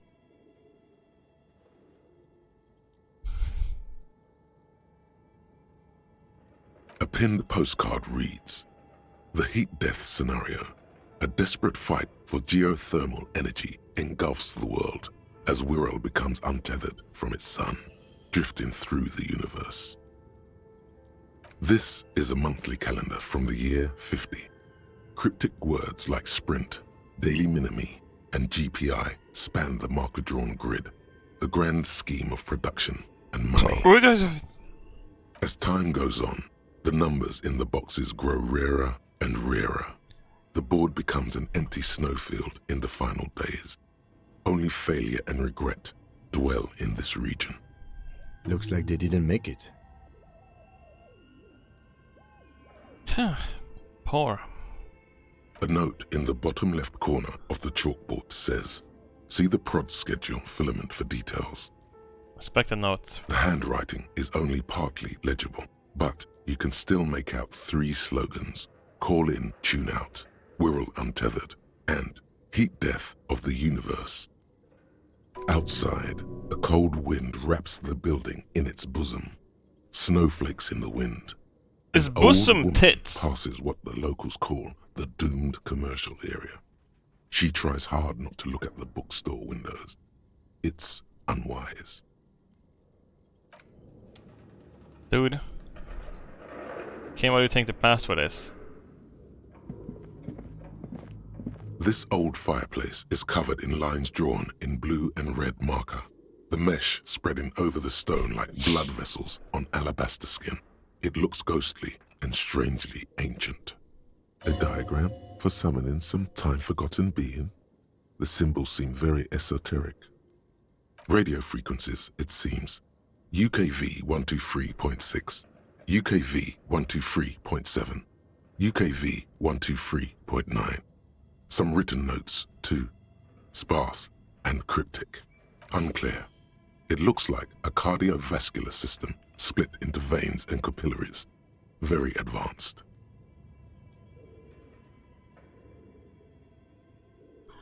Of course. The autonomy of the curse. Perhaps. The web is comprised of radio stations, all lead back to one red heart, titled the Game Master Frequency. A note says, this one can listen in on any station it wants. Holy shit, it's the NSA. Looks like a surveillance program.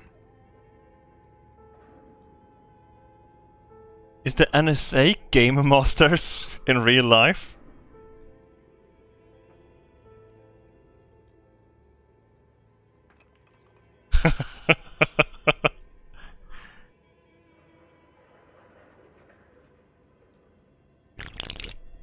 They check out your real life chat. Do you think the NSA knows? Do you think the NSA has a log of my Twitch chat? Do you think everything you guys said is at the NSA already?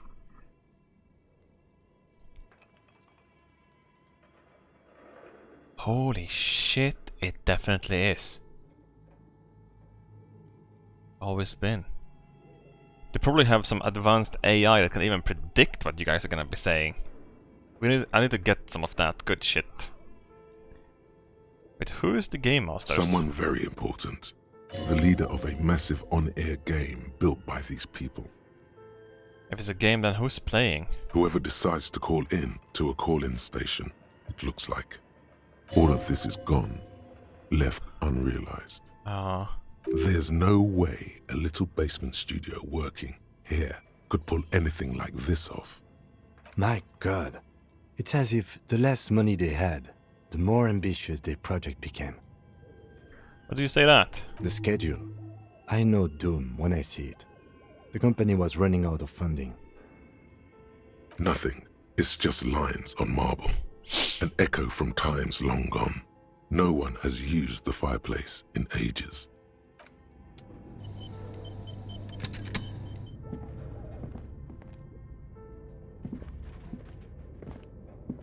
Tiles on the cube are still smoldering, casting the framework in a soft... The speaker comes... Good afternoon. Please repeat.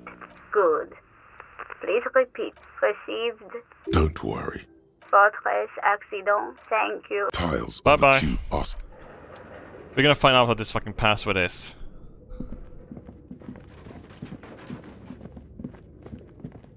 It slips. Okay. What do you think is going on with that computer, chalkboard, and fireplace?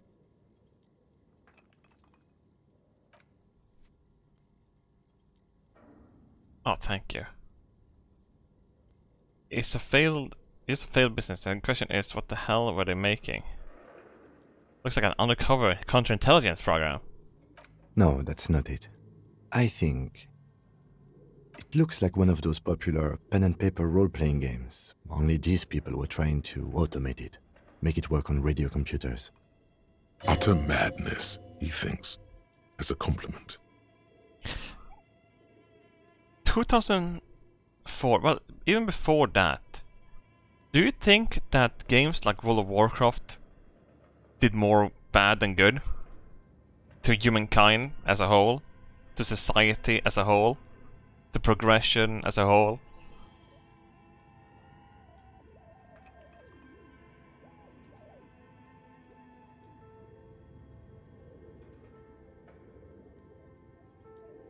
Let's go! Did it bring communities together and make the world more powerful?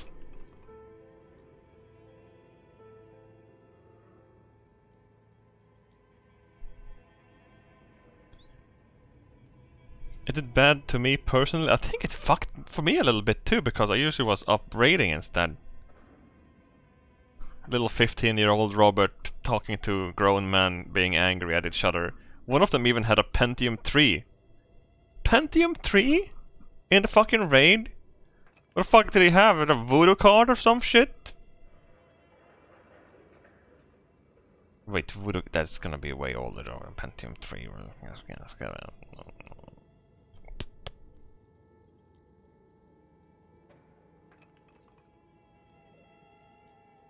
They run out of money. No idea. They stopped filling out the schedule on the chalkboard. Wow. Indeed, it's ambitious and untethered from reality, but... The world is cold and lonely. This would keep it company. Let's finish it. It's too late for that, I'm afraid. Okay, let's keep moving.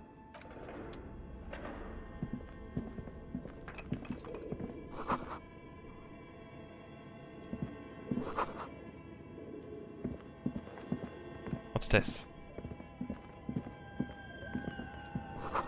Blue velvet, soft to the touch.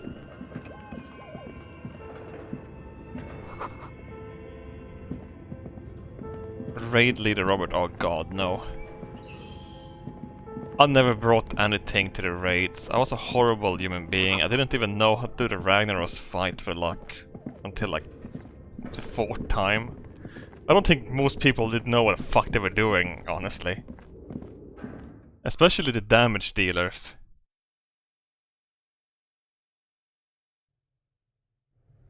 No one could adapt to anything. I honestly think that we were shittier brains back then.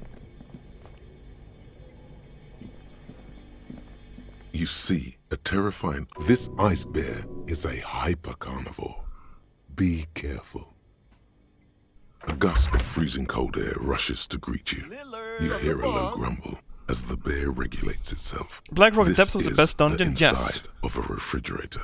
Let me put it this way. I loved World of Warcraft Classic when it came out. I played up to level 55 or something with my priest. I made a Shadow Priest. I fucked everyone in duels.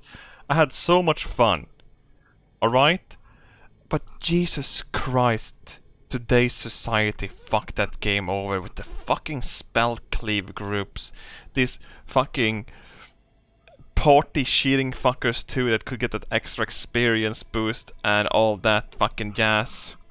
Like, they had it down to they wanted to be as efficient as possible instead of just playing the fucking game. I remember these fucking cunts, you know, like, holy shit, I think people became bigger cunts, like, fucking warlocks in parties just fucking keep draining their health for mana and then complain when they die. Fucking assholes, die you fuck. And then you have these groups and fuckers that want to do spell cleave, and then the fucking warrior or whatever gets angry at you because you have to heal him and he loses the aggro, but he was gonna fucking die, so he would be angry at you anyway. Fuck today's society. Fuck him. Fucking overcomplicating shit. Just fucking tank, spank, and don't die. It's easier that way.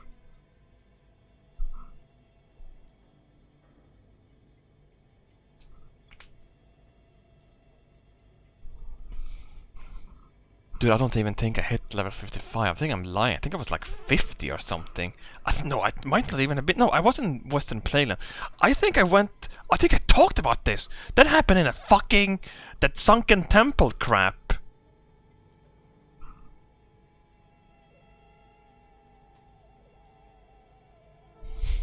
This is coming from a streamer who regularly doesn't want to use game mechanics. But fucking World of Warcraft didn't have any.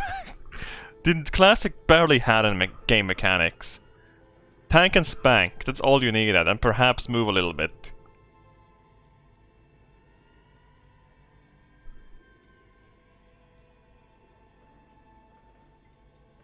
The lieutenant takes a peek inside.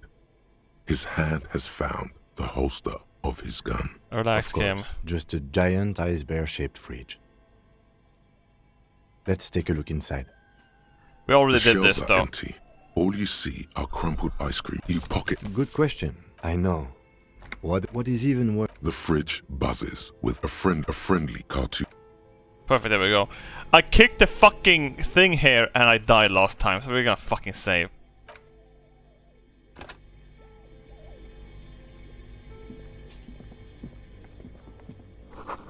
An ice cream maker, defrosted and unplugged. Give me drugs.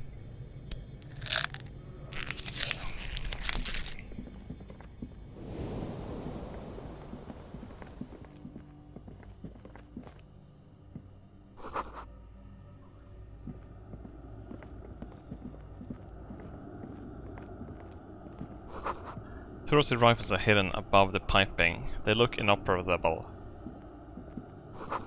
Someone stuck busted guns beneath the ceiling. Yes?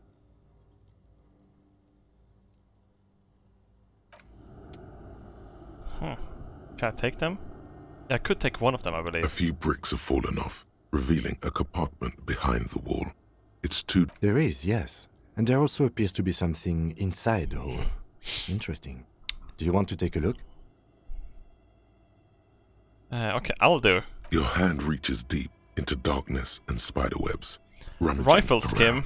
Are these any good? Inspect the rifles. Most of them are rusty and inoperable, like the rest. But one catches your eye. A bolt-action model with a fine wood stock, in better cosmetic order than the others. Take it. You're a police officer.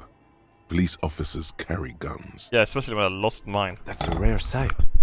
Seems to no longer be functional, but still a beautiful thing in its own way.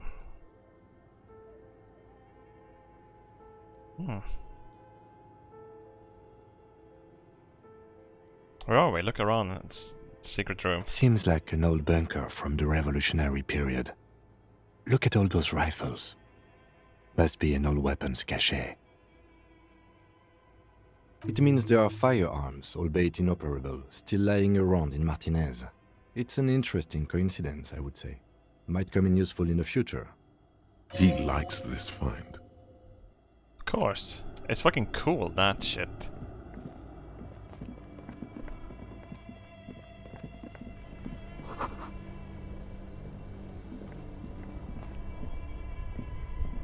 Come on, drugs, drugs, drugs, drugs. Oh my god, no. Insane tank top.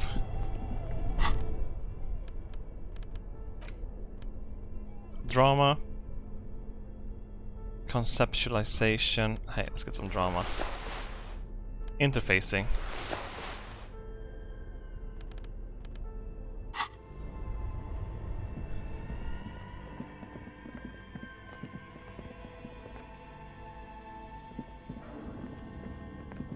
A thick layer. Looks like this furnace has a face, and it's a face of agony. Don't kick it! A lush layer of coal now covers your skin, sinking into the wrinkles. Your hands look ancient. Don't kick it, Robert. You feel the spirit of Ramut Karzai, ancient hero of Grad, pulsing through you. All that's left is to cover your face in war paint. 3 dangerous stripes appear onto your cheeks, telling stories of your wild soul. What are you doing? A reincarnation of the ancient little American warrior. Please wipe your face clean, officer. I'm not going to, I'm gonna do it. You can feel your cheeks turn red under the lieutenant's gaze. You look like a kid, not a police officer. Shit. Even the war paint can't conceal the embarrassment. Thank you. So, where were we? Bullshit, I want a war paint on me. It's dark and grimy here. In the darkness you can hear chatter. It's coming from above. A voice or several voices talking to each other. near. What are you doing? I'm not sure. I think I can hear someone upstairs. Wait, really? We should investigate. See if someone's upstairs. Hang on.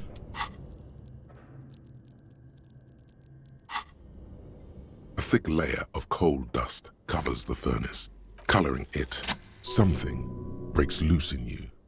A mighty bellow echoes throughout the chimney's depths. The chatter of tiny voices above suddenly cease. Then... Hello? You've awakened the entity.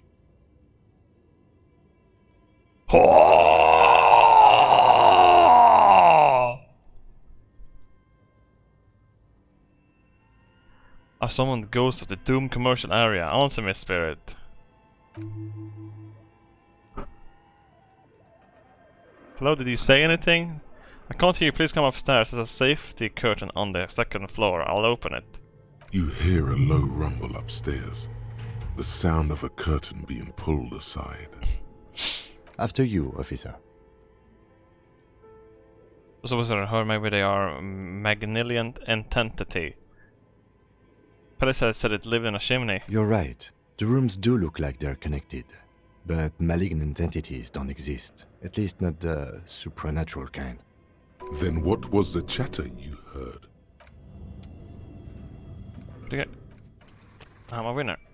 Winner, winner, winner. Should I kick it? Oh, hell yeah. What's over here?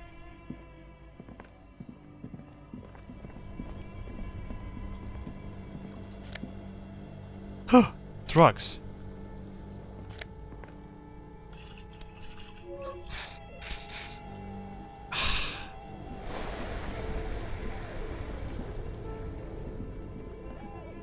Wasn't there something in the ice cream machine before? 2 cables are plugged into the breaker box. The red one, an electric sizzle. The room is slightly quieter now. I didn't turn off the giant boy. The bear's eyes are dead and empty. I killed it! Go turn it back on again.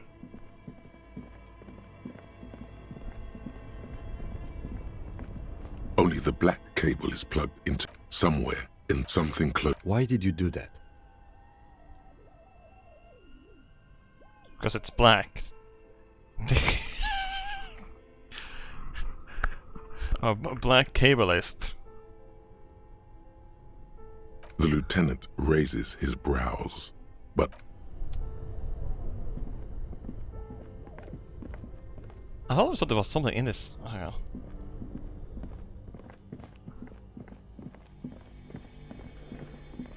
Something I missed? No.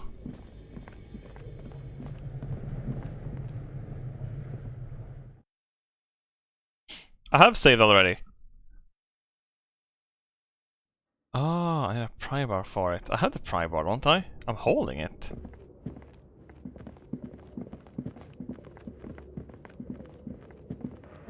Hey, woman. Drugs. A postcard. Hey, babe. This area is full of dice. Colorful, polyhedral dice. Hundreds of them. The candy dispenser has been repurposed to contain thousands of dice. Hello. Hey, I'm babe. Mia. Bird-like woman. With emerald light shining through her hair. Did you try knocking on my window? I must have missed you. I've been listening to my Milius. What's a Milius? So what kind of die are you looking for?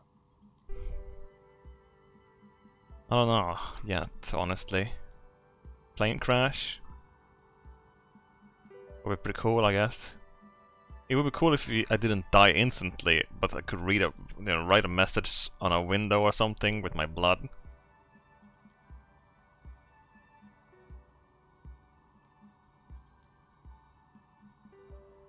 Could this be the malicious entity? Perhaps it's wise to go along with this masquerade for now. She's got a direct view to the backyard. You should interrogate her about the Legion.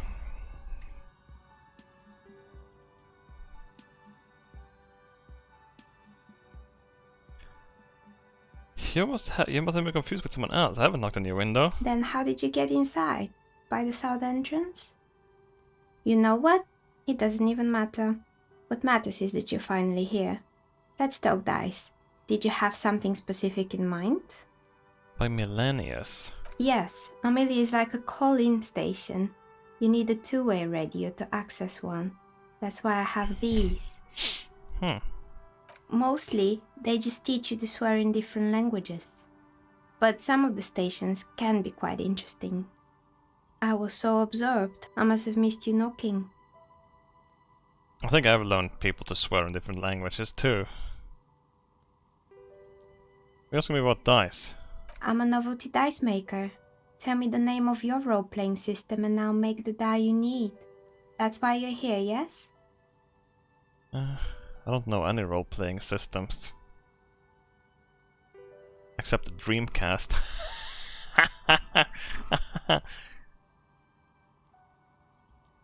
As she speaks, her bone-like fingers fiddle with a ring.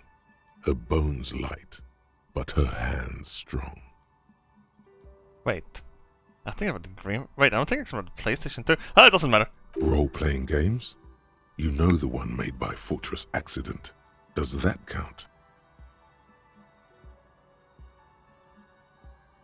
Sure, I like role-playing game. I needed some dice. Very good. My rate is 10 real per set. Unless you want something really unusual. Take a look around and see if there is any particular stone you want to use. This person means you, or no one else, absolutely no harm. She will answer freely and honestly. No falsehoods are present. She's a novelty dice maker and doesn't have anything to hide. Ask what you need. What do you know about the man that died? Nothing really. I didn't know him. Who cares about the dead body? We might be dealing with a malignant entity. This malignant entity is a black woman making dice. The lieutenant looks at his notebook, then the woman under the large window. Your window looks directly onto the courtyard. You're saying you didn't see or hear anything unusual last Sunday evening? I'm sorry, detective, but as you know, I usually have my headphones on when I'm working. It shuts out most of the daily ruckus behind my window. What do you mean by daily ruckus?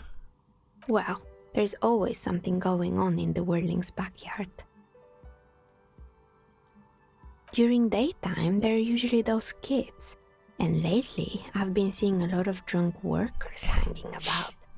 Must be because of the strike. She's heard of the murder, but did not see it, sire. Sire? But I never saw anyone during that fateful Sunday night, I'm afraid. How do you work Sunday nights? It's an odd profession, making dice for people. But I like it, and I prefer doing this to sitting at home. What a nice woman. I see, thank you for your answers. She nods. Anything else, officer? Okay, I'd like some order a die from you. Of course. Tell me what you have in mind. Do you know the withdrawal on terror setting? I want to die for that. Ah, yes. Fortress Accident. It's too bad they never finished their game.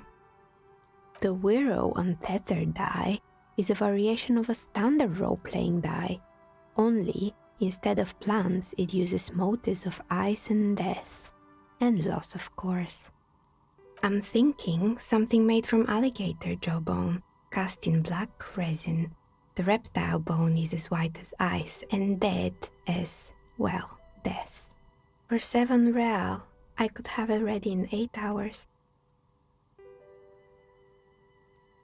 Do I need that die?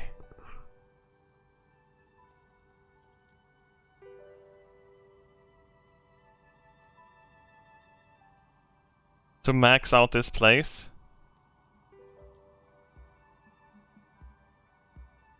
It's a deal. Great. See you in 8 hours then. Was there anything else?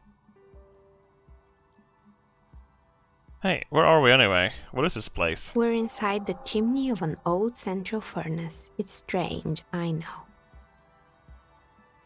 It would be wicked cool to live inside of a fucking chimney. But I rather would live in a missile silo. But when I arrived here, all the other rooms were taken, so I had to build myself a makeshift home. Besides, I don't really have to pay any rent here, so that's a plus. Fucking squatter. Plaisance was right.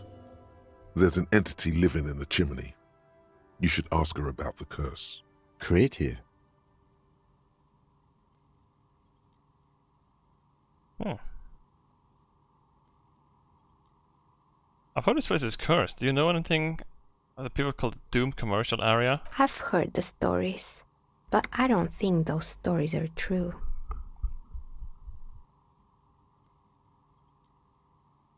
How do you explain the companies then? Well, you survived. It's just capitalism. We only hear about tales of success, so it's often surprising to realize how many ventures actually fail.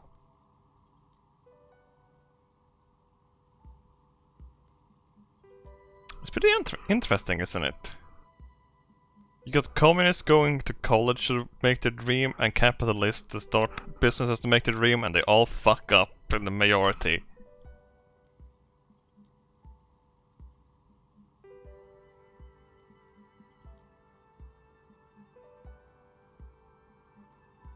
Two ways to debt.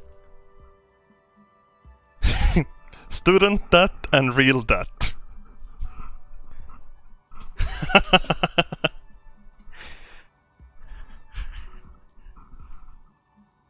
Plaisance, the bookshop lady? I've heard that her business is doing rather well. Have the energies spared her somehow? I don't know why the bookstore hasn't gone bankrupt yet, but I'm here to investigate. Oh, right. But it's not just the bookstore that's still up and running. What about the whirling in rags? Some people say it's part of the building complex. It is? But it's still a separate building. Malicious energies can't reach that. And then there is me. Yeah. You do know we're police, right? And we have to evict you from this shithole. This is breaking many health standards and stuff like that. You're living in a chimney, you crazy cunt.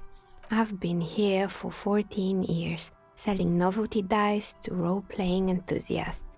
Not exactly a million-real business idea, yet somehow I've survived despite the talk of malicious energies. Strange, isn't it? It's because she's in cahoots with the demons. Cahoots? Maybe it's just because she's so talented that she's been able to woo the curse. It's because you're competent and dedicated to your craft. The curse doesn't affect people like you. What, so the curse only affects people with poor work ethics? What you're describing isn't a curse. It's capitalism. Capitalism isn't a curse, you bitch. The jig is up. The she-demon knows you've uncovered her true identity. Damn right.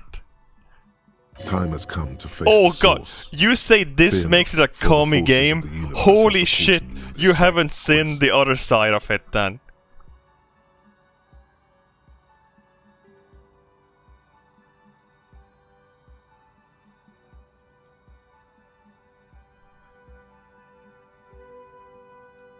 I think it might be you that's causing this. Now are your eyes very mysteriously. So I'm the grand dragon in the cave. Might I ask what supports this claim? I yelled to someone the ghost of the Doom commercial area and you're the one who answered. Oh my, I've revealed myself.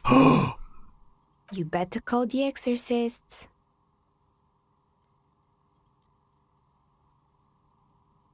It's not my job to intervene in matters supernatural, for I am a mere police officer. Of course. How convenient. Well, if you ever find a way to explain all those inconsistencies in the curse, then let me know. That's all she has to say on the subject. She has been thorough and truthful, as far as we can see. Plaisance needs to hear about this. Perhaps if you combine your psychic energies, you will make sense of the situation. Do I have to restart to see the chances again? Hang on, let me save the game and restart quickly. Oh shit, save.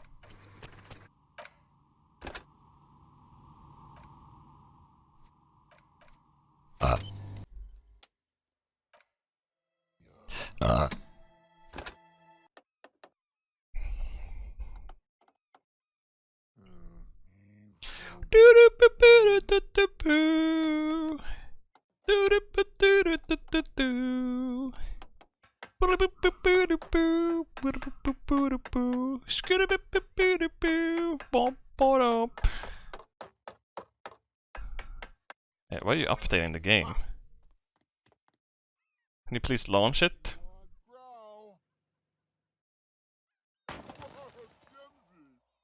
Oh no, it's synchronizing because it's that time again, isn't it? It's that fucking time again. Always cocked on Tuesdays.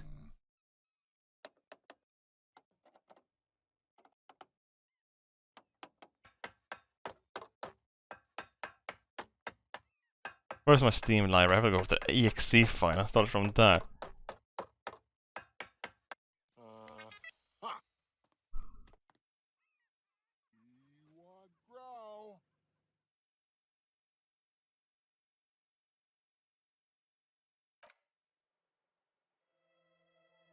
Perfect. Perfect.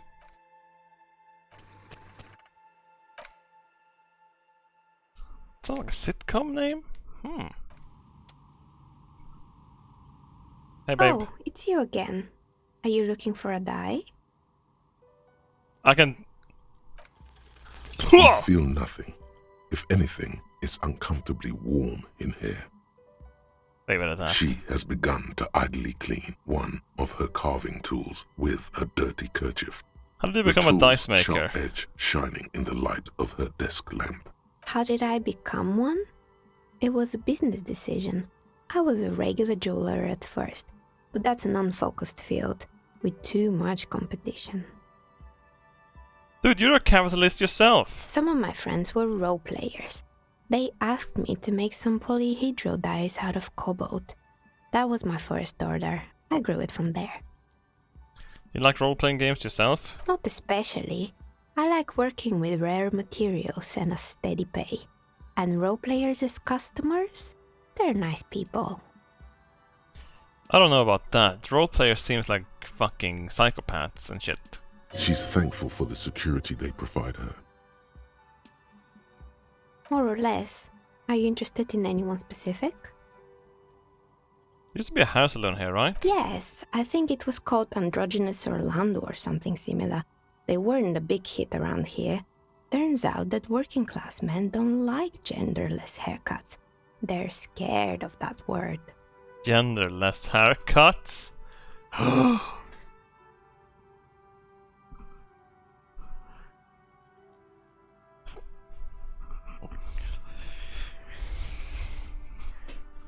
Holy shit! They cut your penis off at the hairdresser. You wouldn't like it either. The others would laugh at you.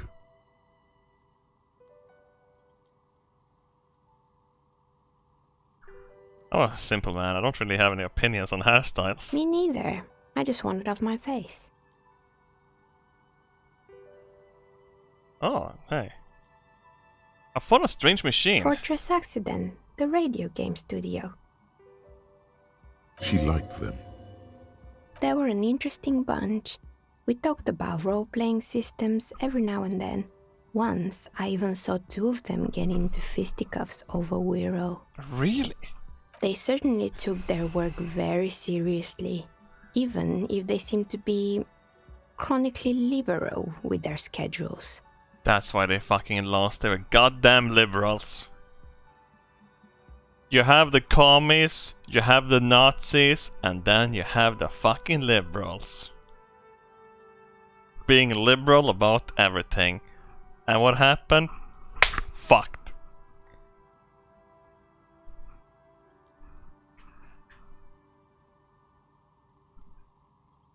The usual. They ran out of money and couldn't get the project done on time. What went wrong? Well, I did hear them talking at times. They seemed to believe they were historical individuals on some grand quest. Sounds very liberal to me. She sounds almost mocking when she says that. Yeah, who wouldn't mock the liberals?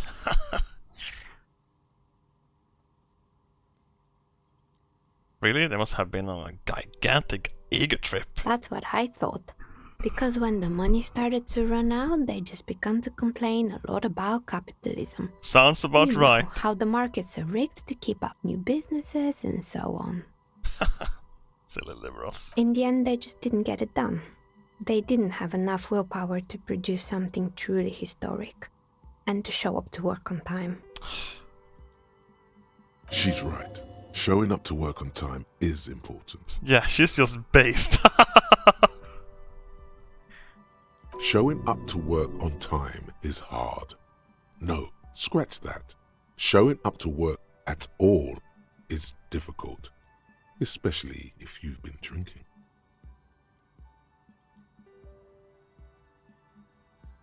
Just have tried harder. Still, not everyone is going to make it. That's the nature of the game. The dice is black and filled with little silvery flakes, like snowfall. Anything else? So, a terrifying taxidermy bear in the cellar.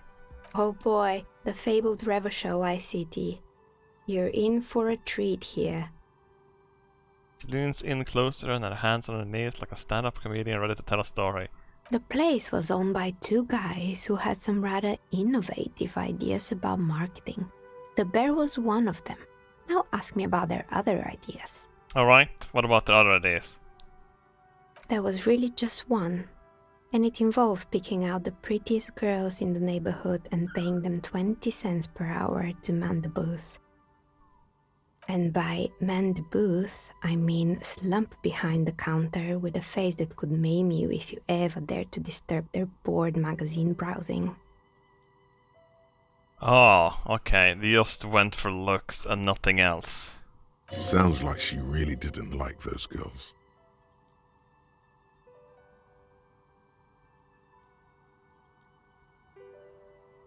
I don't care. To teens, you can pay them less. It's a good thing, right? It didn't. Occasionally the girls had their friends over, which doubled the amount of hairspray, skin problems and mood swings behind the counter. And they already had the bear. It didn't work out. Of course not. The bear was terrifying. No one wants ice cream guarded by a hostile apex predator. To make matters worse, the fridge didn't work too well either, and half the ice cream came out malformed and partially melted. Eventually, Revachol ICT lost the price war to its rival, Glace 5000. Glace 5000 sold caramel sundaes for only 5 cents a piece, out of regular fridges. Holy shit, they didn't even stand a chance.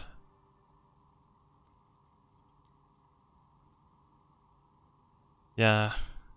Maybe, because the taxidermist who made the bear definitely wasn't.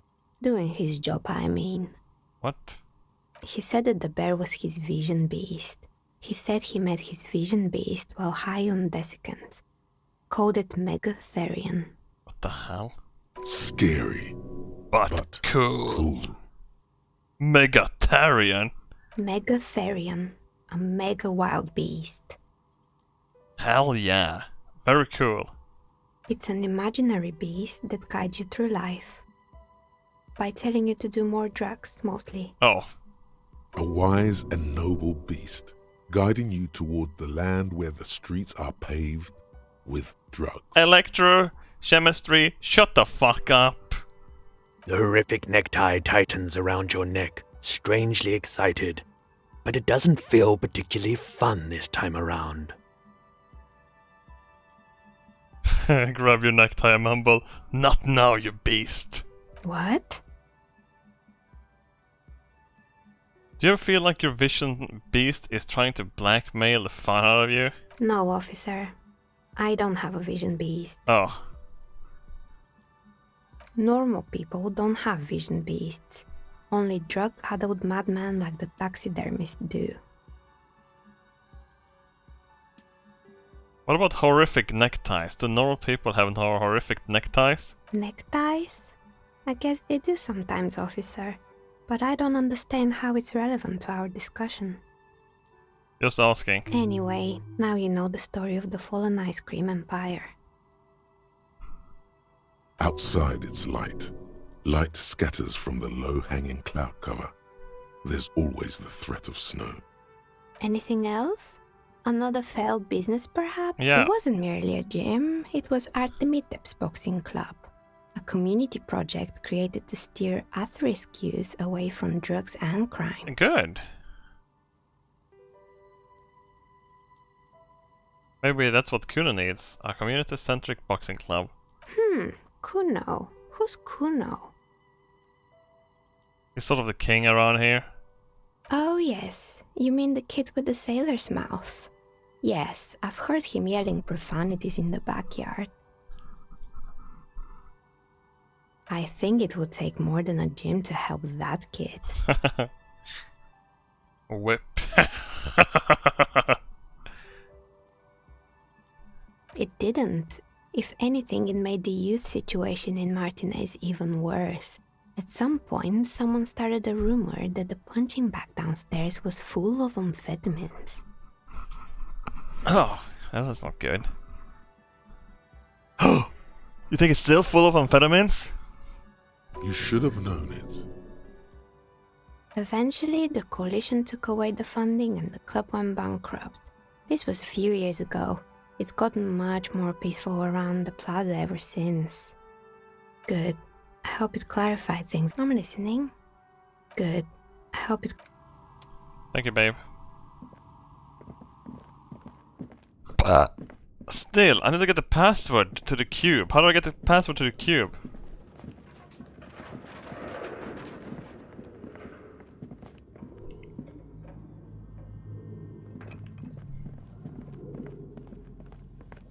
Later, okay. They usually come up with that shit. Maybe try print on the computer. I didn't try everything on the computer. Holy shit, you're right.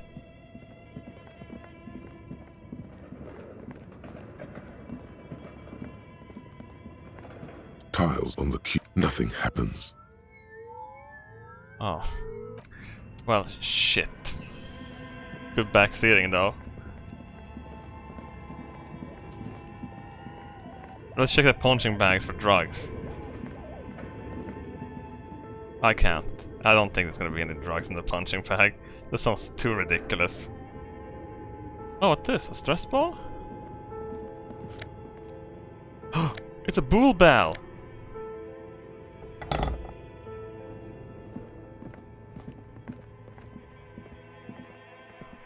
I can give it to the old man.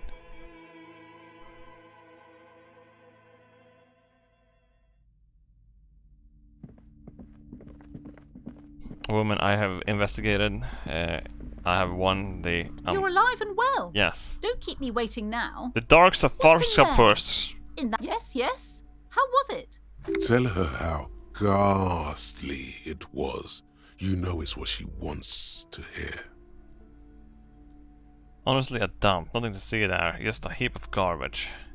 It was a general house of failed business enterprises leeching in life energy from this bookstore. I knew it. Oh, such horrors that have been thrust upon us. But what else did you find? Did anything survive? No, of course not. Have you located the entity? I talked to the entity you told me about. Her name is Neha, and she's a novelty dice maker. A novelty dice maker? Well, spit it out. Why does she need the dice? For some kind of sorcery? Sometimes they use the ankle bones of sheep. She's not a sorceress or a malicious entity. She's a businesswoman like you. I don't understand. If it's not her, then where is the source of the doom? How did she explain the curse? Just don't say you don't have any answer yet. The uncertainty is killing her. To hell with it. Perchance you ought to just lie, sire. You've come this far. You know how to end it. There is an entity behind the entity. The source is the taxidermy shop. He became involved in darker art than taxidermy and brought the void spirits down on this place. Oh, how horrid! I knew something wasn't right about that place. Tell me, did you find a way to break the curse? Yeah, I despooked it. The curse is definitely gone. What does that mean? Are you certain? Oh, but who am I to question your methods? Damn right, bitch. All that matters is that the energies are retreating. I can already feel the curse lifting. It will be a long time until we're fully free of it, of course, but still. Thank you, officer. Truly, you've brought a better psycho-emanation to this humble bookstore, and that's no small achievement. Thank you, babe. She so badly wants this to be over. She would have believed anything. It will only last a day or two, a week tops. Then her mood will sour and she will feel the curse again. Placebo is a horrible thing, chat. Alright then. All's well that ends well. Should we return to our ordinary lives? Yeah. Farewell for now, book peddler. Gonna shine a light in your face. Oh, fucking exercised. You are the evil entity. She reeks of capitalism. Look at this fucking width of those ties. She's been eating fucking double quarter pounder cheeseburgers. And double quarter pounders with cheese, says. Bitch. Wait, did I get anything bonus from this? No. I don't think walking around with a pry bar is anything to go by. Hey, let's go, Kim. They should make a hamburger called Jesus says, and it's just gonna be like fucking cheese upon cheese. Upon cheese. It's gonna be any burger, it's just gonna be cheese and bun. Hey, sorry about your ball. I have a new one for you guys. Vigilance officer, what can this old carabinier do for you? Found you guys a new bull. What is this? Are you mocking us? This isn't for pétanque. Now, no need to get angry again, René. I'm sure the officer tried his best. It's not like there's a bull kiosk here in Martinez.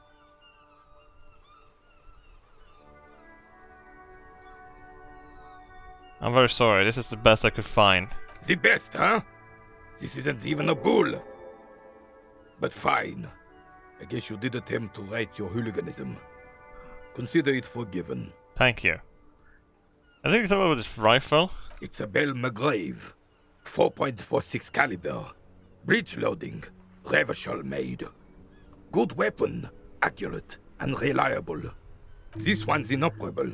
The bolt spring is missing and the mechanism is jammed shut.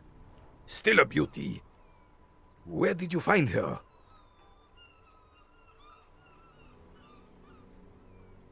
What do you mean fine? This is my rifle. Always with me. I can straight up lie. Oh my god. Yeah! Only cheese hamburger would do great in French. Because it's cheese eating surrender monkeys. Actually, L. Ron Hoover's messages got auto-modded. I guess monkey is a bad word. Is surrender monkey a bad word? Holy shit. Have you ever had halloumi cheese? Yeah, but it's pretty trash, honestly. And it's not that much better for nature anyway. We can't light an old man. I'm not surprised. There are probably lots of forgotten wartime weapons lying around here. Back in the day, everyone had something stashed away. As for the rifle, I don't know what else to tell you. These BM-446s are an antique. No one uses them anymore. The ammunition is impossible to find.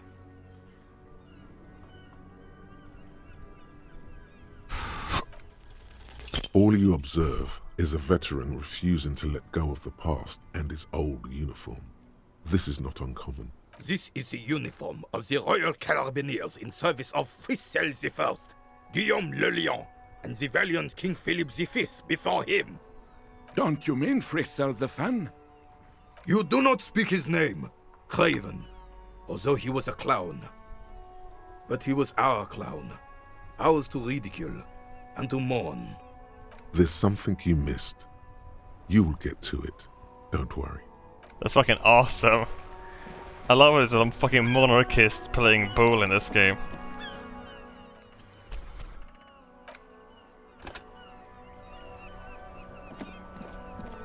Alright, we need to get that corpse down.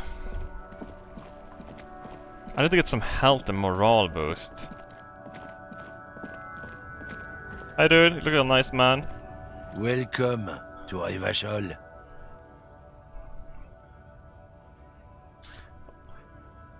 Why are you addressing my partner like that? Don't you welcome to Revachol me. My grandfather came here from a 3,000-year-old racist isolationist culture, while your ancestors came to this island a mere 300 years ago. Every school of thought and government has failed in the city, but I love it nonetheless. It belongs to me as much as it belongs to you.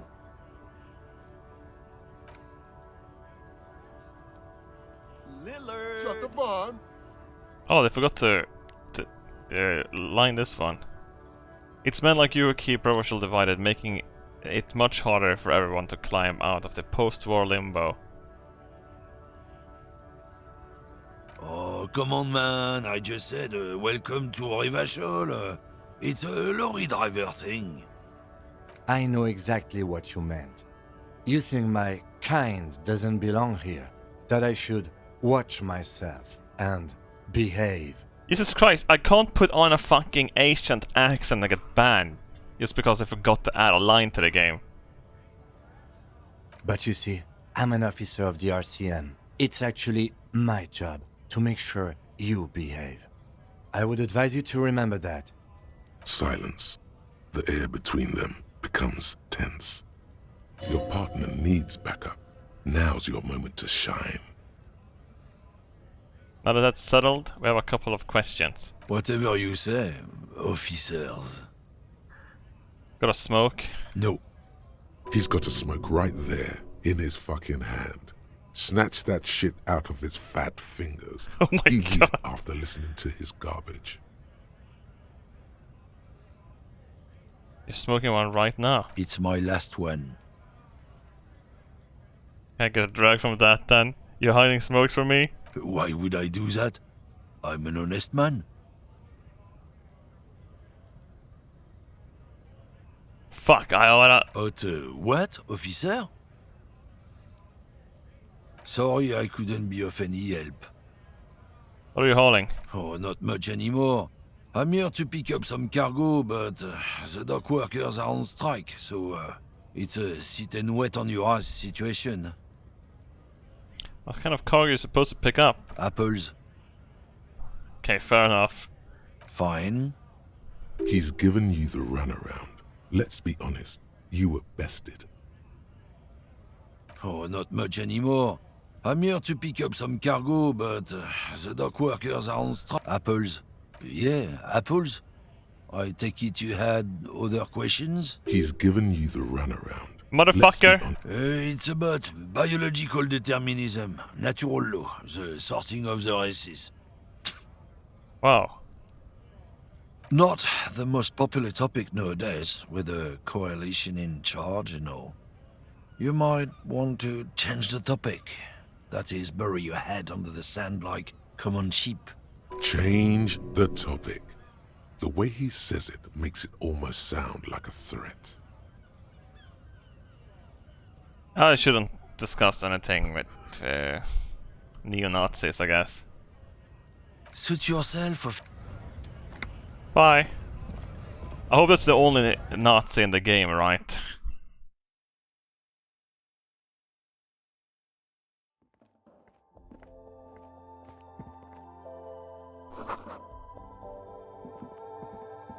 Hey babe. Welcome to Frit. Feel free to look around or something. Everything is out on the shelves. What's that magazine she's reading? What magazine are you reading? You mean this? This is Pop Stars. It's got, like, famous people in it. It's not for sale. Looks like it also has something called Police de la Mode, featured on page 34. This speaks to you.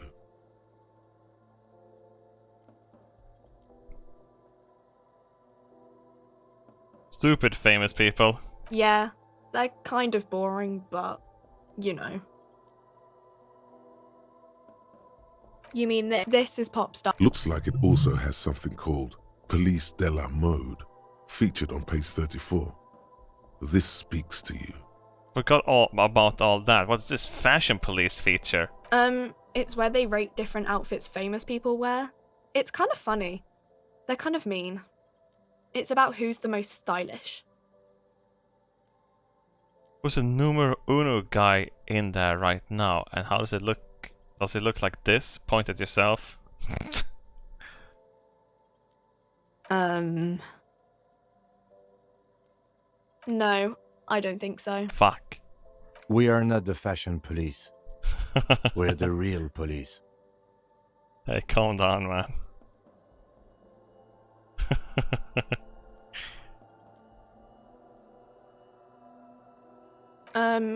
Okay. I'm not really supposed to be chatting to anyone, but... Can you tell me anything about the dead body? I don't really know anything. I mean, I know it's there, but I haven't seen it, so... I'm not even gonna talk to this bitch. Uh-huh. Give me drugs. A small cabinet on the wall is filled with various medicine bottles, nasal sprays, and blister packs. They all bear the Saint Baptiste Pharmaceutics logo. Just ask me if you need anything from Saint Baptiste. We don't stock prescription meds, but we do have Nosafed, Duramine, Magnesium, and Hypnogamma. I want Hypnogamma. Okay, here. I hope And Saint Duramine. Baptiste makes you feel better or... Okay, here. I hope Saint Baptiste makes you feel better or something. Thank you. I'm gonna use those when I really need them. Wait, I can use one at a time? I can max out? Hell yeah! Fucking drugs, dude! Ah!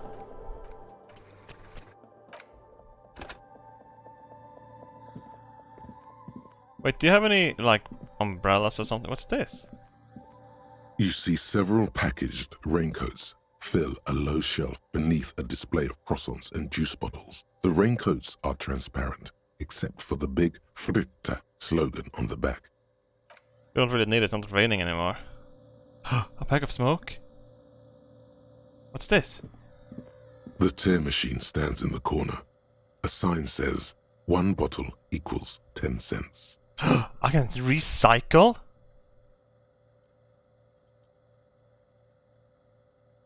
Excuse me, I have the tear bag but not tear. Can I still use the tear machine? No. You need tear to use the tear machine. Fuck you.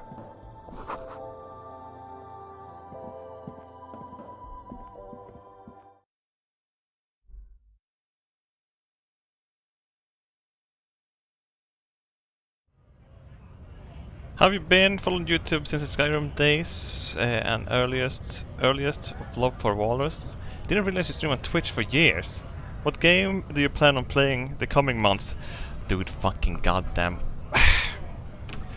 Below Zero is released May, the same day as Mass Effect, and the week before that, fucking Resident Evil Village.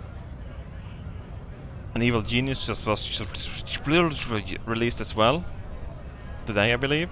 We'll play that a bit tomorrow. Too many games. Good games. Good skit. Yeah, Mass Effect, the remake. There's a Noita update as well. God damn it, can people calm the fuck down?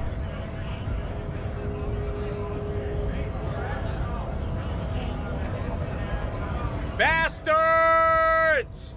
We have a right to work! No, you fucking don't. Hold up and stay frosty, everyone. Cops are here. The broad-shouldered alpha male turned to you. Hey, he has a full head taller than everyone else here. You here to fuck with us? Beat the honest worker down. Why would I? We're here to fight for a cause. Stripes usually have problems with people who have causes. Okay, then I think no. Unions are a scam. Good. We're fighting for a cause here. Right to work! Right to work! Besides, we're not that different. It helps if people see us talking, cops and strikebreakers together.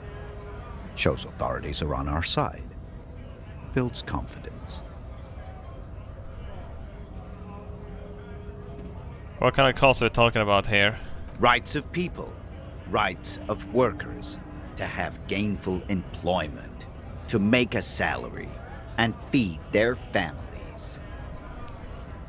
The scabs here are union people, right? Just saying, hey, fuck this shit. We should still be able to work for the same money. So this is just charades, right?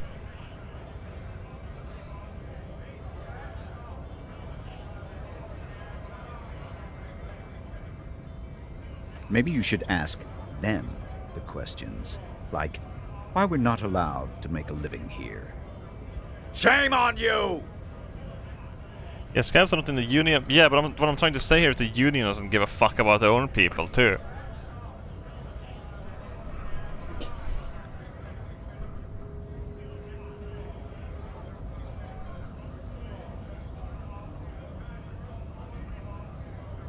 We have families to feed. Whose side am I on? Oh, I'm... dude, if motherfuckers doesn't want to work for the pay they're given, fuck them. Get in the other people that want to do it. That's the side I am on. Motherfuckers think you're gonna get more money for bullshit? What about the fucking boss and the boss's golden toilets and shit? Motherfuckers, I say.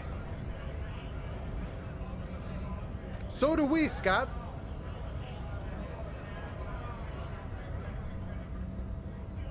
Who are all these strike breakers? Honest men and women with rights to work, to be useful, not toys for corporate interests.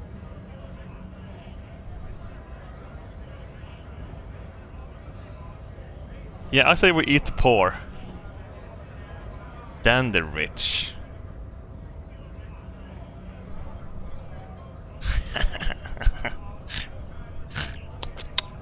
I say eat everyone.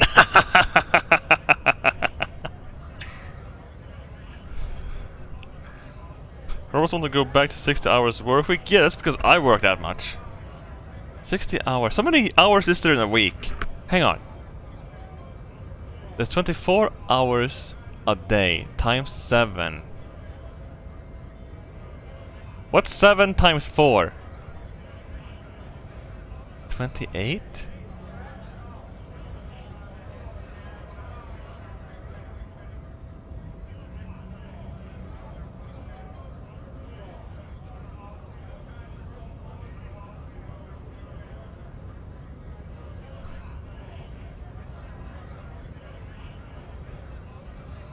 And then 6 times 7. Oh, wait.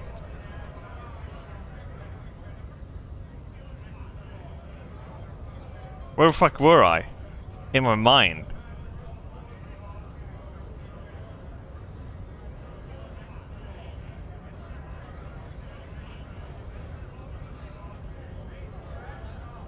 Don't do math, kids. No, 168? No, it isn't.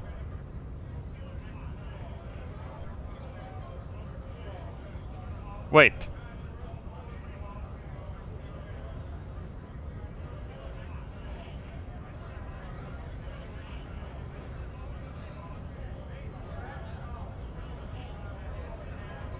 Oh, wait.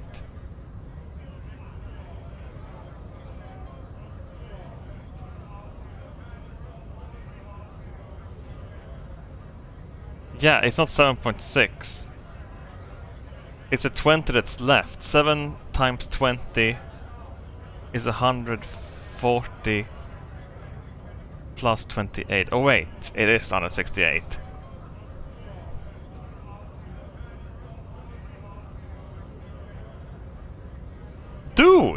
60 hours is nothing then!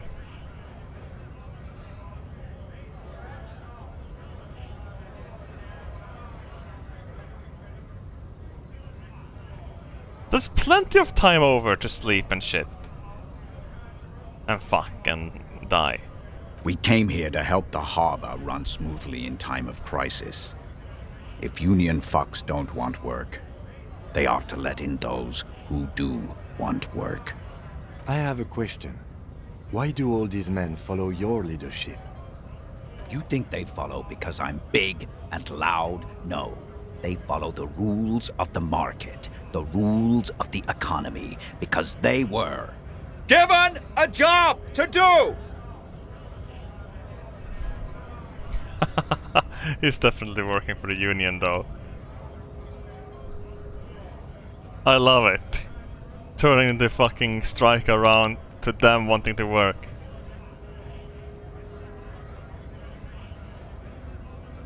How can I get into the harbor? Have fun.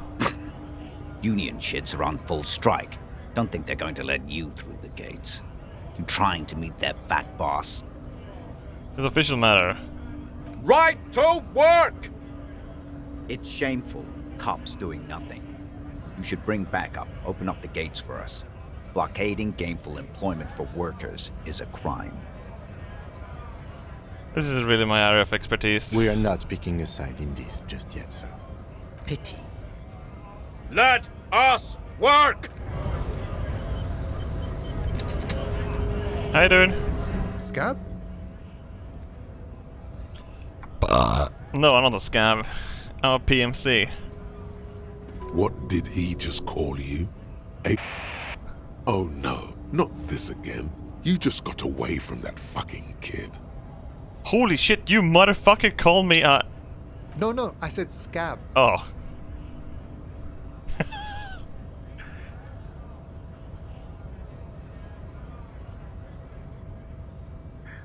Oh, scab, I'm a cop. I was just messing with you. No one's ever seen a cop scab. Imagine, you cops going on a strike, but then another cop comes in and says, let us cop for less money. That would be great, dude. Speaking of, what brings the RCM here? To the Wild North? Come to see the strife? We're looking for a system with a dead body situation. Body still hanging in the tree? Hey, that's a rough pickle.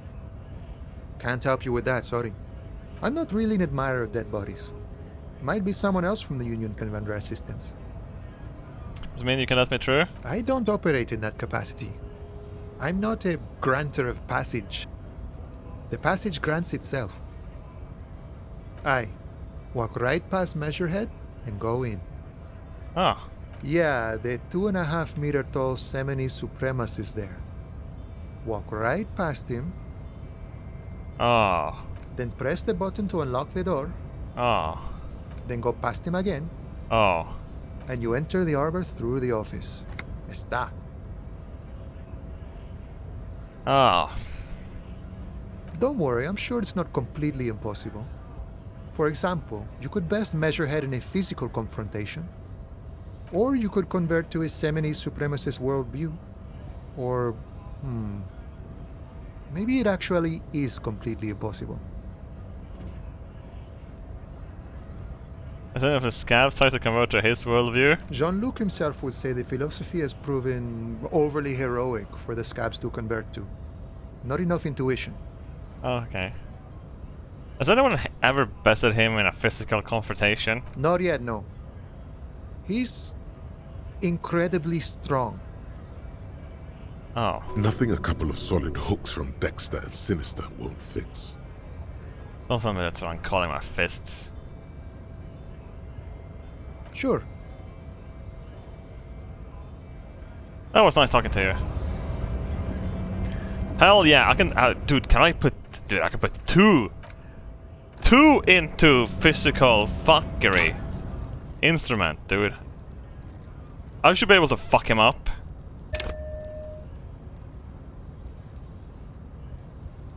Hell yeah.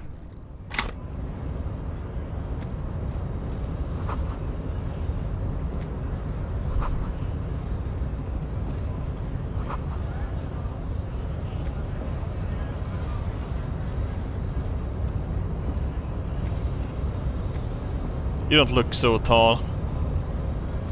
Your body betrays your degeneracy. Yeah, Measurehead. His body totally betrays his degeneracy. Your body does not betray your degeneracy. That's a lie. You're in great shape. Damn fucking right. Don't say anything. Size him up first. Are you admiring my morphophysiology? A ripple of muscle passes underneath his skin. He lets you look. It must be frightening to stand in the shadow of this racial pinnacle. Be calm, Sandwich. You are not in danger, because you are not a threat to me. Let's puff out my fucking chest. Oh! What is this androgynous display of sexual maturity? He looks down at you, taking a stock of your physique. You hear your heart pumping, fast and irregular.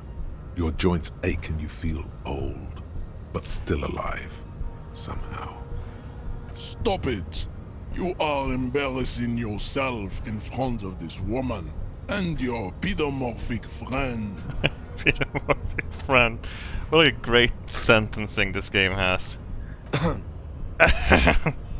This display of weakness may appeal to older women with a stronger maternal instinct, but it is a liability here on Battlefield Martinez. Jean-Luc, his body is betraying his degeneracy pretty hard. Maybe you can ask him to leave.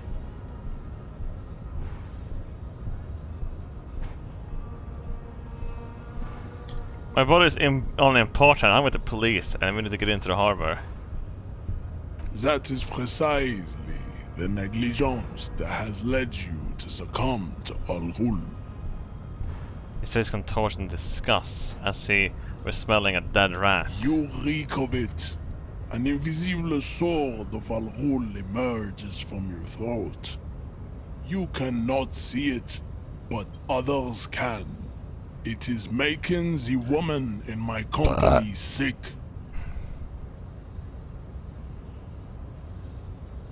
Smell your breath. Kim, is it really that so bad? It's not good. It's not good, okay. It's like a rat crawled into your stomach, got drunk and drowned. Ah.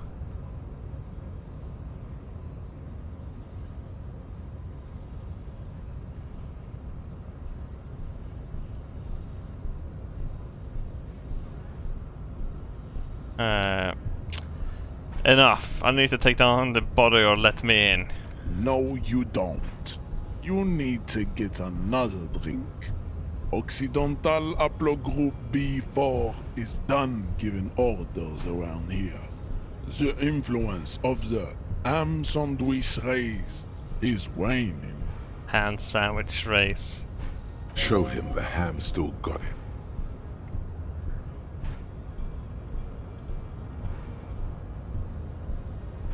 I'm the police and you need to comply now. Take a step closer. Jerking motions. Signs of a late-stage neurodegenerative disorder. How far the Occidental Haplogroup has fallen. You were once a noble and powerful race. You gave the world eugenics, electricity, and powerful weapons of war like missiles and aerostatic aircraft. You made great gains in metallurgy, race theory, and statecraft. Hell yeah! Oh. You dominated lesser cultures, like the deformed Hemians and the inexplicably potato-obsessed Quakers. But now your ascent to the genetic summit has halted. You are obsessed with sadness and with frivolous pop culture. The pop culture, I agree with him. Fuck pop culture, man. You will be superseded. Isn't that right, babe? It is, baby, yeah. You know it. There is a button right behind him, just out of reach. It must be the one that opens the door to the harbor. This man is not budging. Let's hope his superiors inside are more cooperative. Push him out of the way. That is right. You should leave the stage of history with dignity by inviting the other races to a great world war. Get the fuck out of the way, dude. I want the police. Put your shirt on. This is public nudity. Bring your troops to the Seminine Islands and to Boogie Street, and we will pulverize you. When you are gone, we will build a museum for you. The walls will be lined with bottles of Al Ghul, your beloved beverage. Inside, we will store the odes to homosexuality you call art, and your microcephalic skulls. What? This is your chance. He's talking. Rip into him with a punch and catch him off guard. No, don't rip into anyone. You're sensitive. Remember? Communicate. Get him! Hell yeah!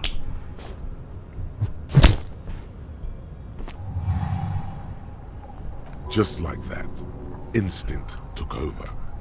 A solid strike straight into his throat, into the cartilage. You could swear you felt the soft palate break. The man is reeling, gasping for air. Time stands still around you. In the distance, the sounds of the harbor are falling silent. All you hear is a small gurgling sound as a trickle of blood appears on the man's lip. He's open. Rip into him. Right hook. Escalate it. Get intimate with him. Back up and perform a 360 flying spin kick. No, I actually punched this motherfucker and got through. Rip into him with a right hook.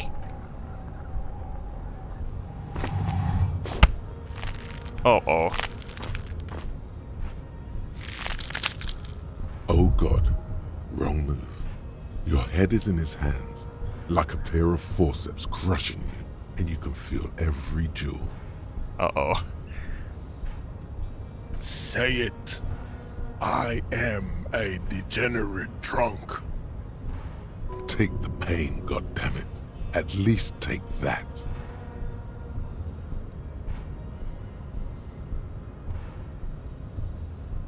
Time to wiggle yourself loose from his grasp. Even under the increased force on your skull, there is no pain.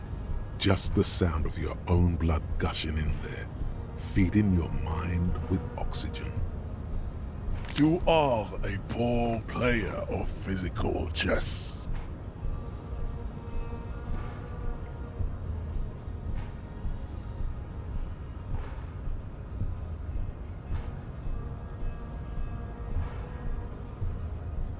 Fuck you, Rich! Ha ha!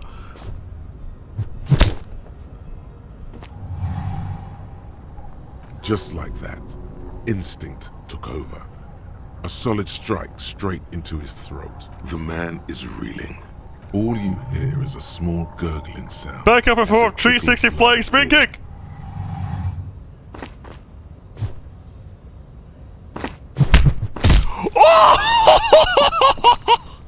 The man lands with a dull thump, like a broken down puppet of muscles and sinew. For a moment, he still tries to keep his Hell head yeah! up, dazed eyes looking at you with unimaginable surprise.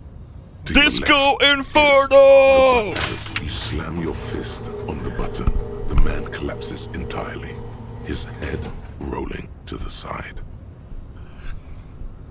Looks like you're the new measurehead now. Damn right, bitch. Her voice is surprisingly calm. No one is the new measurehead. Let's go before he gets up.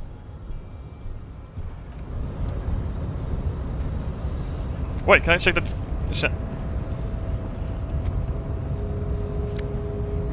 Fuck you.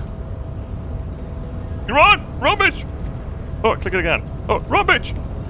Get through the door.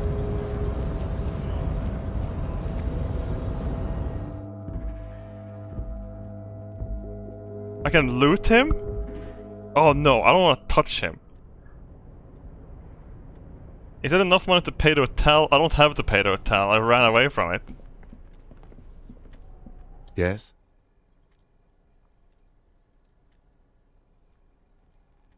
Why do you... There's something you want, Kim? You seem to want to talk to me.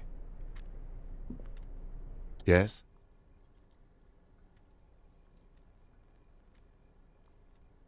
What do you want to know?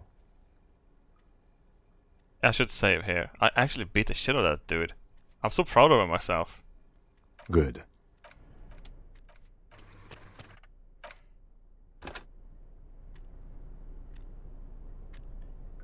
We're gonna steal shit here instead.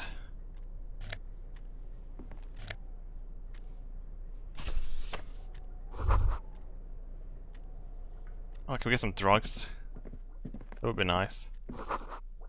Dark liquid in the pot looks almost sentient. Drugs, perfect.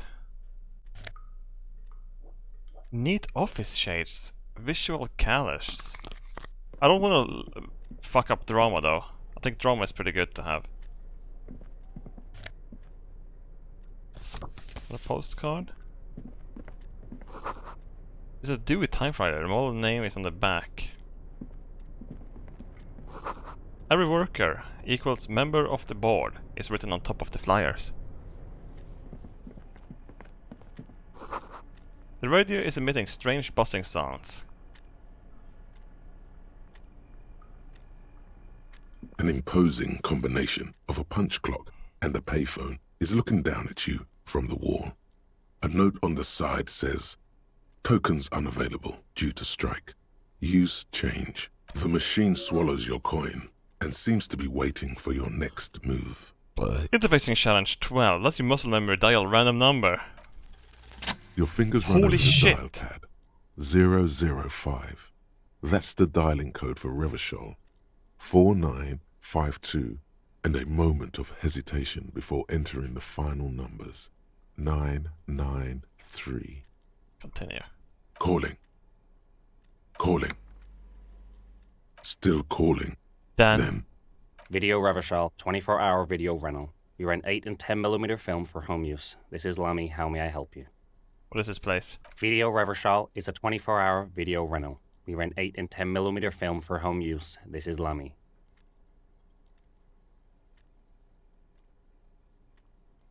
No, I mean, what is this place to me?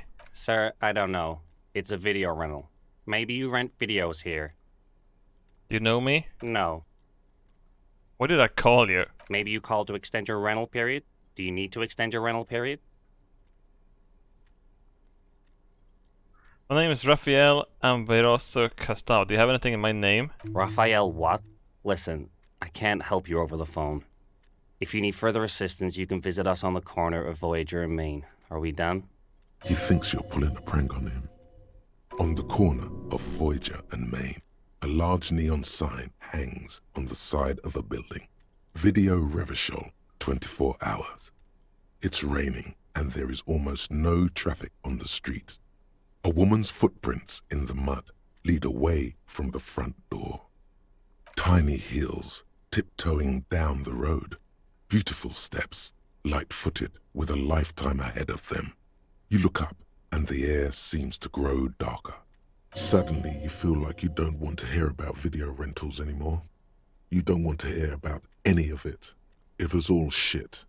It's over. Kim, I feel sad about Video Revachol 24 hours. That's enough for you today. Let's conclude this call. What was all this what was all shit? It.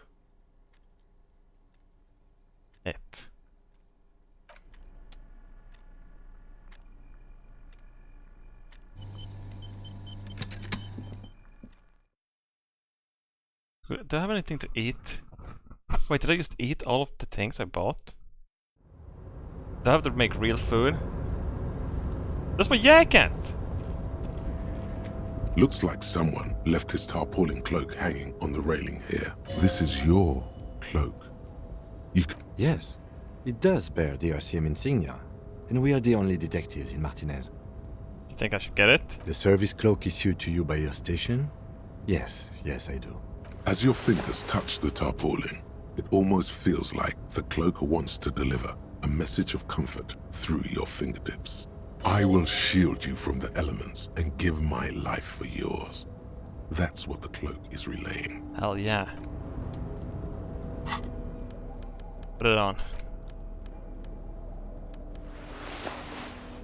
Plus shivers. Is it... okay, this is actually better than what I have. I probably want drama.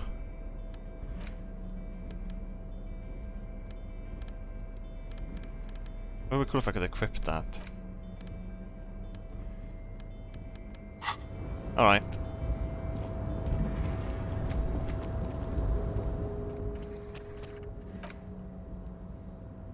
I could wear the glasses too, but do I want minus drama? Drama's been pretty good to me. This is the Night Watchman's booth. The name on the door reads, René Arnaud. I gotta look around, search the If you booth. must. But please hurry. We are pretty easy to spot up here. Nothing incriminating catches your eye. The cabinets are clean and their sparse contents meticulously organized. There's a framed photograph on the table. Take it. It's a black and white photo of a young couple out in a street fair. The man, René, is dressed in a Royal Carabinier uniform. The girl is young and very pretty. She is smiling playfully at the camera. Wait, is this a René playing Boole? René looks like he's about to smile. This photo must be tied to some good memories. Why did you take that picture of René? I'm gonna ask him about it. You're really interested in that old soldier. Not sure I understand your fascination, but sure. As long as it doesn't take up a whole lot of time. Don't you worry about it, man. Who the fuck made this mess? Numerous empty bottles of Commodore Red and potent Pilsner. At least 3 packs worth of cigarette butts. All those empty wine bottles and cigarette butts on the ground. Someone partied really, really hard here. Did I do this? Well, yes, I think we can say with relative confidence that it was you. Oh. Looks like I had a lot of fun. It really, really doesn't. Let's turn our attention elsewhere and move on. Oh. Fuck you, dude. I could probably... Can I jump down here? No, not yet.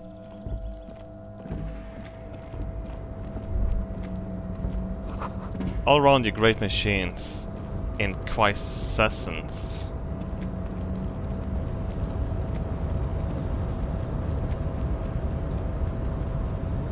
A rusting control panel with several knobs. 2 buttons marked Marche and Arrête are faded with use. It seems to control the large crane above. A container is attached to its hook block. Allumer on, étendre off. Turn it on. With a loud grind, the crane shifts overhead, moving a massive metal container through the air. I think I fucked up. No! It's coming down.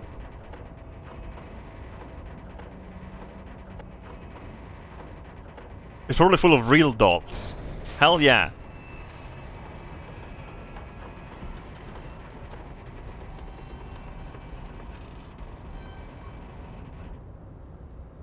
And with a surprisingly quiet thunk, the crane places the container down. This crane was built with a purpose, which has now been fulfilled. To move this container. What's inside of it? Who can say? All you know is, it's special. It definitely is. I can't see how that was worth the wreckers. Except for seeing the crane in action, which I admit was satisfying. Okay. Thank you, dude. Hey, what's this? Drugs? Oh, perfect. I'll take some drugs. What the fuck, I'm gonna take them right now. Ah! Kvalsund. Sounds a bit Scandinavian. Before you stands a cargo container. Just one of many in the yard. Lieutenant, I think there's something special about this container. You do? Because I don't. What? Why not? There are a million containers here. Why are you fixating on this one? This one, I expect okay, maybe it's contraband here. There may very well be, but we are not here to look for that. We are not here to interact with containers. We are here to get the body down from the tree. I'm gonna knock on the door first. No reply. Open it. You attempt to turn the handle, to no avail. The doors seem to be mechanically locked. To your left, the lieutenant considers your actions with some puzzlement.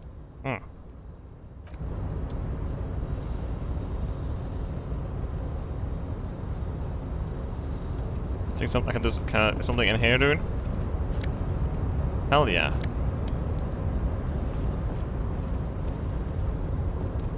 Can I run past it? Fuck it for now.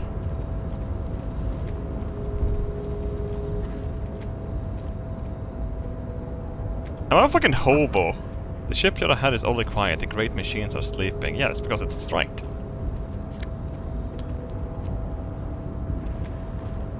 Here's those things! All of cargo belts used for heavy lifting. One says vermilion.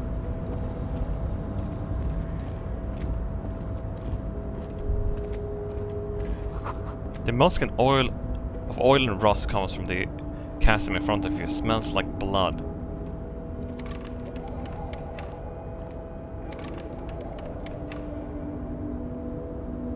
Kim, can you get out of that fucking way? I guess we need to get some lockpicks too. Those are your sized thermoses. Smells like burnt coffee.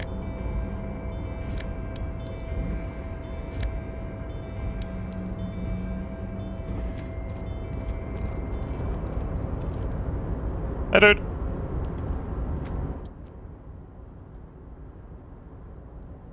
Oh, no fucking voice acting for the singing? Container, container, I'll turn you nice and red. Container, container, put the logos on. The accent is so thick, it's impossible not to notice he's Ubi, from the Vanishing Peninsula of Dude, I'm not Ubisoft fucking Ubisoft, you son of a bitch.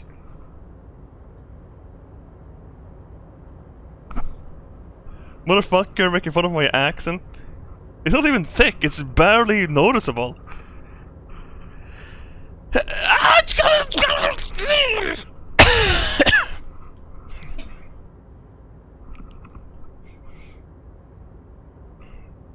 What a piece of shit, dude. This guy.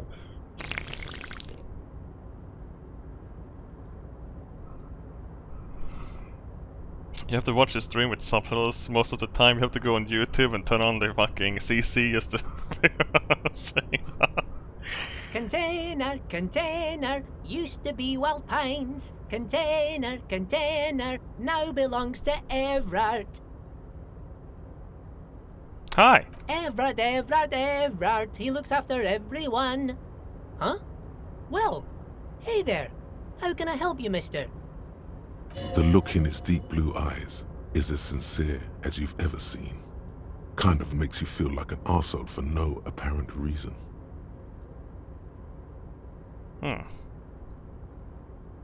True.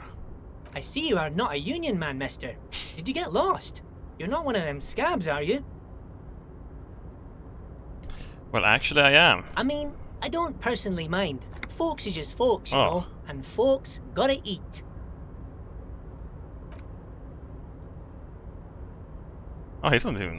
What a nice guy. Where's the container over there? Oh, that one. That should be empty as far as I know. Lots of containers here have nothing in them. They're just waiting to be loaded up. Told you. You work here? Yes, yes. Everybody needs a job, and this is mine. I'm Leonard, by the way. Leonard Bellick. But everyone calls me Leo. The little man raises his hand in welcoming gesture. I'm like Mr. Everett's right-hand man when Mr. Edgar is out of town, and Mr. Edgar's right-hand man when Mr. Everett is away. Actually, Miss Beaufort is the right-hand man, but she's a lady. Women can't do that. Who is this, Miss Beaufort? A real pretty lady with a skin like those Douai Sucre candy bars my missus likes so much. Them are real nice to suckle on once the dinner is done and me and the missus sit down beside the radio. But I can't listen to the radio all the time. There's so much to do around here and I'm always busy keeping things running here. Yes I am, yes I am. That's good, Leo.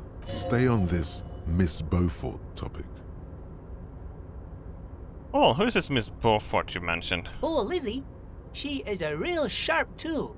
Mr. Everett put her through some fancy school and everything, east of the river. 4 years she was gone, and when she came back, she was all fancy and lawyerly.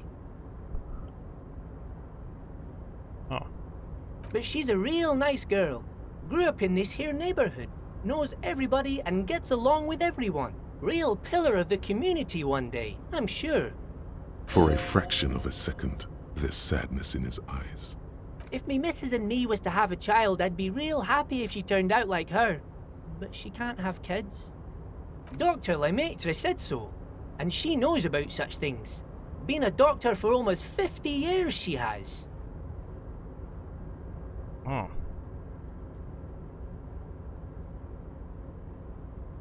Get someone with moist pussy. Yes, this place really seems to run like clockwork. Keep it up, Leo. Well, thanks a lot. Coming from you, it means a lot, really. Sometimes I feel some of the guys don't really get how much I bust my ass for them here.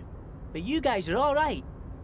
The white rectangle on your clothes might not mean an awful lot in Martinaise, but the recognition from an authority figure made Leo's day. I was, Oh, I'm just making some covers for them containers here. Yes I am, yes I am. So it's easier for the crane operators to spot them. Let's go, fucking Lady Luck. Everything is so pretty and red. You and Leo look like brothers as you glance around with similar childlike wonder. Wow, red is much prettier than drab old green. Sure is, mister. Sure is. Really livens up the place. Yes it does, yes it does. I hate to break this bonding moment, but the red containers mean they are replacing the company livery with the union livery, which means this strike isn't gonna stop anytime soon. Yeah. Where's everyone? Oh, most of the guys are down at the gates, keeping the scabs from coming in. We're on a strike. The whole union is. You don't have to work when you're on strike. Ha! We haven't worked for 2 months now. But you're working! So no one is working? Not everyone is down there, of course. Mr. Everard is in his office, where he always is. And Jean-Luc is guarding the gate. But Titus and his boys got into some drunken trouble and Everard sent them on a nice vacation. For a week or so. What kind of trouble did this do? What? Oh, I'm not really supposed to talk about that. That's union business. He smiles and leans closer. Him and his boys stirred up something in town. Probably drank too much and got into a fight or something. I heard Mr. Everett telling them to take some time off. Don't go all bad cop on this simple, friendly fellow.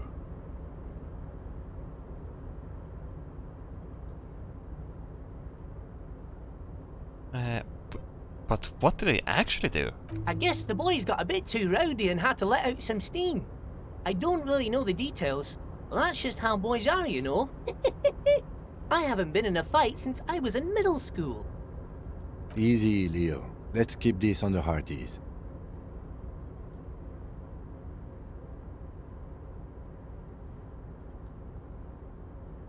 Okay, Leo, let's hear about this fight you got into. I remember I was the runt of the class. The bigger boys always used to pick on me. You see, I had a bit of a temper back in the day. Flew off the handle like nobody's business. But Mr. Everett and his brother always came to help. Once they beat old Noel Becker so bad he needed stitches on his head. Noel never started another fight with anyone after this. Mr. Everett and Mr. Edgar are real nice guys, mister. You should go talk to Mr. Everett. I'm sure you'll be good friends. He's friends with everyone around here.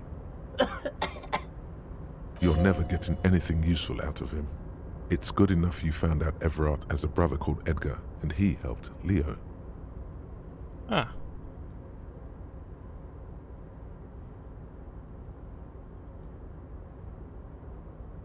Thank you, Bye then. now.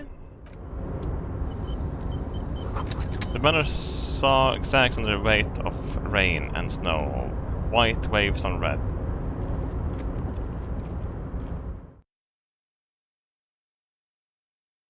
Yeah, what the fuck did you keep cough all of a sudden? That's fucking disgusting.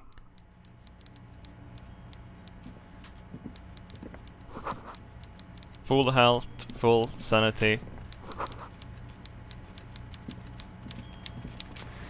Hey, my man.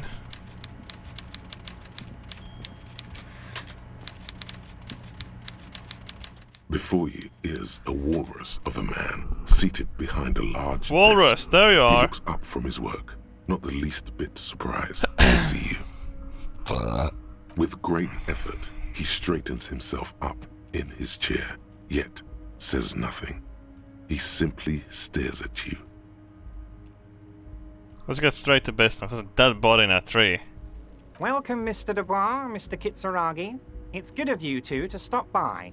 Please, have a seat. I'm Everard Clare, head of the Debarders Union here in Martinez. I'd offer you my hand, but unfortunately my health prevents me from getting up. You understand? It's like me. In 10 years. He looks extremely comfortable. The tiny folding chair, on the other hand, looks like a torture device. You go ahead, detective. Whatever he has in store for you, it can't be good, he thinks. I'll do my best. Forget about that. What's with this Dubois stuff? You're getting some seriously bad vibes from that name. I'll understand. Please, Mr. Dubois, let us converse in a civilized manner, as equals. Take a seat. I insist. He's trying to throw you off your game with this Dubois nonsense. Don't give him the pleasure. I don't sit. It's kind of my thing. Very well, Mr. Dubois. I respect a man with strong convictions. I, too, have convictions. One of which is that I will not engage with any man who won't face me at eye level. Should you find yourself more amenable in the future, I'd gladly resume our conversation. But until then, I'm afraid I must ask you to leave. You're no Titan affiliation, buddy. He's got you in a fork. Sit down or leave. Fine. Excellent, Mr. Dubois. I can see that you're a reasonable man, and reasonable men can be of great use to one another. Damn, this chair is uncomfortable. So tell me, how can the head of the Debarders Union help a representative of the Revachol Citizens Militia today? The chair you're sitting on has got to be the most uncomfortable chair in the world. It's violating your backside. Fuck, it's a hemorrhoid chair. Oh, by the way, I heard you got a rather rude reception from a certain Lawrence Gart. Some people have no manners, it pains me to say. This should take care of that nonsense. He pointed a giant novelty check on his desk. It's absolutely comically huge. It should be sufficient to cover your expenses for a few days and patch over your differences with a cafeteria manager. Go ahead, take it. Hey, that's 25 real. That's good money. Think of all the stuff you could.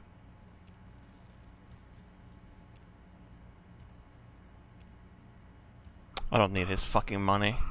Banana Banois, thanks for the double anniversary. Flying Banana 99, hey, double banana mans. Thanks for the 3 years. Crazy Leg Jones, thanks for 5,000 biddies. How the fuck did I miss it? When will you make a real Bitcoin token? I'm starting to sell your video games creations as NFTs, and yes, you might finally be able to move back to your birthplace of Baltimore. I don't want to go back to Baltimore.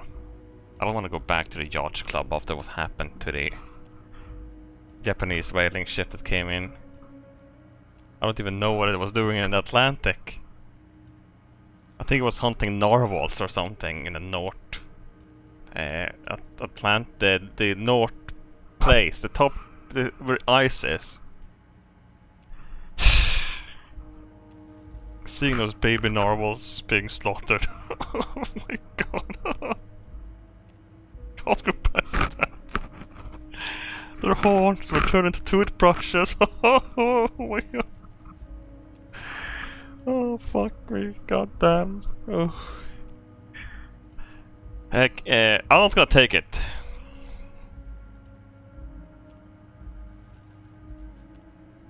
Okay, okay. I respect a man with principles. No handouts then. I don't need your fucking money. Now, I'd like to set your mind at ease about one other matter. Your lost gun. Let me assure you, Union people are on it as we speak. I've got my best hounds looking for that lost gun. His slug-like lips move, but all you hear is an echo. Lost gun, lost gun, lost gun. Lost gun. Lost gun. Lost gun. Lost gun. What?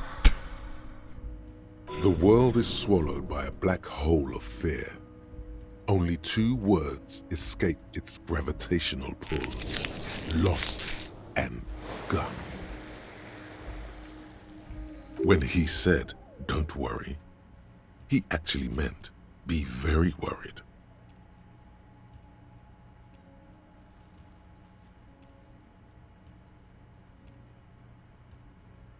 I'm not worried, I got this. I would appreciate any help you could provide. I'm not worried. Are you all right, Harry? You say you got this, but you seem a little anxious to me. Don't be. Everything's going to be all right. It's not like you left it loaded. You didn't lose a loaded gun. Local children aren't out there playing with it right now, pointing it into their own mouths. It's in a safe place. I just know it. I have a feeling everything's going to be all right. Oh, shit. Kim, turn to Kim. Officer, we will deal with this later. We don't need Mr. Clare's help with this. I wouldn't be so sure about that.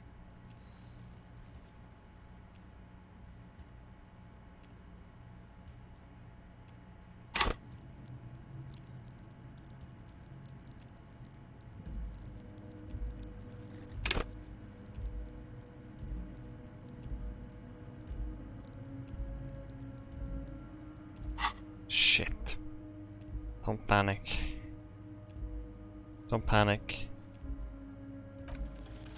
God, you're sweating. Your knee is jerking. You're about to cry, aren't you?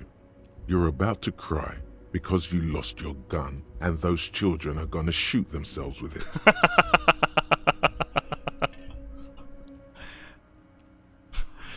So what, man can cry too? No, I'm not about to cry. Mr. Dubois, you don't look so good.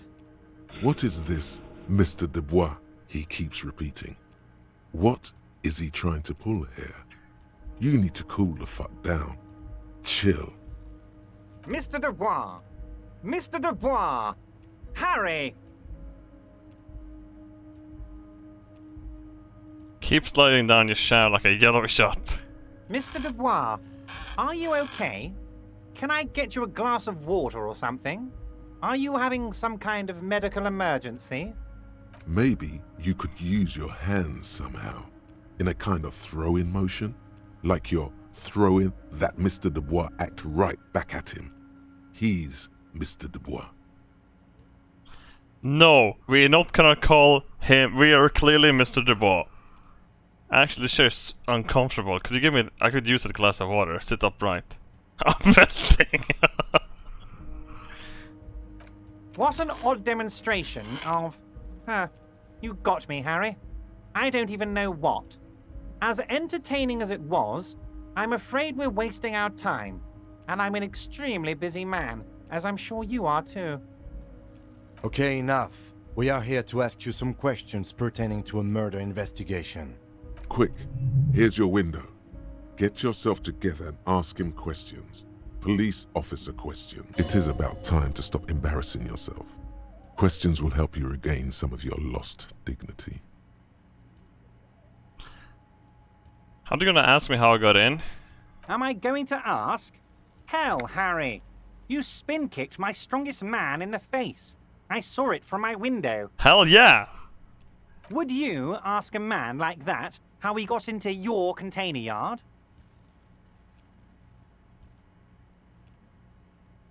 You don't have a window. It was a figure of speech, Harry. Of course I don't have a window. I'm in a container. Oh. Anyway, I assure you, I am a very well-informed man. Information reaches me before I even get the chance to request it.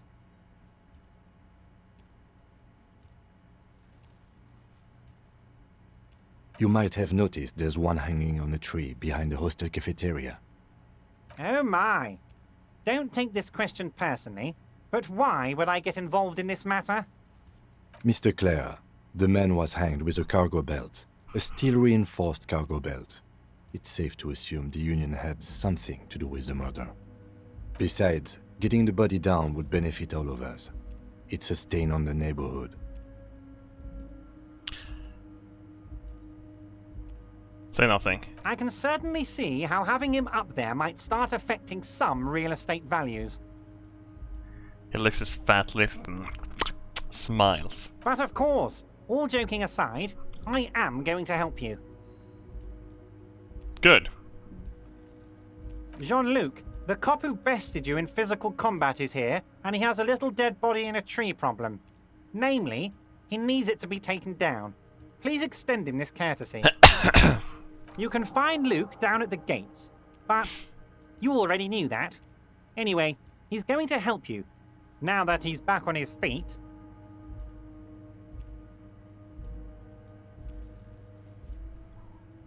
We'll talk about the hanging. Oh, of course. That's your main thing here.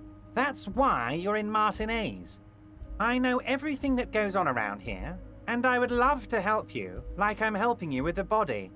I mean, it's no secret that the lynching is connected to the strike. So much to talk about. Honestly, it's been weighing on me so heavily.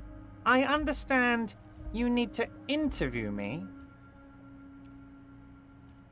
But there's a thing that's been keeping me up at night. I want to talk about the hanging. I mean, if we could just calmly talk, exchange information, we could blow this thing wide open. Yes, that sounds good.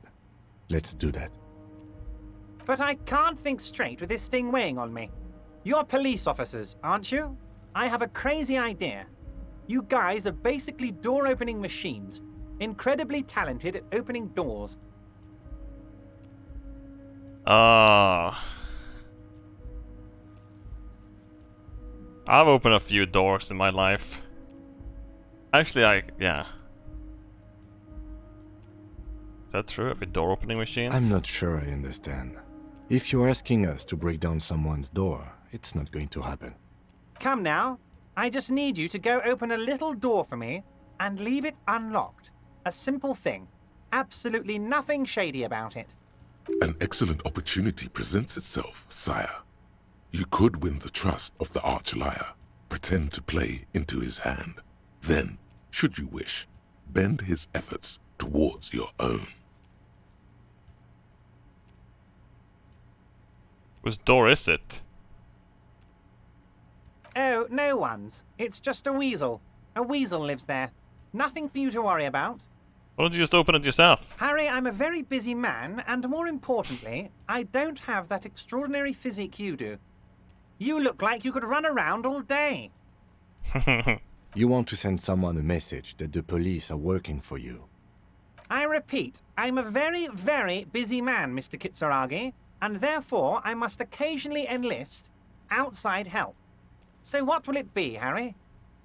What do you mean by weasel? A loud blabbering weasel.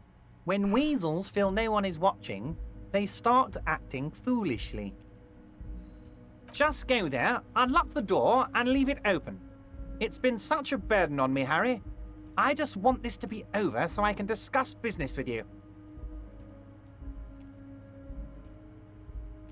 Dude, I'm not going to. Fuck you. Of course, Harry, I understand. But if that's the case, I don't think we'll ever find your gun. Even worse, we won't be able to speak like equals about the murder. Perhaps this was just bad timing for you. Know that you can always come back to me. I really hope you do. For your sake, my sake, and for your gun's sake too. Dude, you have my goddamn gun. Yes, we both understand what you meant. This may be the only way, he thinks. I won't hold it against you. In fact, we probably should reconsider later.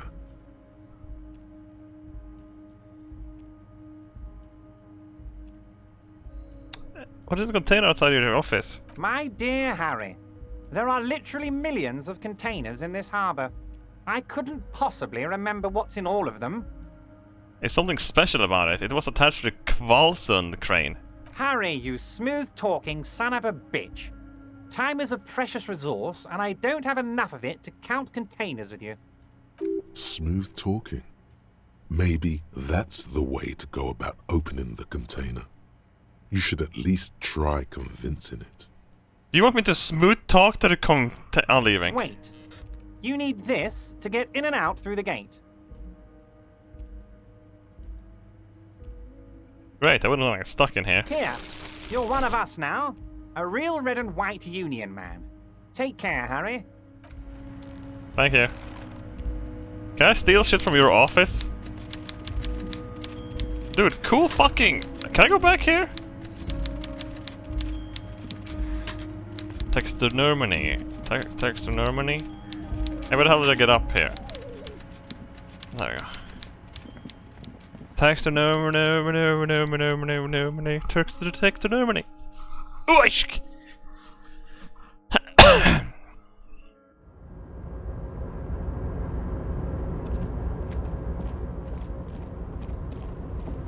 Wait, can I actually talk to him? No, fuck it. We're not gonna push that dude yet. I'm gonna smooth talk to a container. Hey baby, you wanna be contained? You want me inside of you? You're back before the cargo container. Its drawer has not lessened since you were last here. If Rhetoric. anything, it seems to have grown slightly. Persuade the door to open. Why are you even trying to open a door with rhetoric? Because getting physical wasn't an option. Because what wasn't an option? Using my body over my wits. Now is not the time to get philosophical, detective. You can do that after hours. Okay, thank you. What the fuck is in there? Only God knows. Is it money up there? Can you reach it?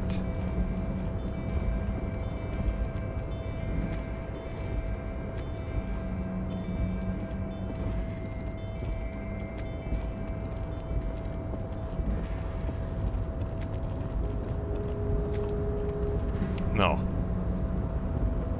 That's the other way around, probably. The clock is 3 o'clock in the night. It's not that late. I want to get those fucking boots off the corpse. I look like a badass. Fucking cowboy. Space cowboy.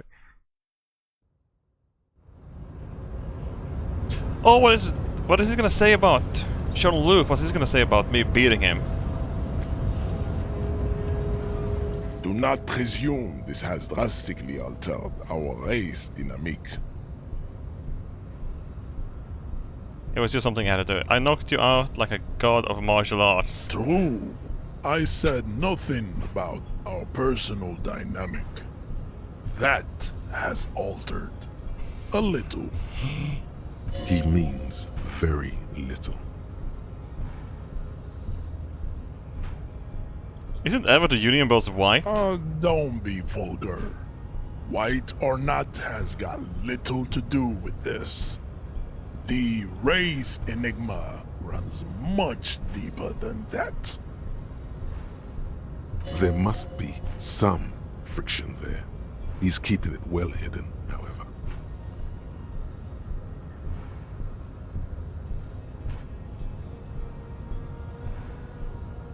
You keep telling yourself that. Mr. Clare is a man of vision and means. He has the will to confront international capital. Something your race, naivistic communists, never did. Ah. Also, to serve is noble. It takes discipline. Your petulant individualism has only contributed to your race failure. It is lax. Individualism is my jam. Jam. Individualism. You have gotten these ideas from degenerate youth culture, have you not? You have picked them up from rock and roll songs? I've gotten it from disco, actually. Offshoots of the Seminoles people invented disco while having sex under the influence of cocaine. Hell yeah! It is a shame upon my race. But what is done is done. I am not surprised you enjoy it so much.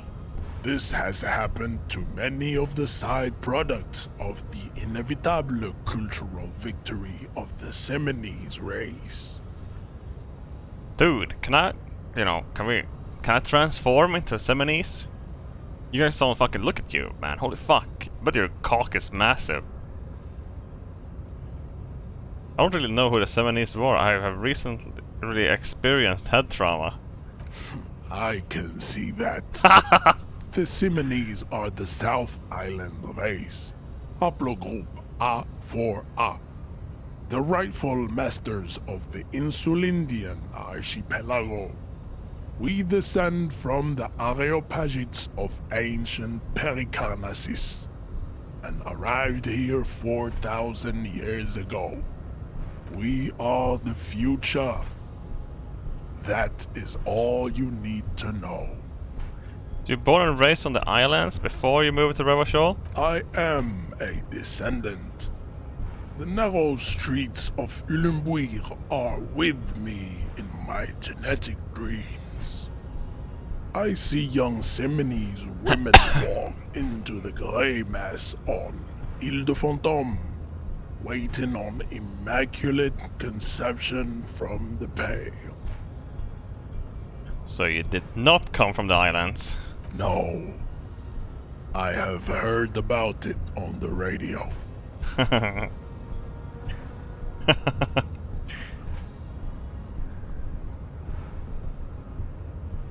He would be appreciative if you did not further chase this line of inquiry in front of the women.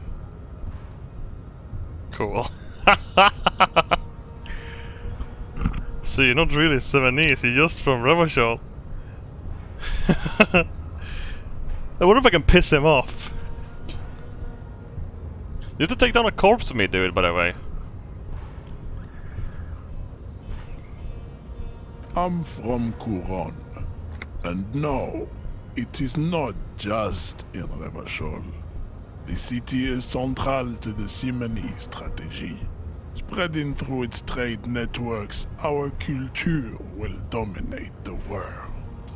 You have heard enough about our phylogenetic secrets for today. You have extinction to come to terms with. Think upon it. Hey, can you take a body down from a tree, by the way? So it was. You bested me in race combat to reach my superior, then had him give me an order. I salute your cunning, enemy. I will go and remove the body from the tree with my bare hands. Do it, dude. You're so noble, Measurehead. But while I am gone, someone must stand guard on the bridge. That someone needs to be you. Both of you. That would mean you're openly showing the people that you're taking the Union's side.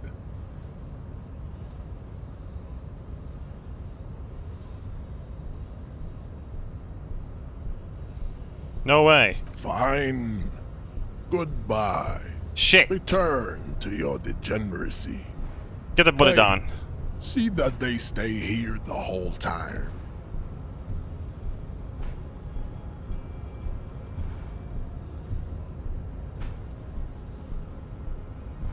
I don't want to be with the fucking Unions.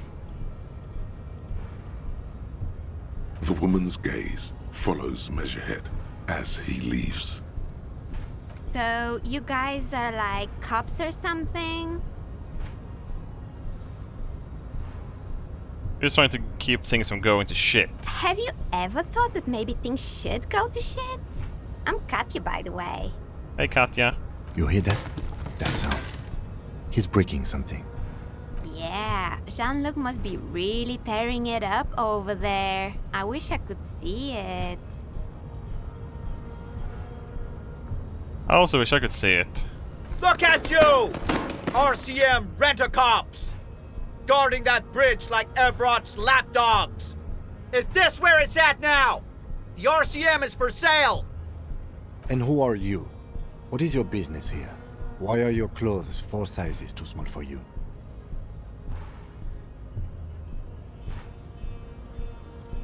It's none of your business. A shrill laughter interrupts you, echoing across Martinez. It's Kuno. Then, the man turns to look behind him at the behemoth appearing around the corner, approaching him, walking past him. Good job, dude.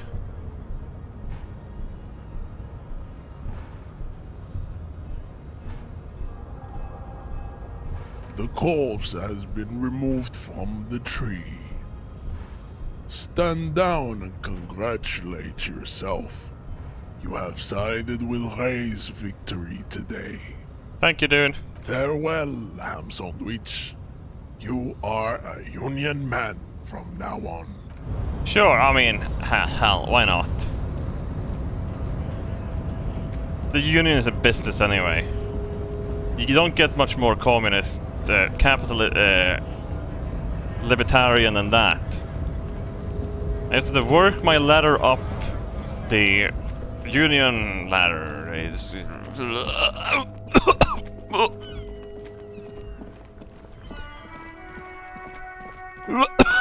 Unions.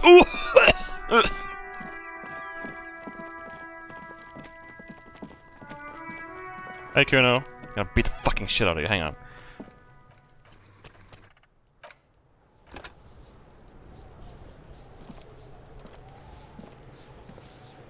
You missed a good show before. A kid came by and completely fucked the tree to pieces.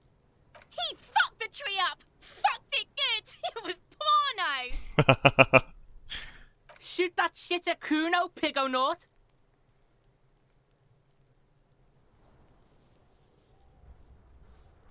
Empathy legendary. Okay, I'm off. Kuno doesn't fuck. Alright. The corpse lies on the ground among the remains of an absolutely demolished pinewood branch. It's gently laid on one side. Beautiful. Wipe a tear from your eye. Mr. Measurehead has done a good job. Nothing is too broken or compromised. The victim is ready for a field autopsy. A field autopsy? Yes. 1. Investigation of the scene. 2. Initial examination of the victim. 3. Field autopsy. 4. Transportation of the body to the morgue. We are on number 3. The fuck are they on about? Cop's gonna cut his shit up! Don't we have someone else to cut his shit up? Got it. The lieutenant adjusts his glasses and takes a deep breath. I thought we decided to leave it to processing. Let's not turn this into some kind of circus. Okay, sorry. I just want the boots, man. First, what exactly is a field autopsy? Come on, officer. You know what a field autopsy is. You've done 100 of them. Let's get into there. Let's get in there. There truly is a time for everything, even for yellow gardening gloves. However, they are lacking hygienically. I suggest you get in there in limited capacity. What's wrong with gardening gloves? It's probably better than what fucking gloves you have on, man. Alright. I'll ask you when I need you to. For the most part, maybe I should handle the contact and you take notes? Okay, we should take the notes. In your paperwork, officer, just fill out the field autopsy form. He already expects the answer. You're not gonna believe this. I think I've lost my paperwork. Now they only have one paperwork too. Officer, what haven't you lost? I thought about disco trousers. My shoes, I have both of them. I found the other one too. Good. Otherwise you would only have one shoe now. I can give you my paperwork. There's an autopsy form there. Several actually, but only if it helps move things along. Let's work of yours now. Right. The autopsy form is near the end.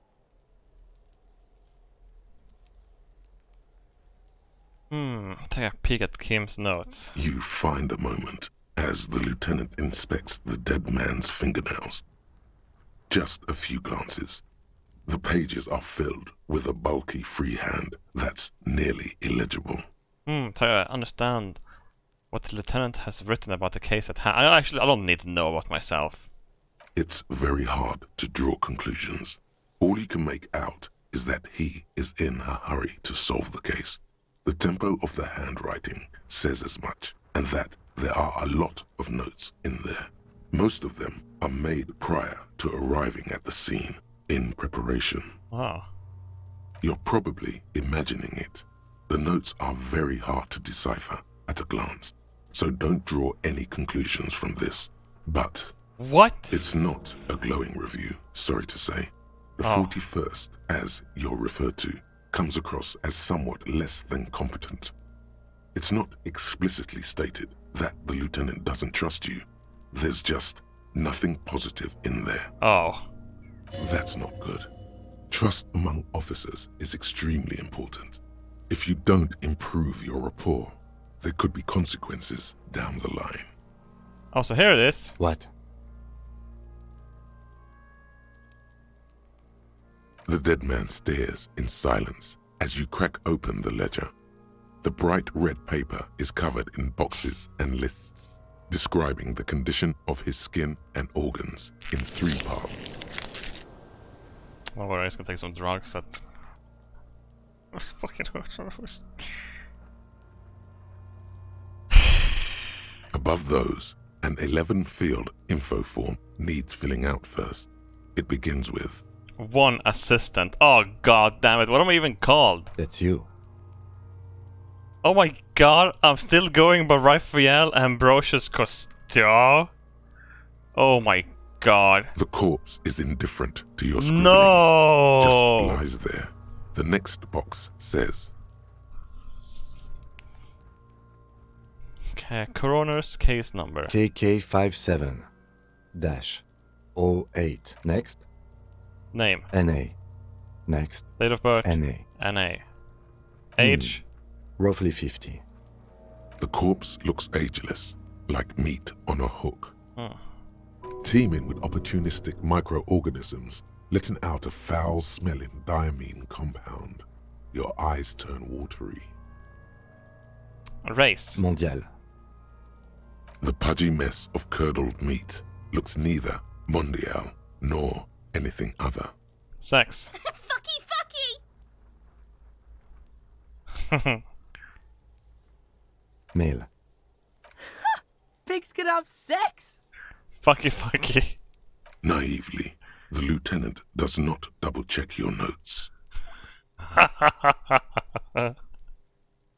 bigo mistako, Lieutenant! Oh shit. 8 date of death. We're still going with March 4th. 51. What else? 9. Body identified by is non-applicable. 10. Case number is the same as the coroner's case. KK57 0503 0815 listens motionless, with the cargo belt still around his neck. Oh my Only god. 1 box remains. I love how his names become that. None. At least not after the initial examination. A strange word. Treatment.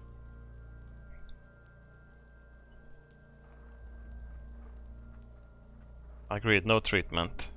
A silent nod. The lieutenant places his gloved hand on the corpse's chest, as if in preparation. Your central nervous system recognizes this gesture. It's the stations of the breath. Ecclesiastic, religious in nature, a holdout from pre-DeLorean burial rites. It takes him 2 seconds to perform. Then, somewhere in Jamrock North, a small wood shed behind Rosenkrantz Row, Lieutenant Nick Feuerbach puts his hand to the chest of a small corpse, no larger than a monkey. It's raining outside, light drizzle. There is darkness in the shed. Elsewhere yet, an obese female sits in a wicker chair, her silhouette bull-like against the window. Outside, Grand Coudon. The day is turning dim for Sergeant Mac Dawson. Hand extended, he approaches, to make sure she is dead more than anything else. The building is tall, 7 stories wind-wrapped in solitude. Most of the apartments are unoccupied. This was a suicide. The other, an accident. The small one. Why are you talking about a fucking case is not even part of this case? So what? Someone threw out the small baby and then killed himself in the apartment? That's what I make out of this story they are telling. And so, all across Jamrock, Coal City, GRIH, 42 deceased persons found today. 42 stations of breath. We should start the post-mortem.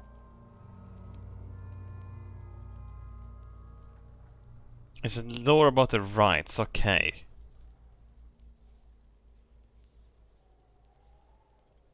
Creepy. Yeah, we're all going to die. I don't know, sip from this. Monster less than I usually would. There we go. The corpse cannot feel Kim's hand on his chest. It no longer meaningfully interacts with its surroundings.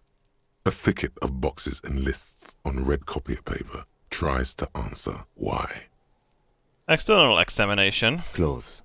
The deceased wears armored boots and white briefs. The make of the briefs is Babrodin, I think. Let's see. There's a button on the side to check on the underwear label. See, it's happening. Babrodin, yes. Inexpensive. Size M. Color white. The disappointment is palpable. The red-haired thing was expecting something more lurid. Write it down. The boots are ceramic. Vitreous enamel. They are fused to his skin from blood flowing downward post-mortem. Removal of the boots is left for processing. It would be clever of you to omit the boots altogether, sire. If you are to keep them for yourself, omit the boots. As you ought to. Tattoos. He stands up, feet planted on either side of the body. The upper torso is covered in a single, continuous tattoo resembling a microelectronical circuit board. It reaches from the right shoulder to the heart. The ink is blue and white. The assistant has a color photograph of the markings to be added to the case files as document A1. The photo is taken on the scene using a Trigat Mini. The deceased has a cargo lashing belt around his neck, tied with a hangman's knot. Color yellow. Length 3 meters. There is a buckle on the other end. Well nourished, athletically built, measuring 1.8 meters. Generally consistent with age, about 50. Preservation is good. Ambient temperature below freezing. The spine is bent more than the lieutenant compensated for. This buster's actual height is about 1.85. And no, you could not take him straight on. I'm gonna write 1.85 meters, Lieutenant. Of course, I undercompensated. Body hair is light brown. Distribution is consistent with age. The deceased had male pattern baldness. Hair is combed back, short. That's probably what was hanging in there. I don't think it was a lynching anymore. Yeah, fucking his hairline receded and, you know, hey, let's call it a day. That's probably what he was thinking. Touch the corpse's hair before moving on. The hair under your latex fingers feels cold to touch, wet. I'm not gonna stroke his fucking hair, he's dead. Lividity is consistent with hanging. The head is congested. Contusions are present on the head, chest, and thighs, consistent with stones thrown post-mortem. low velocity. I'm not gonna stroke his fucking hair. Fucking low velocity? You think Kuno doesn't know what you're talking about? Velocity was fucking max. Consistent with stone throws postmortem and low velocity. Talking shit about Kuno's velocity. In addition, there are bite marks on the face, scalp, and chest, consistent with predation. Write down what I meant for high velocity. Ligature mark. The lieutenant produces a small falling knife with the other hand pulling on the belt. He starts cutting the polyester. The stench is horrid. After a while, it's obvious the material cannot be cut. The steel wiring. There's too much of it. We need to remove the belt so we can get to the ligature mark. You got just the right tool for that. I am prepared. The chain cutters. The hanged man lets out a joyous little bubble of rot from his nose. Nice. I think we got these chain cutters. Pull out the rubber gripped cutters. Always good to think ahead. Now... He points at the rope squeezing the dead man's neck. We need to cut the belt to see the ligature mark below. Carefully. With as much precision as you can. See? My pig is gonna fuck his head off. No, he ain't. Your pig's a boring fuck. Dude, I gotta do this perfectly. Are you kidding me? After some deliberation, you sink the cutters into the knot tying the belt together. You squeeze the rubber handles together, sweat forming on your brow. Press down. Snap. The knot is Hell slashed. yeah. Another cut and the belt falls apart like a flower bouquet, revealing the dead man's neck and the dark red ligature mark around it. The rope rises to a point, leaving a gap in the ligature mark. The suspension point is in the back of the neck. As it ought to. This is where its grip on the curdled meat is gentlest, pulling up. Hemorrhaging is observed on the skin, above and below the ligature mark. The mark is well pronounced, consistent with a drop from 1 or 1.5 meters. Chest is intact, normal contour, abdomen is protuberant, pelvis intact, genitalia... He pulls down the man's underpants. No! It's gonna happen, see? I fucking knew it! This is clearly what they've been waiting for, ever since the autopsy began. The lieutenant is trying to make it as boring as possible. Genitalia is male and unremarkable. No evidence of injury. Inspect genitalia. The dead man's penis is average-sized, congested from the downward collection of blood. The testicles are uneven in length, hanging underneath. The genitalia is greenish. Marbling is present around the crotch. At least when you're dead, your penis gets bigger. You should touch it. Yes, I should. Doesn't feel like anything. A cold spot under your gardening gloves. Unremarkable and unalive. Fucking God. Touching a man's penis with gardening gloves on. My pig's so fucking ill right now. His voice swells with pride. Oh, your pig's pretty sick, I gotta say. Back is symmetrical and intact. Upper and lower extremities are intact, but asymmetrical. There are all combat injuries on the right hand, thigh, and hip. Bullets have bitten little pieces out of him. It must have been excruciating, especially the hip. Before you is a temple of pain that knew little tenderness in life. In addition, I see smaller, residual scars, too numerous to count, covering about 30% of his skin. It's the body of a soldier, a mercenary. We have a real museum here. Of battles, wars. Last item, hands. Pick up the hand. Let the lieutenant work alone. Hands are clean. No sign of a recent struggle. Write it down. Ooh. That's all for the external. Well done. What next? Internal. Central nervous system. I have nothing. Do you have anything on this man's central nervous system? You don't even have a joke. Nope. Musculoskeletal. Purge fluid is coming from the mouth. Not injury related. Eyes and tongue protuberant. Hyoid bone. Let's see. Hyoid bone? What's that? With his eyes almost closed, the lieutenant puts his hand on the dead Pro's tube ran and begins to massage it gently. Dude. A rotting smell erupts from the mouth. Purge fluid runs down his lips, black and viscous. Dude, fucking YouTube has really been fucking, fixing their shit recently with all of the fucking demonetization, the new system they have for that, and the fucking copyright system is excellent, but fuck that bullshit with the age gate and credit card crap the EU has to fucking deal with. What the fuck? Yeah, jack that fucker off! The hyoid bone is fractured. The rest of the musculoskeletal system is intact. Unremarkable.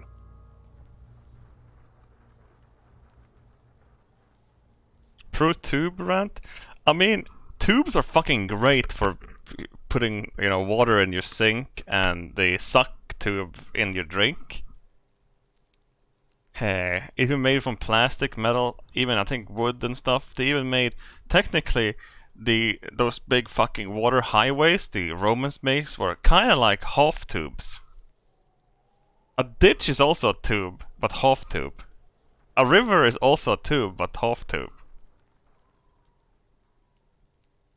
But I fucking hate those paper straws.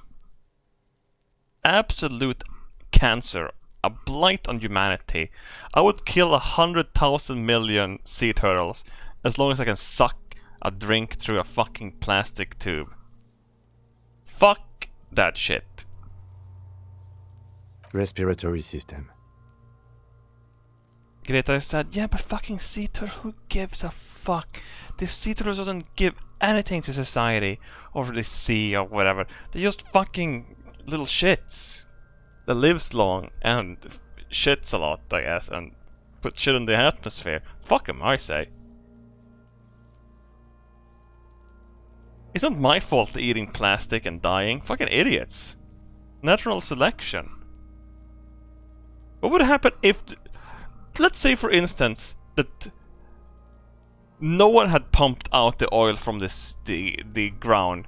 What happens if a really bad earthquake happens and it leaks oil everywhere across the earth before we have sucked it up? They would be more fucked than ever. And so what if the ocean gets like 1 degree warmer? Just dive a little bit further down, it's gonna be a little bit cooler. Like, they have the optimal, they have literally the entire ocean is like an air conditioner for them.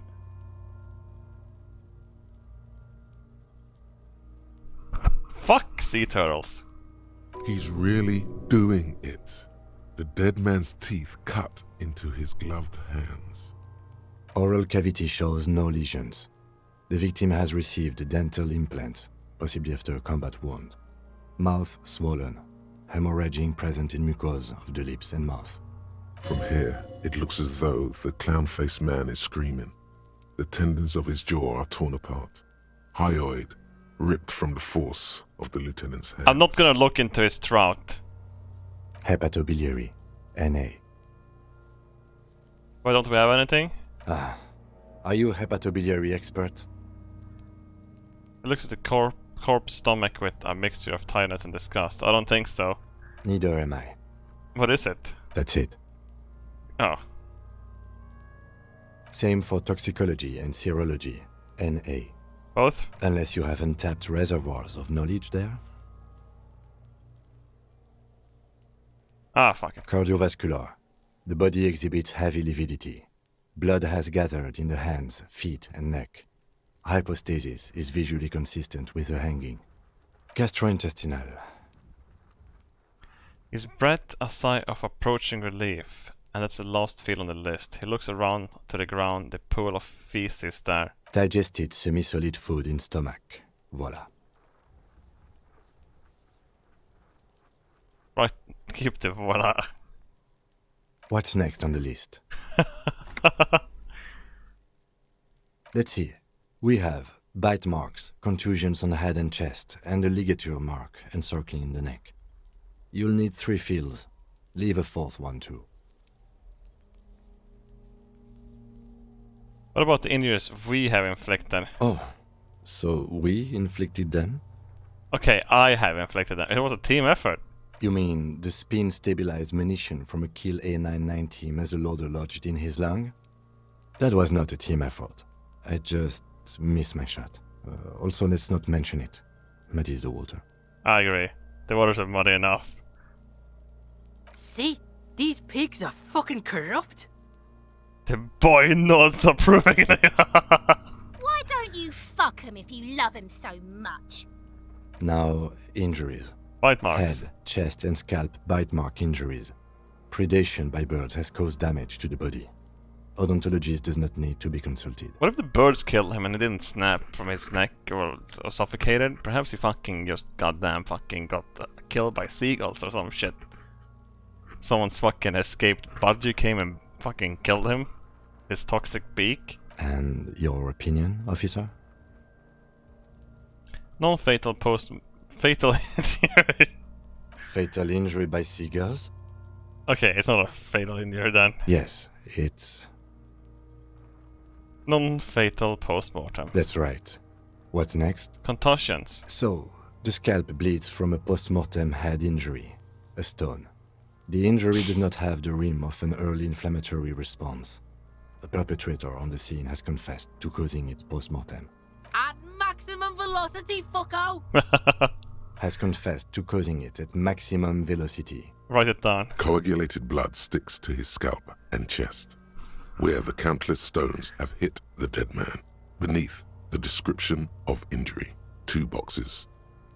Fatal injury. No, it's not. No, it's not. Fucking fail as shit, Sailman! Jesus Christ, girl. Bitch saying your injuries weren't fatal, Kuno. You gonna let it stand? I do what I want, see? Learn it. Don't. He's tired and weary, and you are better not to test his patience. Okay, non-fatal post-mortem. Right. Ligature mark. A dark red abraded ligature mark encircling the neck, with a gap on the nape measuring, let's say, 7 centimeters. The hyoid bone is fractured, the cervical column intact. I see hemorrhaging on the skin, above and below the ligature mark. Depth of the mark, 1 centimeter. No signs of clawing on the neck. Good. Below the note, 2 customary boxes wait to be ticked. The man's head jerks to the side. The ring around his neck is visible. What was that about no clawing around the neck? You'd be clawing for your life.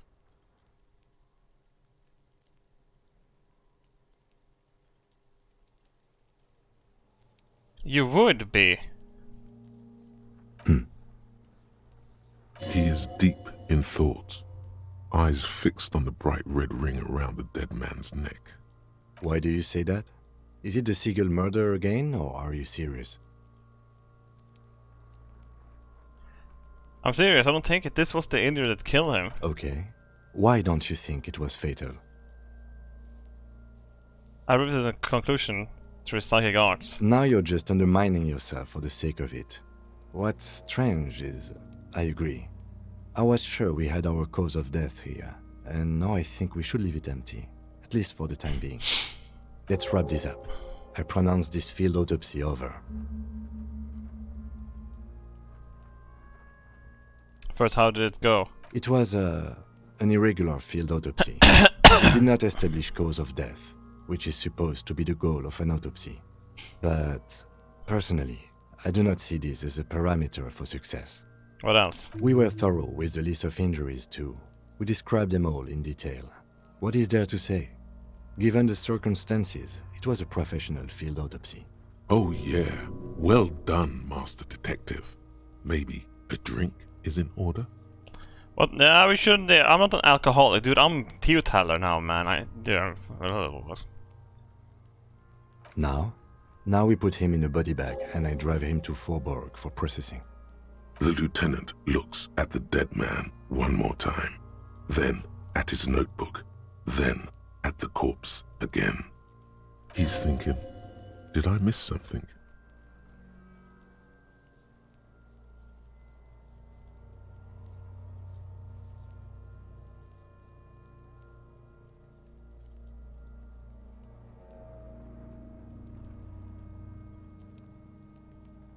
I thought we decided to leave it to processing. Let's not turn this into some kind of circus. Yeah, how do I get the boots? Shoot, loony Rooney.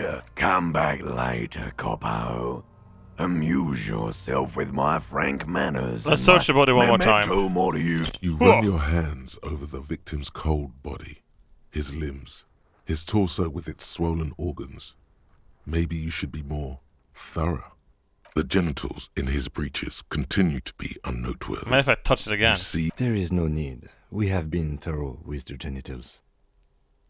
Do you think we missed something? You can't shake the feeling that there are more secrets concealed in the flesh before you. Yes, it's not something we're not seeing.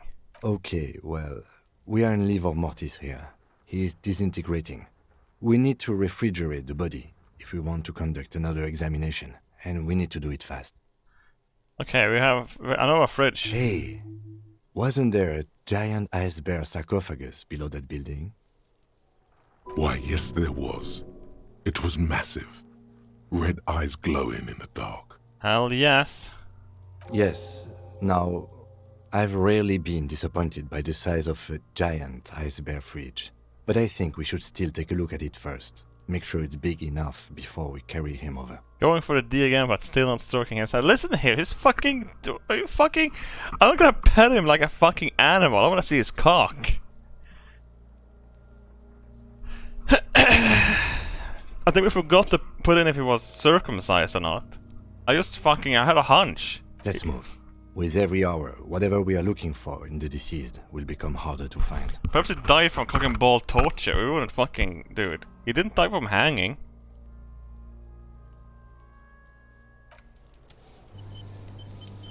The man is decomposed. The lieutenant adjusts his glasses and takes a deep breath. Okay, come on. Have to go to the fridge.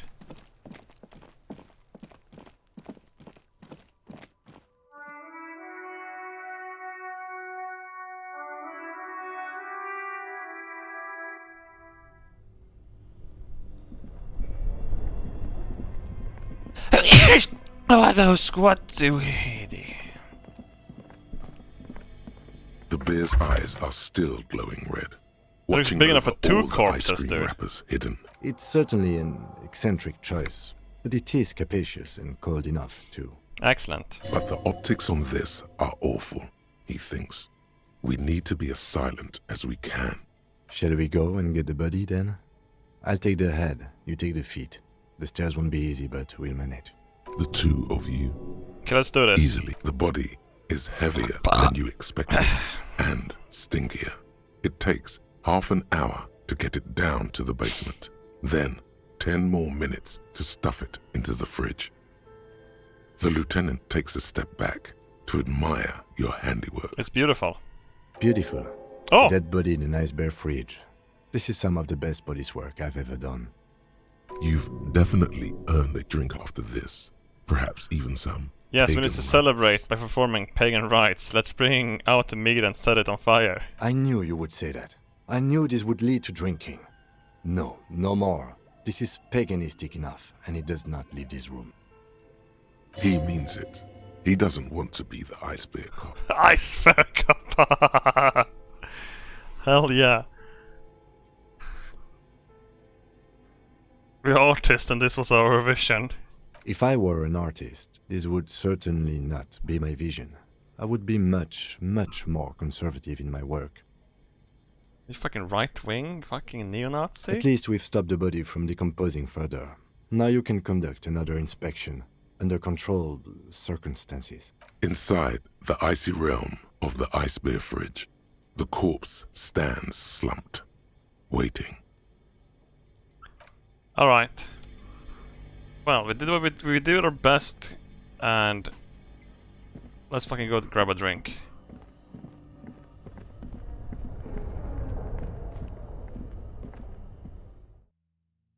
Yeah, but come fucking, he's gonna fucking be bitching about it.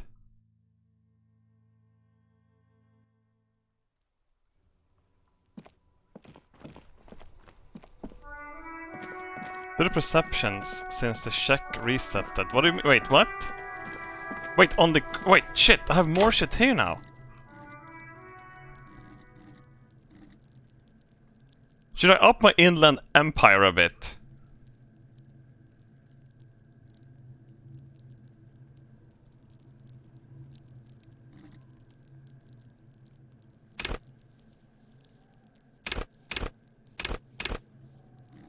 Oh, I can do skill points eventually.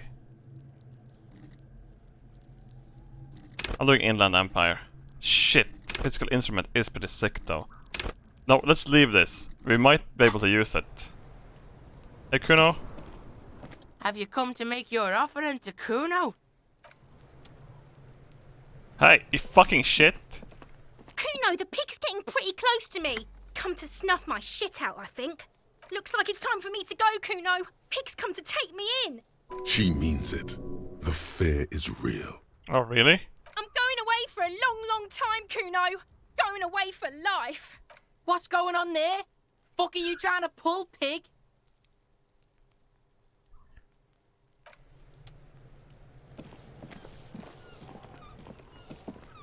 We can't open it. Oh, we can open it. This trash container is locked. The sliding lid has a padlock that says, "Whirling in rags." There's something in there, not necessarily connected to the case, but still. Why am I looking at you, trash container? You're just a trash container. The body is downwind from here. Maybe you prefer the smell of garbage to the smell of death.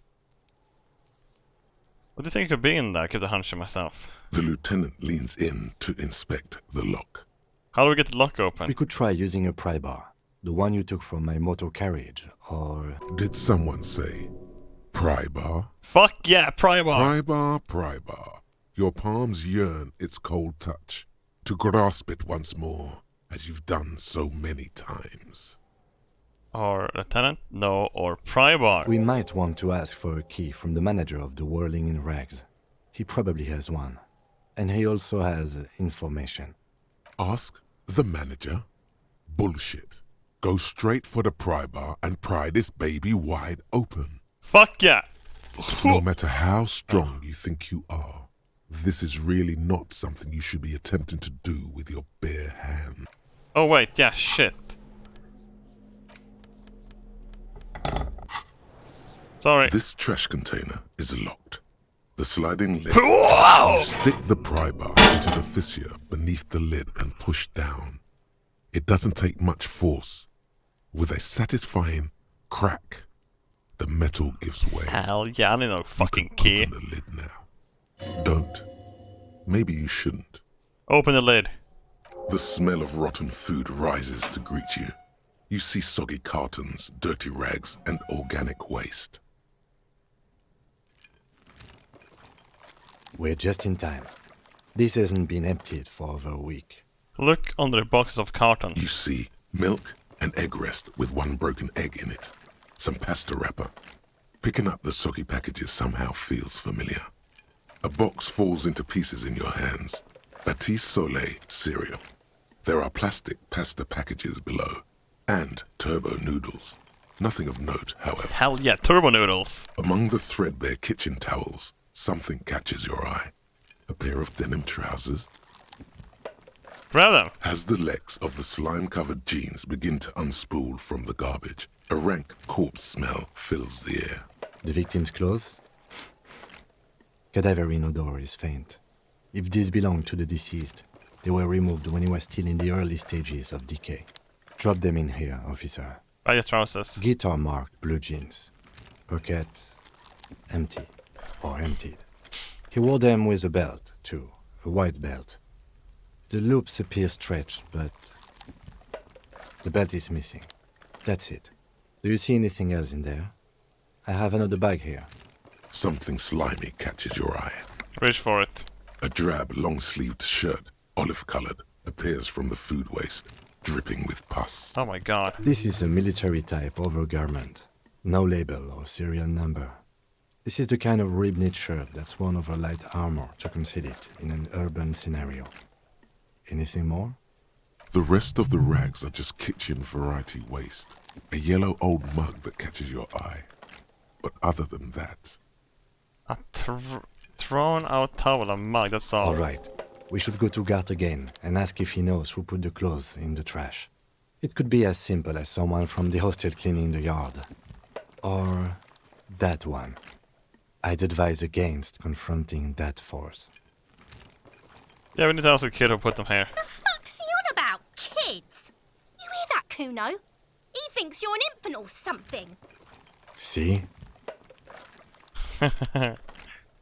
The lieutenant nods, then looks back into the trash container. The mug, I'm getting that mug too. You pick out a broken mug with an oddly racist depiction of the yellow man frolicking in saffron. What the hell? Take the mug. Oh, sorry I came. I was not thinking I'm gonna sell it. It's just organic waste, cold and slimy on your hands. Apple and potato peels mostly. Unidentified sludge, and the occasional chicken bone thrown in for good measure. But hey. Well, the clock is late. Yeah, I should... Let's get those goddamn boots. Nothing. It's nothing. Nothing more to see here. What's this? What? A blue piece of plastic sticks out from the apple peels. It's shiny. Looks like the corner of something. They look badly damaged, but you can still make out forms and notes, written in a man's handwriting. Officer, is that your paperwork? I don't know what this is. It is. Look, the plastic has the RCM street grid on it. You've even got an autopsy form in there. If you don't mind me asking, how did this get in the trash?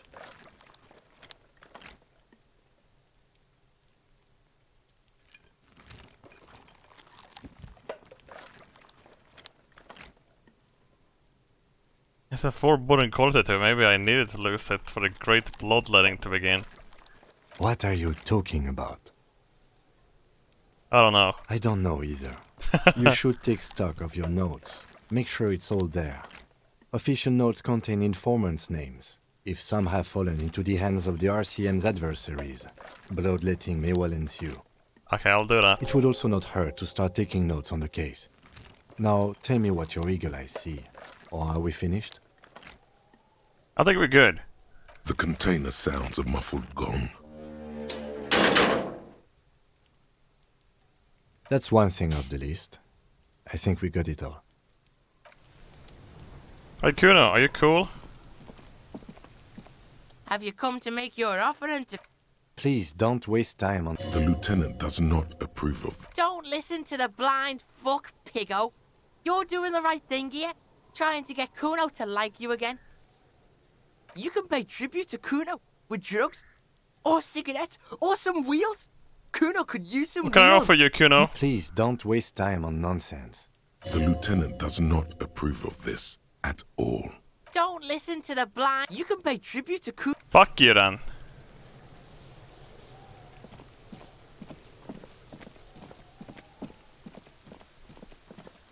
Kuno is great. He just misunderstood. Let's go fucking sell the mug. Wait, when does it turn late in this? We have to make some quick bucks. Oh, perfect. Dumpster diving. Fingerless gloves? Hell yeah!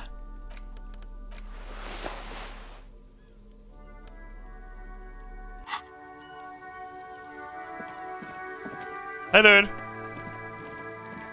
G'day to you, officers. A burly man hangs out by the waterlock, carving up a generous serving of salami with an old hunter's knife.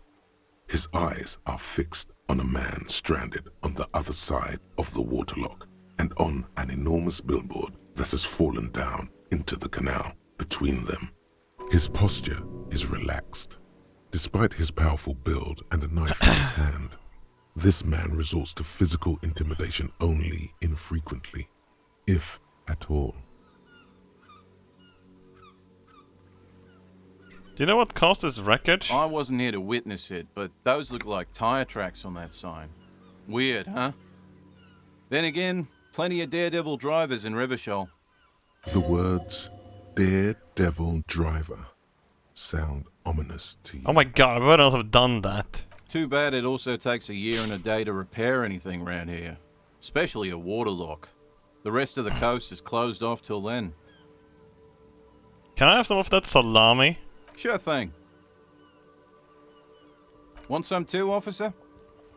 Why not? Why not? The lieutenant ponders that offer for a moment. Decided to go for it. He takes a slice of salami from the man and chews on it. Hell yeah, this dude is well, cool. There's the fishing village, an abandoned fish market, a bizarro church. Not much use to the congregation, though. There always seems to be something wrong with it. Yeah, not really much else. Just bombed out ruins. Thank you, dude. Water sign down. Roy's Pawn Shop. Fast cash for faster times.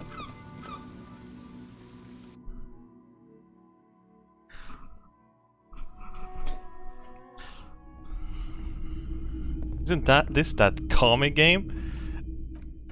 Dude, this game has black racists in it.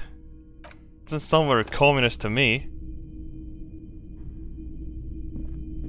I fucking roundhouse kicked a black man. Would a communist do that? No.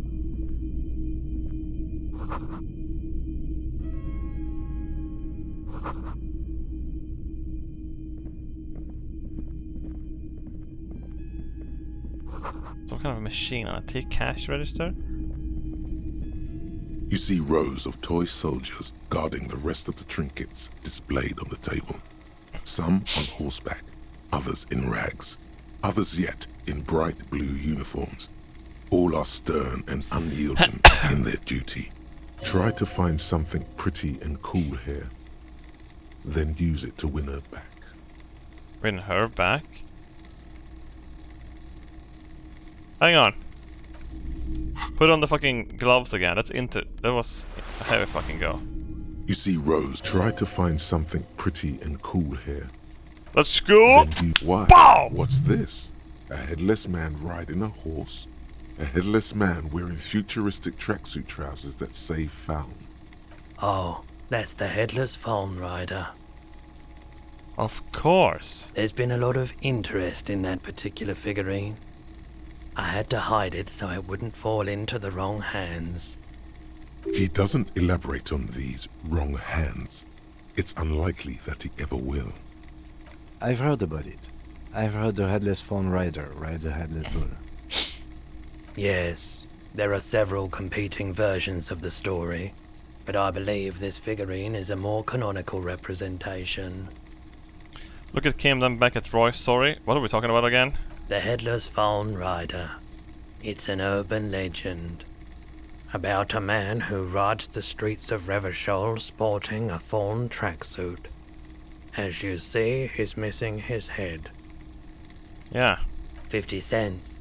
Bargain priced. I'll throw in the tiny cap too. I think he's looking for it, or something. That part of the story has many interpretations. Hell yeah. Did I mention that this figurine is supposed to be lucky? Always carry it with you. That was a very smooth salesman's grin that almost comes off as earnest. You should learn from him. Win her back? Yes. Buy something nice. A figurine. Dude, I already fucking... Hey man, do you have any drugs? I was looking at kid It's not drugs. often that I see officers from the RCM in my pawn shop. What can I do for you? His courtesy is not insincere, but he prefers being alone with his projector, just watching the movement of light across the walls of the shop. Sorry, I feel like I'm interrupting you. Oh no, not at all. I guess I haven't had many customers lately, RCM or otherwise. Dude, I have plenty of... 50 cents is not a lot of money, it's like 5 kroners. Who are your customers usually? All kinds of people come through here. Locals, travelers, people looking for a deal, people looking for a keepsake. People who are terminally bored. As you can see, I have a wide selection of goods for everyone to choose from. Quite a collection indeed. It keeps me entertained.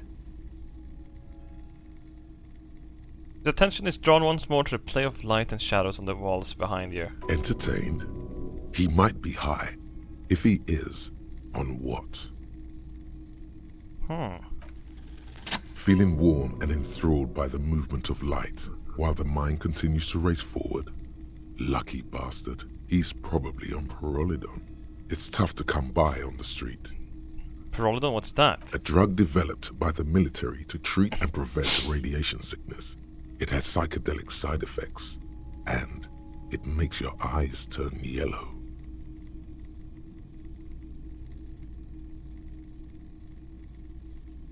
Get straight to the point. So where does a man get Pyrrolidon these days? How would I know? There's a note of indignation in his voice. Interesting. Those triangle patches on his vest, you have a feeling they mean something, like they're similar to the halogen rectangle on your jacket. Point at his coat. Say, what is with the triangles on your vest? I was with the Emergency Relief Brigade. You know, after the People's Pile disaster. Had to take Pyrrolidon for radiation sickness. That's what you were hinting at just now, wasn't it? Yeah.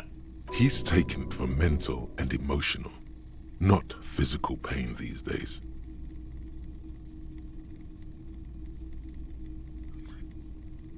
The People's Pile, what's that? A bad idea. Some poor leftist built a particle decay generator in hopes of bringing affordable electricity to underserved communities. It malfunctioned. Radioactive waste everywhere. Probably some of it in you too. Oh, cool though. All leftists hated nuclear power.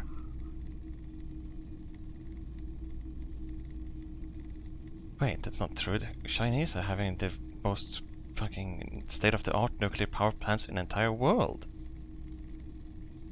3.5 and you like beta 4 gens.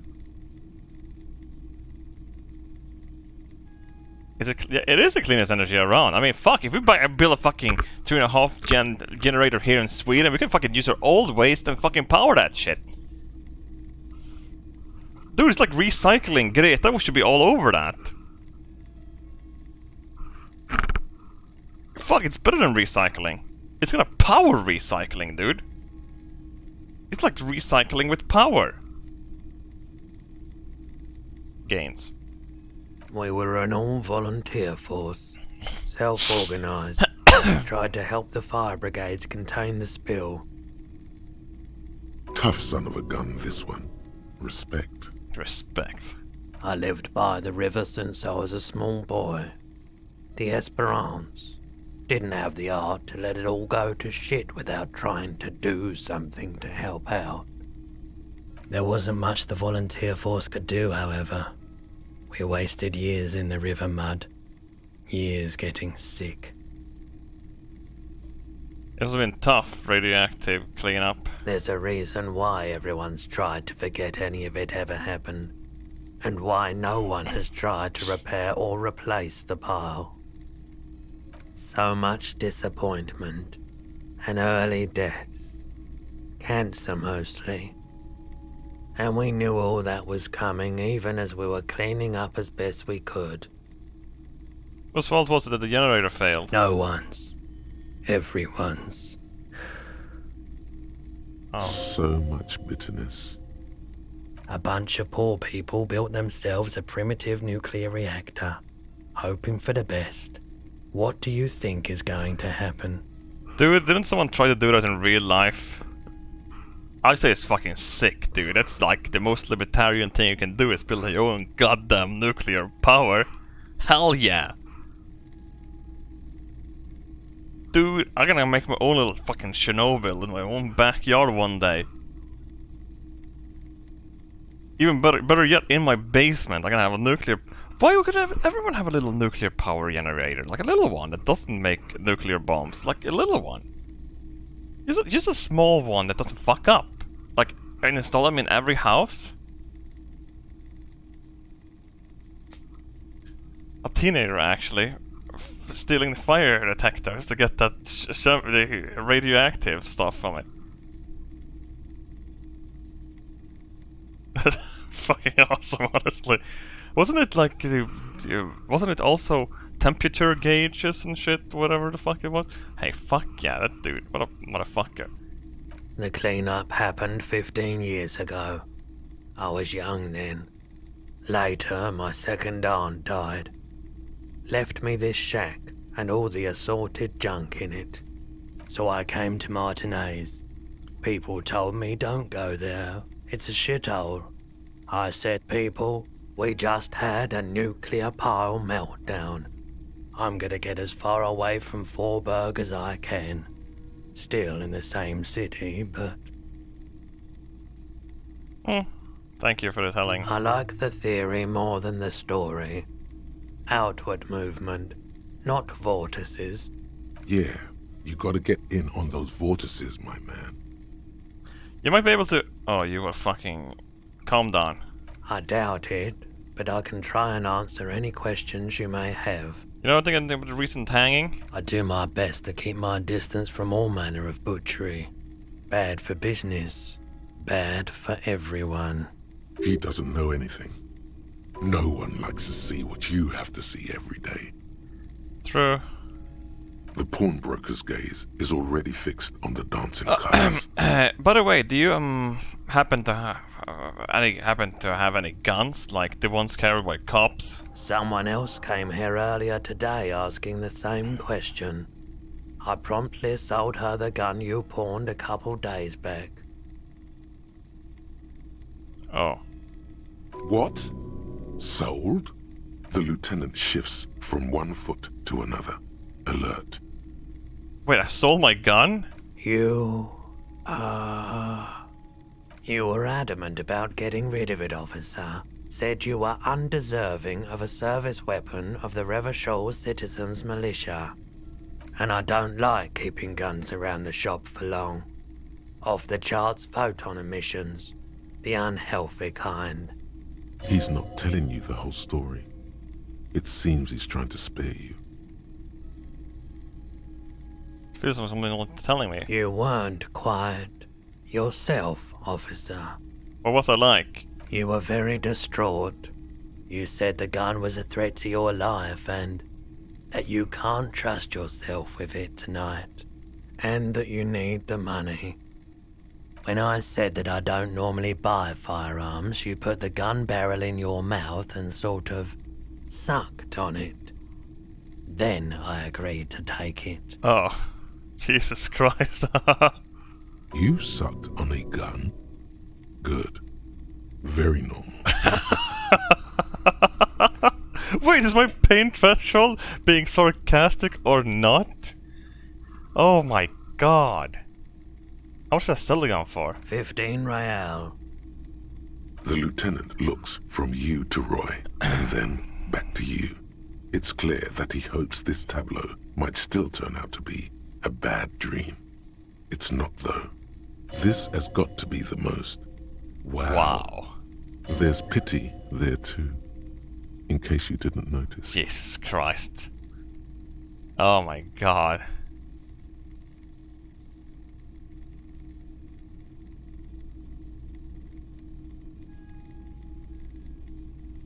That was the best of us, I guess. It certainly does. Especially in Revachol. Was it by a policeman too? She didn't seem like a policeman.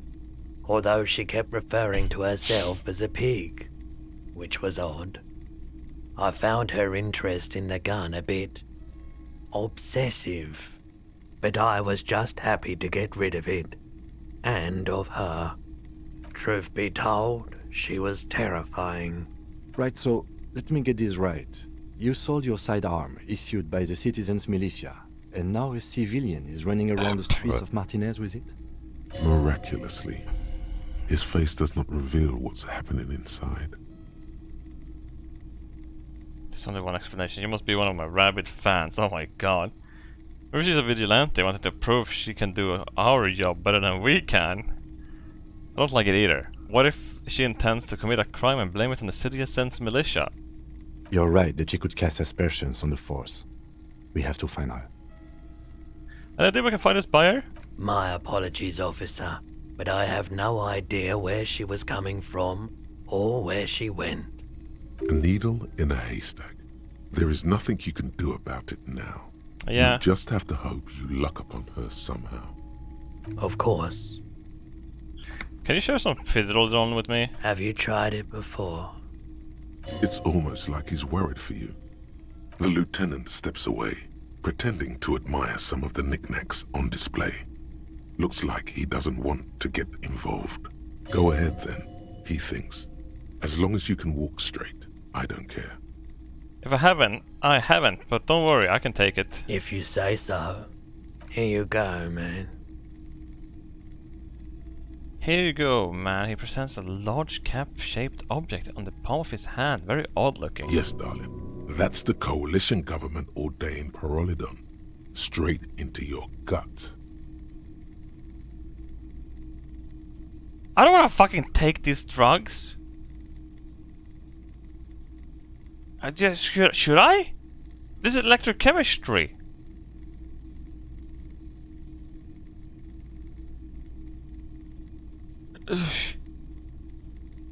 No. I respect your decision, officer. What else can I help you with? I can come back and use it. Yeah, but no, I can't give it. Wait, am I taking it or am I? Here you go, man. Of course. Okay, I thought I was taking it as taking it. You know. Let me have a look.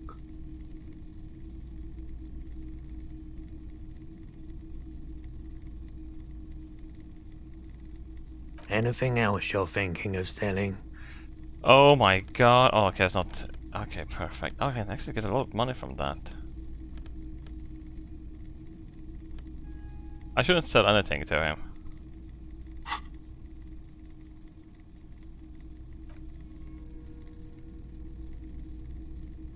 Another time, Pat. Hey dude, thank you, man.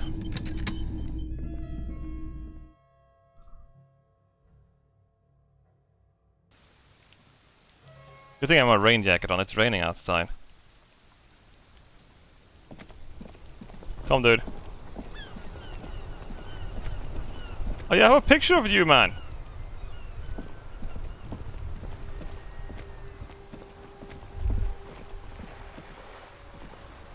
Vigilance officer?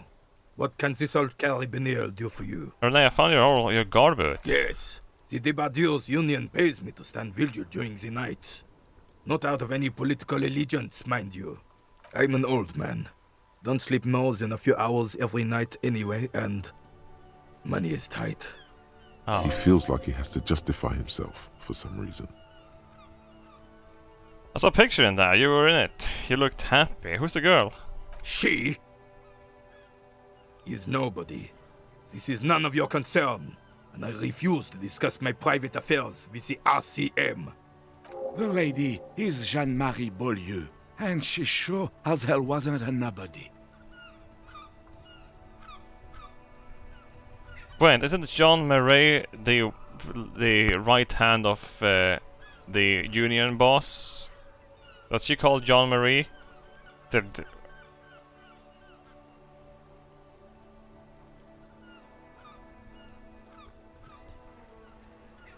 You must have seen something on that murder. Your boot looks straight into the yard. Yes, it does.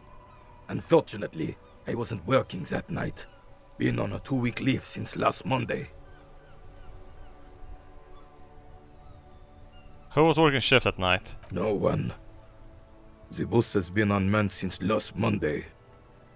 There's no other guard. It's just me. No one has been guarding the container yard since last Monday. Yes. It's not actually an issue. I mean... Look, officers. The container yard doesn't actually need a guardsman. never had one before René. Monsieur Claire had that booth built specially for him. It's mostly decorative. I don't fucking be rude, dude. You have to tell me that. The possibility of someone being in there is enough to discourage any ill-minded individuals. Evrard created this job for René because he knows the Royal Carabinier's pension of honor and PTSD isn't something a man can live off. A decorated Kingsman collecting tear reflects bad on the whole neighborhood. His words. What the hell? What would he want to have a fucking monarchist apologist? That's what? Oh, she was called Lizzie, okay. Everett gets it. Big guy looking for a small and everyone working together. I love it. Social dependency only weakens a man further. Do or die. There's no middle ground. René's but one man. We need a program. Get all the elderly back into the job market. Keep folk motivated. René should rent out his service. Invest the profits and get a few more guys. Expand and repeat. Wage work is a dead end. There's absolutely nothing wrong with tar collecting. It's my side thing too. Probably hold out the tar bag.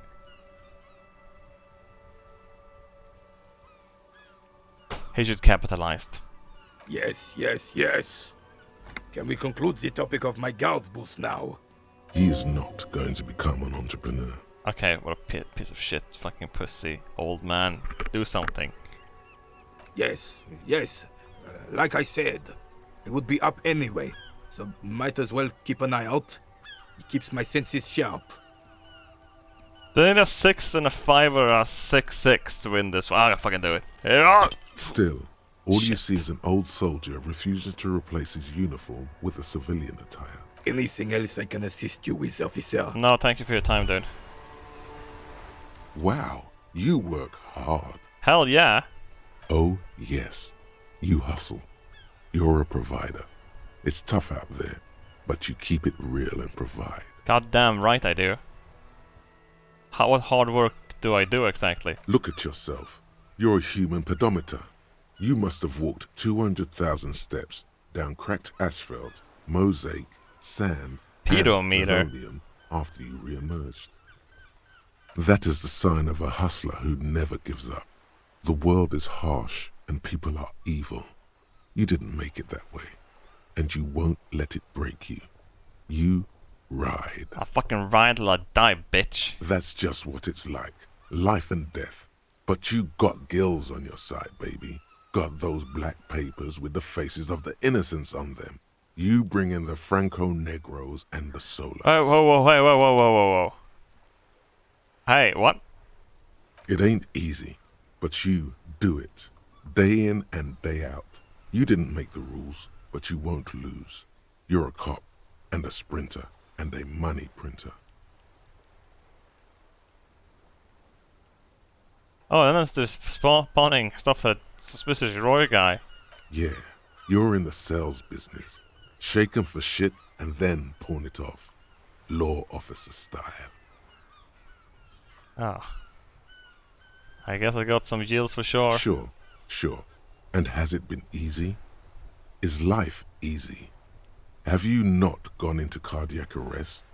Are you not about to have an anxiety attack or shoot yourself in the mouth? But you still hustle 24/7, ride or die. Now, ask yourself, are you rich? No, I'm actually not. That's right.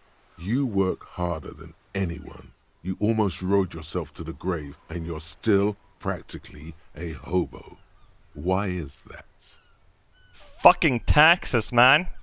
That's right. 100%. Hell Fucking yeah! G-Man's got Fuck his them. jam-covered sticky fingers in your pocket. Stealing from you every time you buy, sell, Walk, talk, fart, so smart much as a sneeze. fucking sneeze with the fucking vaccine and the corona. Motherfucking, it's the goddamn government. This is the reason I'm poor.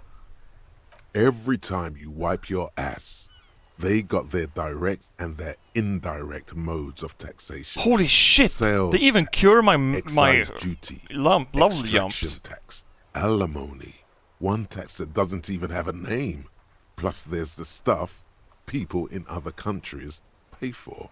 That makes them ask for more money from you. Here. Yeah! Total tax duties VATs and shit. That's some bullshit. They even tax fucking firewood in Sweden. That's correct. Holy shit. I pay my fucking commune tax. I pay my employees tax. I can pay employee tax to myself in my own goddamn business. I have to tax the fucking money, the positive income, 20% or some shit. Dude, what the fuck is... How do I even get money left after this? Fucking assholes, man. It's a fucking government. I fucking know it. And I have to pay for our fucking TV service for my fucking tax as well now. Motherfuckers. And what do I get for it? A 1 month waiting time to have someone fiddle my fucking asshole and saying everything is fine.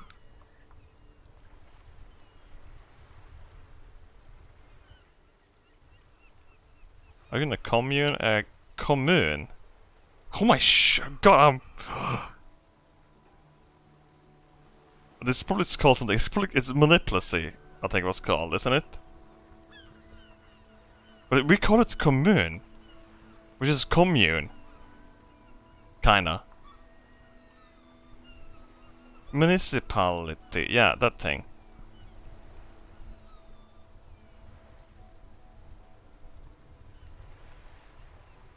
Holy shit. Am I paying a communist tax? Commune. Communist. Commune.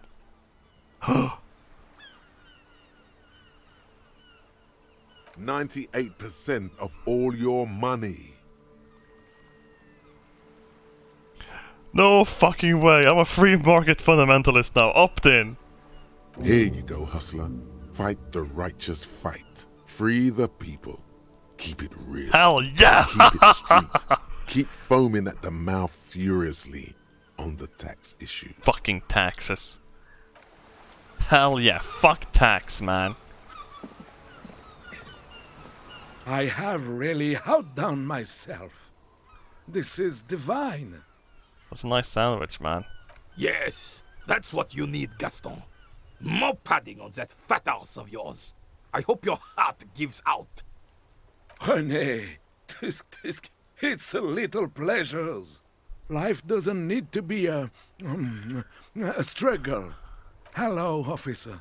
How might I be of assistance on this fine day? You mentioned Jean-Marie Bionnet. Who is that? Oh, sweet Jenny. She was the finest woman in all of Revachol. Maybe the entire world. Do not defile her memory, Gaston. Let her rest in peace. His tone lacks its usual intensity. Just dead? Like he doesn't feel he has the right to speak on the matter. What happened to her? She died of pneumonia 2 winters ago. It was a quiet passage, peaceful. Ah. René and I were both by her bedside when she... Died. No use sugarcoating it. Won't bring her back. Will it now? Departed. Until the very end she couldn't decide between us. The most indecisive woman I've ever met.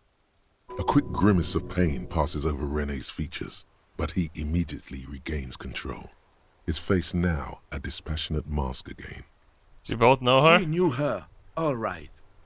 Lived on the same street our entire lives, just 2 houses apart. The 3 of us have been best friends since we were 4. She was René's first girl, back when the prick was 16. They were courting till he decided he'd rather die for some great ideal than just be happy. And then you stole her from me.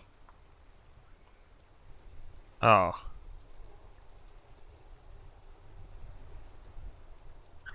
Easy, fellows. No need to get this ugly. Oh, officer. It already got ugly nearly 80 years ago when the three of us were just learning to walk and talk. You stole her from me. Oh, calm down.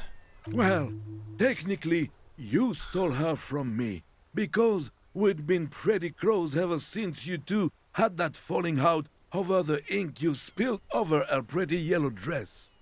We were just boys then. This was different. You... The tall veteran looks at you and nods. No point starting this all over again. For the 1000th and the first time. Especially when we have company. Officer. Why do you think she was indecisive? She could never make up her mind about anything. What to have for breakfast, favorite color, or which one of us to marry. But look at his eyes, happy and distant. She was always leaving one of us for the other, but never long enough to actually get married. Women, right? Heck, technically, we're both still engaged to her. You always confused her. Couldn't let us be happy. Seduced her with your fancy words and pastries. Thanks for sharing. Of course, officer. Memories are all we have left. Hey, that looks good, dude. Can I have a bite of that sandwich? I'm sorry, officer, but I really don't share food. Nothing personal, it's just a principle. The only one you have. Suddenly you realize how hungry you are. The last time you ate must have been God knows when. I'm actually hungry in real life. Please, man, can I just have a bite? Believe me, officer. I wish I could help you, but I need this sandwich to keep my blood sugar stable. In my age, you need to pay attention to these things. Yeah, I can trade for Monster. You can barely hear him. The sweet smell of pickles in harmony with garlic butter and marinated onions emanating from the sandwich is driving your mind in a singular direction. It must be yours. You're not hearing me, man. I need a sandwich. Fuck off! It's mine! Sorry, officer. I'm sorry. I didn't mean it in a bad way. But the sandwich is mine. I'm not gonna share it. No, I want it even more. When the dissidents come to rape our country, he hides. But try to get a bite of his dear sandwich and he gets claws? You're a special kind of vermin, Gaston. Come on, 666. A man so principled about his sandwich calls for a principled approach. Time to get political. No, I'm not gonna get political or sandwich. Too late. Oh, Daddy's shit. already fighting the bad fight. Oh, Make no. it stick. Oh, shit. Political sandwich, here we go. Sooner or later, foreign anarchists are gonna steal your sandwich, that's a fact. These options seems awfully fascist or communist. What if I don't want to say them? Say one of these fascist or communist things or fuck off. Fuck you. Oh, easy there, Goldmouth. He doesn't have to say anything. Re-engage cop mode and bail out, if you like. Volition, hey. All right. Oh. Let's hear them. Oh. Ooh, fucking Volition fucking saved my fucking ass. It's still daytime. We could still get some work done.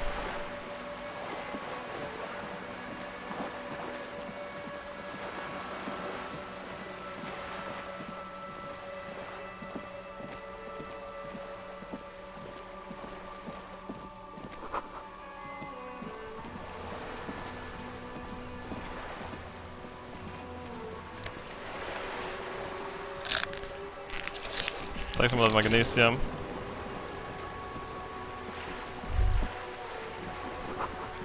Shows on the water, green plants under a calm surface. A striking woman leans against the cabin top of her sailing boat, smiling as you approach. Her green raincoat glistens with droplets. A silk scarf is tied around her throat. Good evening, officers. I'm Joyce. She extends her hand in greeting. Joyce L. Messier. I represent the board of Wild Pines, the owners of the harbour. You gentlemen must be from the RCM. What gave us away? Shake her hand. I'm glad to see you here. I was dispatched to handle a strike, not a lynching. Anything I can do to assist the RCM in this matter, I will, gladly. That is good to hear, madame. My colleague will take the lead on this interview. I should let you know that he is recovering from an unusual medical episode. Very unusual. But I can assure you of his ultimate competency. There's a trace of irony in his voice. Mischief, even. The lieutenant is hatching some scheme. How interesting. I wish you a swift recovery. In the meanwhile, you have my full cooperation, and the full cooperation of the Wild Pines group. It's hard to get a read on her precise disposition, but she appears helpful. So the Wild Pine group was the green containers in the yard that the Union folk is trying to take over. But isn't the fucking dude out there, the big dude, working for the Union as well? He could be sent by this woman, of course. Tell me about Wild Pines. What do you do? What we do? I'm afraid I don't speak for Wild Pines as a whole. It's a giant undertaking. So what do they do? The Pines' core competency is logistics. Container shipping, freight, that sort of thing. See those airships there, blinking? Those are the shipping side of things. And that is the terminal. Another subdivision deals with energy, oil and gas exploration, offshore platforms. Got it. She nods. What can you tell me about this strike? Everything. Right up to, but not including, trade secrets. Okay. Wait, what if I want to hear about trade secrets? First, you'd have to repeal the Emergencies Act of Trade in Elements. That gives me the right to silence. It's quite the octopus. I wouldn't want to disturb an octopus, but let it be. I am glad you see it that way. To repeal the Act would mean repealing the coalition government, the one that leases you the right to police West Revachol. But I am derailing us. You wanted to know about the strike? Yeah. I believe the official title is Senior Labour Negotiator. In practice, I'm a grocery clerk. I relay the union's demands to Wild Pines and return with Wild Pines' counteroffer. And how are the talks going? They're not. That's the problem. The union stopped all negotiations a week ago, after that awful lynching took place. Now they won't even let me into the harbour. There's a 2-meter-20 racist behemoth blocking the gates. Oh, you mean Measurehead? Yes, Jean-Luc Measurehead. Let's say I was not making the kind of progress I'd hoped for when I first arrived. Should have roundhouse kicked the motherfucker. And when did you first arrive? I arrived 3 weeks ago. Yes, in the middle of February. The bay was still partially frozen then. I prefer to do these things on site, like the RCM. But the strike began in December. I wasn't the original negotiator here. I took over after Mr. Gaumont hit a wall with Mr. Clare, the union boss. Mr. Clare refused to speak with Gaumont despite concessions he'd granted the union in prior negotiations. This isn't the first time the union has gone on strike? Heavens no. There have been 2 prior strikes. Both times the union won significant concessions, including overtime pay and a medical plan. Holy shit! This time their demands are more, I guess you could say, aggressive. Medical plan and overtime pay? That's some bullshit. Sometimes a company needs a little bit more hours put in, and it's just your duty as an employee to help out a little bit. Or lose your fucking job. Just go up to the gate and you put them there. What do you think of Everett? Everard Clare is a man of the utmost integrity. If you can say one thing about him, it's that he always puts the interests of the workers first. Really? Of course not. Everard is fantastically corrupt. I imagine he has a thick, viscous goo where you and I have blood. That's Everett, alright. He is the most corrupt individual I have ever seen, and I deal with men like him for a living. If there is anyone more venal, more irredeemably nepotistic, then it's his twin brother, Edgar. Two of him? We know that already. Yes. Edgar looks exactly like his brother, except for that lazy eye. He also talks exactly like Everard does, and when one's term as foreman is up, the other takes over. It's how they circumvent the term limits, you see, with a funny little switcheroo. While in office, they've embezzled God knows how much of their workers' dues. What about the union itself outside Brother Clare? The Débardeurs Union was once a perfectly normal institution. 20 years ago, anyway. It must not have been easy to establish under the Emergency Act, but they did it. I can respect that. Organised labour at its best, as they say. Then something happened in the local chapter elections. The brothers Clare came and transformed it into a... how do you say? She looks for a right expression. A mob. The Débardeurs are a crime syndicate. Sad as it may be, we are forced to cooperate with them. Refreshingly honest, officer. The company has tried appeasing in the past, but I'm afraid our concessions have only emboldened Everard and his brother. She turns to me. And your opinion, detective? If I may ask. I'm a curious and talkative person, you see. Would you say the Débardeurs Union is... It's a socialist mob, ma'am. Thank you for being candid. Sadly, Wild Pines have cooperated with what amounts to a crime syndicate for 2 decades. However much you feed the wolf always hungers. Didn't I pick to become... what am I going for? I'm fucking... Yeah, indirect modes of taxation. I'm gonna be... Wait, I haven't done any of these? Holy shit, I have a lot of them. Let's start working on this.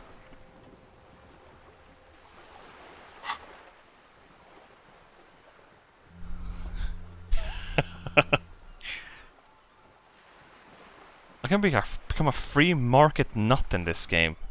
One more thing, you said something happened in the elections? I'm glad you asked. There was a woman, the previous forewoman of the union. She disappeared. Oh. Disappeared? Yes. On the last day of the local chapter elections, her daughter phoned in and said she wasn't running anymore. Or coming to work. Ever. End of story. Perhaps she was the one that the brothers transformed or something that Leo was talking about in the container. Eerie. Downright haunting, if you ask me. The Wild Pines suspected foul play, but what could they do? It was a union matter. The point of the presentation is, these kinds of things happen around the Clares. Watch out when you're dealing with him. Thank you for your concern, ma'am. We'll be just fine. Hey, what are the demands? There are leaflets everywhere, and banners. What did they say again? Oh yes. Every worker, a member of the board. Over-aggressive commie posturing. In its defense, another said, demand democracy. Pretty tame stuff compared to every worker, a member of the board. Most of them probably don't know what it means. I don't really know what it fucking means. Fortunately, they explained it. Every time the Wild Pines group makes a decision about anything, it needs the signature of each of the 2,200 workers in its Martinez terminal. Oh shit, that sounds very democratic. Just so you understand, this is but one of 22 terminals owned by Wild Pines. Essentially, not only are they kings of the company, they are also kings of the 72,000 employees of Wild Pines Group. Oh, that's not very democracy.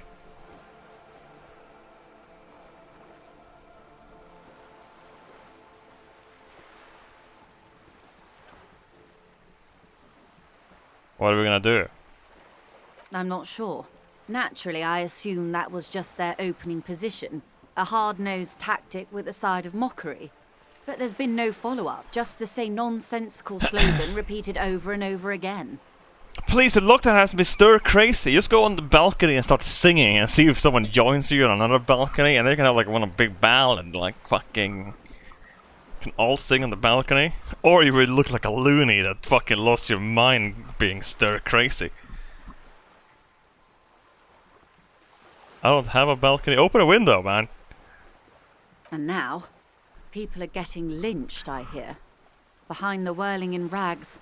A disastrous situation if there ever was one. Excuse me, from whom did you hear about this lynching? I first heard it from the boyer at the gates. The one whose very name advertises his aversion to work. I think he said it was, "Call me mañana."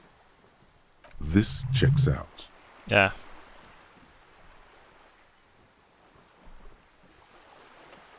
What about this Gaumont? Mr. Clare told him to... How did he put it? Fuck off, midget. Gaumont is short of stature, you see. Not cool. Keep in mind, this is a negotiator Mr. Clare has worked with before, and who was more than fair with him and the union. I mean, calling a manlet is gonna break a manlet. He's gonna put his eye sockets in his arm pit and cry a little bit. Go buy a fucking, I don't know, goddamn Dodge Ram, and you know, have a midlife crisis. His hairline is gonna pulling back from the stress of being short. It's not an easy time. I think manlets are... A little shout out to all the little manlets out there trying their best. You go, boy. You go. Keep fighting the big, small... was the fight.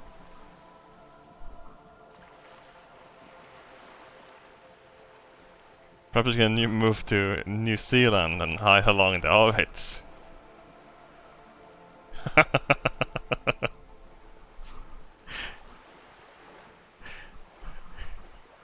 Just super glue some pubic hair to your fucking feet.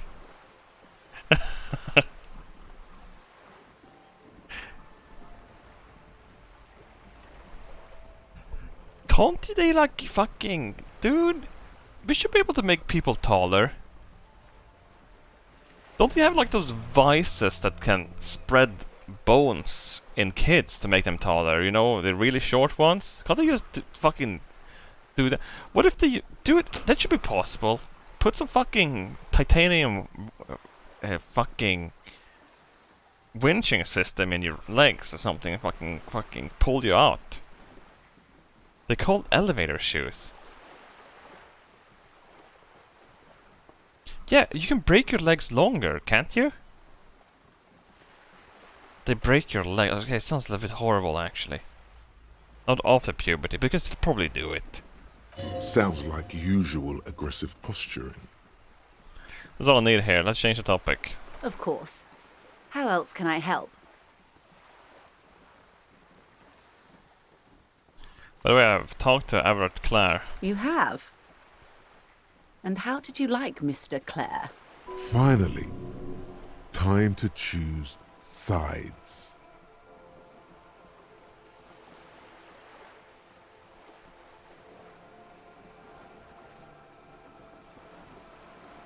The bloated rainbow socialist.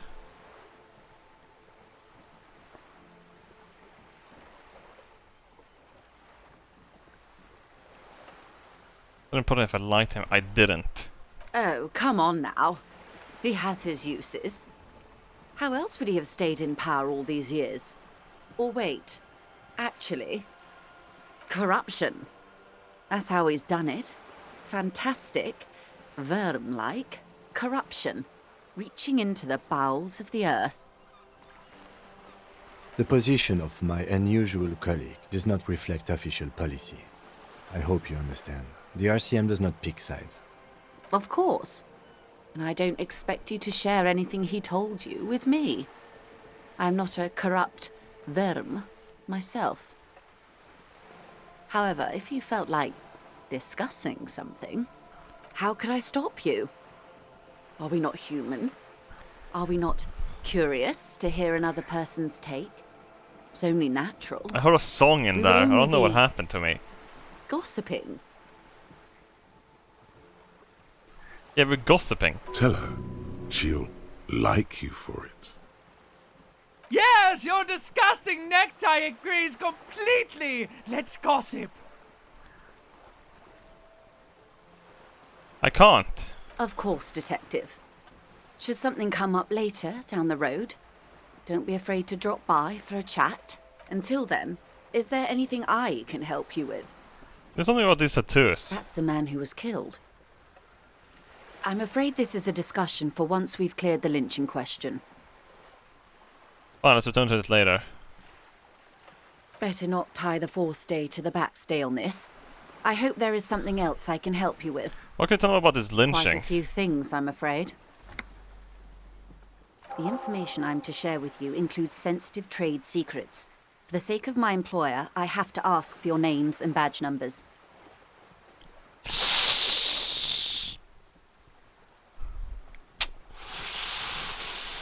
Of course, ma'am. We should have introduced ourselves. I am Lieutenant Kitsuragi from Precinct 57. And this is my colleague from Precinct 41, Detective Dubois. I'm afraid Harry doesn't have his badge at the moment. I hope mine will suffice. Oh, and what happened to yours, Detective? Remember when our partner told you I recently suffered an unusual medical episode? Well, my lost badge is related to it. I see. So, are you saying you lost your badge during the course of this episode? Yes. I can't hear you, darling. Speak up, please. Ah, shit.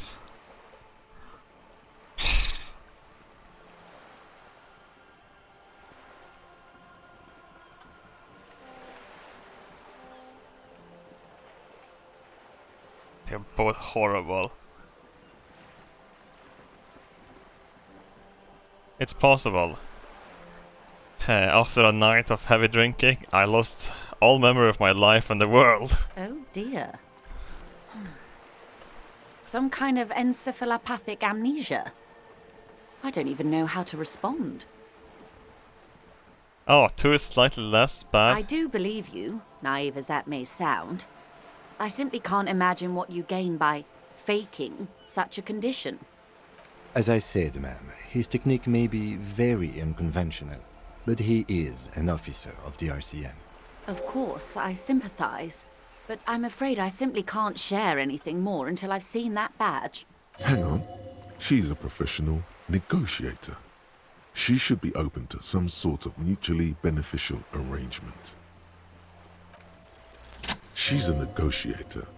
Just float a favor at her. Insinuate. Sure, there's some other way to demonstrate our law enforcement credentials. I will be frank with you. If I'm going to break protocol, I need to be able to justify it to my superiors. They're going to want to see something very tangible. You're in, but expect her to drive a hard bargain. Like what? Never get it. Reports from inside Terminal B suggest it's a hub for the local drug trade. This is an open secret in Martinez. The Union controls the terminal, so it goes to reason. They're profiting from this trade. The company has tried looking into this matter before, to no avail. Perhaps someone with your authority and resources might turn over the right stones.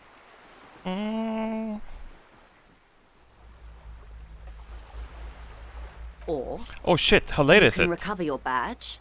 Though if Almost I may be 5 blunt with o'clock, you, holy shit. it sounds like that may be a lost cause. Detective, a word in private before we continue. Excuse me for a moment, ma'am.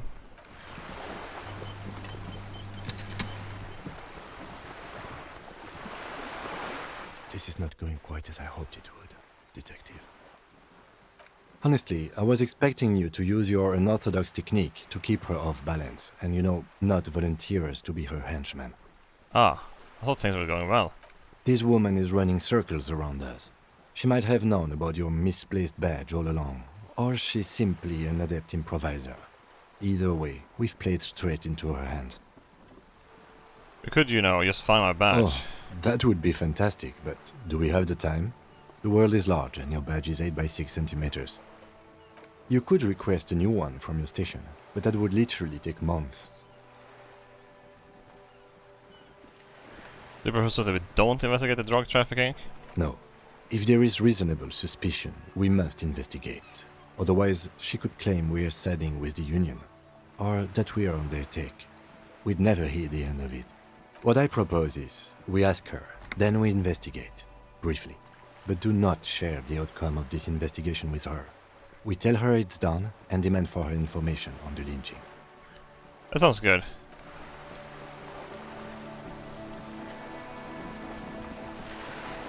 You're back. Good. What can I help you with? Okay, tell me about this alleged drug trafficking. It's quite straightforward.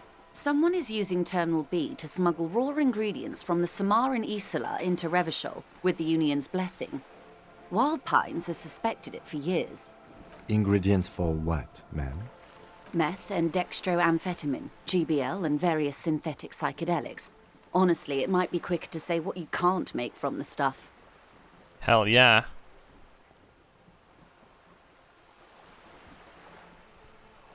Yes, but you won't get anything out of Evrat and the Dockworkers Union. Still, every chain has its weak link. I'm gonna need bolt cutters for this. Unlikely, officer. I'm talking about the lorries. Once the ingredients reach Jamrock, they're distributed to a network of local manufacturers, well beyond our grasp. But in transit, they may be vulnerable. Dude, I think that fucking racist lorry driver that was talking about the apples actually have some fucking drugs in there. Perhaps you've noticed that a number of lorries are tangled in a traffic jam at the roundabout just now. Yeah. Interview the drivers who are still hanging about. One of them might be waiting for a crucial shipment. I'll be explicit. If you find this driver, I will share company secrets with you.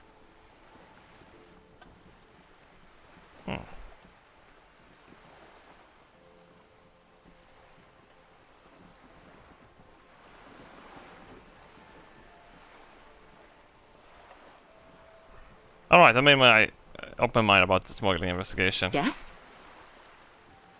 Accept. Excellent. According to my reports, there are at least 3 lorry drivers lingering near the roundabout. Hopefully one of them will know something. It may come to nothing, or it may just blow the case wide open.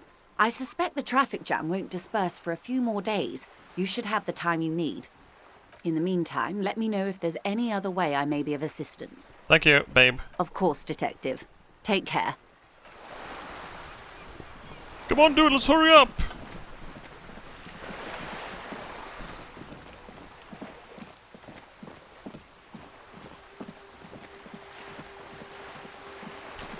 Wait, is this game following real life time or some shit?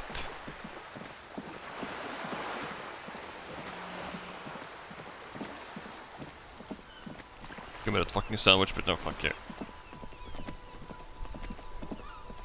I want to find a fucking badge. Yeah, but the fucking badge is probably composing in a toilet somewhere. As a matter of fact, perhaps it is possible to find it in here now.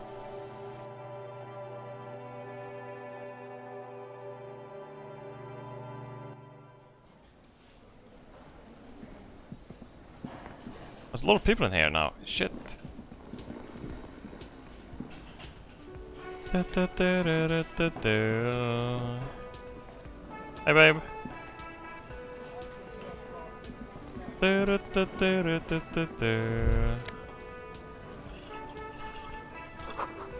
Soft-proof electric user comes from the kitchen. Someone is working. Hey man, do I have to pay anything, by the way?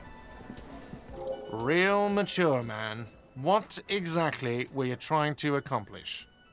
You do understand you still owe me money, right? No. Damn, your feet thought we got away.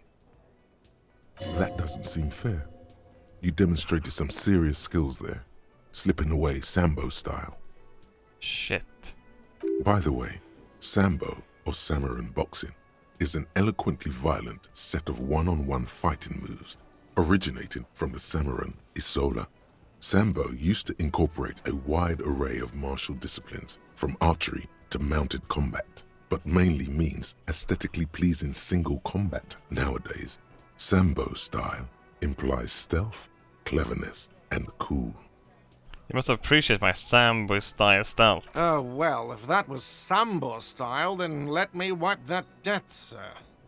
Hell yeah! Okay, the stupid drinks are on the house, Mr. Athlete. I still have to charge you for 3 nights and the broken window. That's 100 square.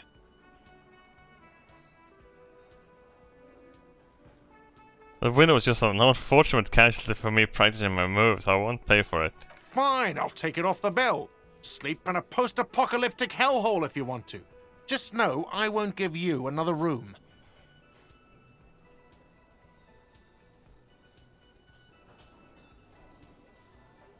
Do I need a room? Can I sleep in a dumpster? Pretty cool. Not entirely cool. You still owe me 60 real for 3 nights stay. If you don't have it by tonight, I can't let you back up there. Now, what the hell did you want? I assume you wanted something to come back here. I found the victim's clothes in a trash container out back. How strange. I certainly didn't put them there.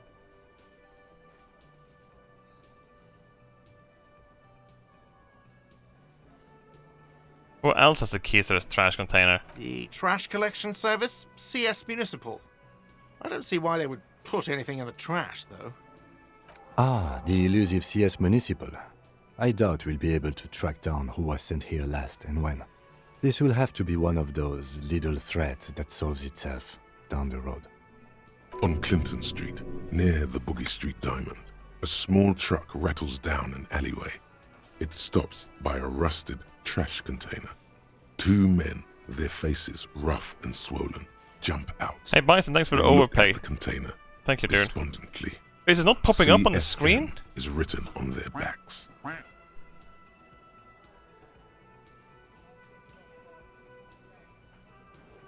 Wait, has anything popped on the stream today? Run to Rona, thanks for the fucking 4 years, dude. Bananoid, thanks for the double anniversary. And Flying Banana 99, thanks for the 3-year anniversary. Hell yeah. Double, triple, and a quad. Fuck yeah. Big dicks on all of you. Well, some bigger than others. Still pretty big though. Definitely above average. Ragnar, really, thanks for the preem. Shock the Gypsy, thanks for the 2 months from 4 years. Celia Russell. Russell. Thanks for the hepta. It's a trap. Everything is a trap these days. Muchi the cat, thanks for the hexa. A gamer guy yells at close. I have read you guys, I believe. Kisses, kisses.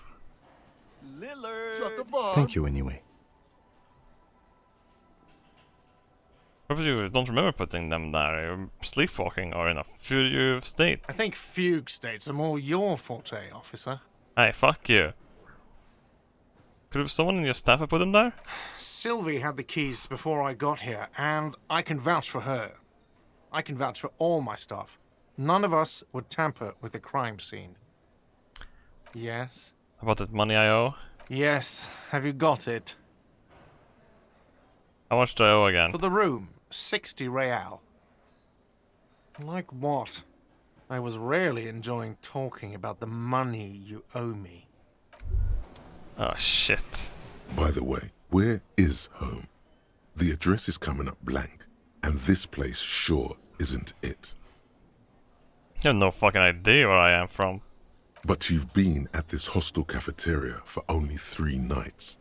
Where were you before? You had to be somewhere. I don't know, south maybe? You don't really know, do you? I don't. Doesn't mean I'm homeless. South maybe. Doesn't sound like somewhere you can stay if you run out of money. I live in a dumpster. I don't care. Fuck everything. Hobocop. Wait, I can probably find my home. I could trace the way back somehow. The exact street, exact number of a building. You can try. Run some addresses in your head when you get the time. Maybe a street or an apartment will appear. Shit, I should probably do that first.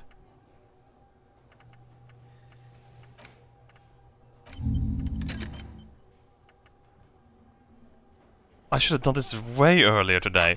Where am I supposed to sleep? Yes? I think you should know that I can't remember anything. No response. He just arches his brow. I feel like I must repeat this. I don't remember anything, and there was heavy drinking involved. Have you tried concentrating on something other than your personal affairs? No. There is a sudden, harsh edge to his voice, like he's tired of hearing about your personal affairs. I'm afraid this is a medical situation. Really? You look fine to me.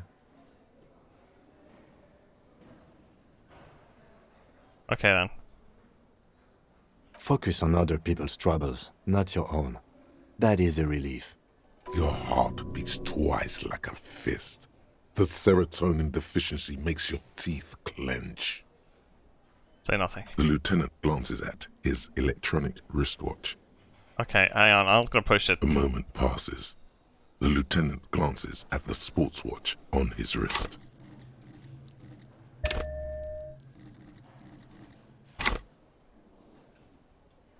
Shit, I have a higher chance of doing it now. I'm not gonna convince him it's a sexy case just yet. Hello, who's in here? Hey, dude. A thin man is smoking below an exhaust hood, occasionally sipping from his mug. This must be the Whirling's cook. As you step in, he nods toward the table and says something in a completely foreign language. The only words you can make out are Garancy and Kubek. It must be his name. Garancy. Garancy Kubek. Sounds representative. Mr. Kubek? I'm here on official police business. The man puts his cup down and replies something, his left hand drawing arcs in the air. There's some impressive pots there. He smiles and bangs his ladle against each of his pots in turn. Hey dude, you're cool. Stay masculine. There almost spice alcohol tomato hangs in the air.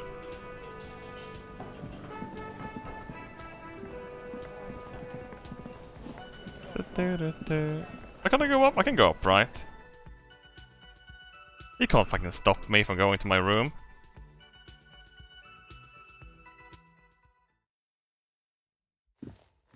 I could have attempted it twice. Oh yeah, shit. Yes? What if yes! You did it? What if you did it? Did what? The hanged man? Yes, you killed him. And then, as part of the plan, you drowned out the memory. Holy shit! Maybe this is why your chest feels so hollow. You did an awful thing. And you can't even bring yourself to acknowledge it. Holy shit. Are you sure you would have the strength to take down a hardened mercenary? You're not in the best shape. What nonsense. I came here to fucking do the fucking... Dude, I'm not even gonna fucking... I'm not even going fucking. That's dumb.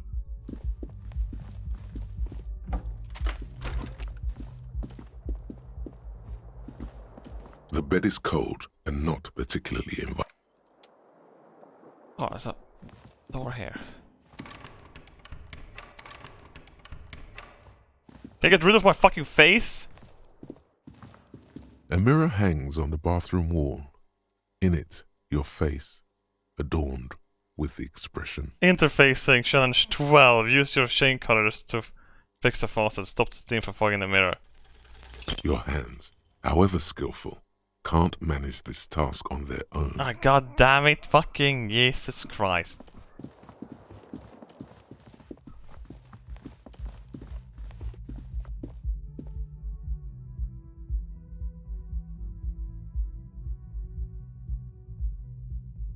This is where the song was from? Yes!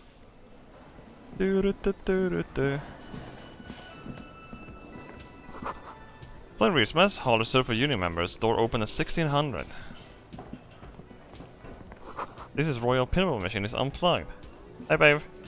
Hello again, sweetie. You seem to be in a shower. Yes, dear. I'm a paraplegic. You fucking, doing sports? A paraplegic is someone with limited or no ability to use the lower half of their body. Paraplegia is caused by spinal cord injuries, like falling from a great height, or a grenade explosion. A grenade? Did you fight in the war? No, dear. I'm not quite that old. Although I was injured in the line of duty. Were you a mountaineer? Nothing so glamorous, dear. Though when I was young, I dreamt of planting the Revacholian flag on some figurative peak. What did you do then? I was a training and development manager at a rapidly expanding mail-order shoe company. Hell yeah! You'd think it would be a safe job, but I had to be everywhere, and, well, once I happened to be under some faulty scaffolding. Oh. I was lucky. This was almost 20 years ago, and I was compensated exceptionally well. One can only dream of such payoffs nowadays. Hell yeah, you lucked out! I'm sorry, it was rude for me to mention the wheelchair. Let's move on. That's quite all right. I'm used to people asking questions. I know they're thinking about it anyway. Sweden needs money. Does Sweden get money? Oh, sweetie, I heard your conversation with the manager about your financial troubles. When do you get your next paycheck? Soon. You're rich. You've got guns of steel and a chiseled jaw. Somewhere under the bloated alcohol. Toggle her heartstrings. Maybe your deportment remains dignified as you shed a single man. It's not easy for me to ask this of anyone, but I'm at the ends of my ropes. Any money you have could help me. Sweetie, I only have a few cents on me, but I could give you this to pawn. Just I tied you over. Oh my god! A gold commemorative pin from her left jacket pocket and drops it in your palm. Wonderful. He has a pin. The pin is round and slightly tarnished. 3 sailboats in bas-relief with the sun hovering over the water behind them. A chipped green banner at the bottom reads, Sam Baptiste, Summer 31, Dinghy Races. I promise I'll buy it back for you once I have more money. Oh, it's not an ancient family heirloom or anything, but I suppose it would be nice to get it back.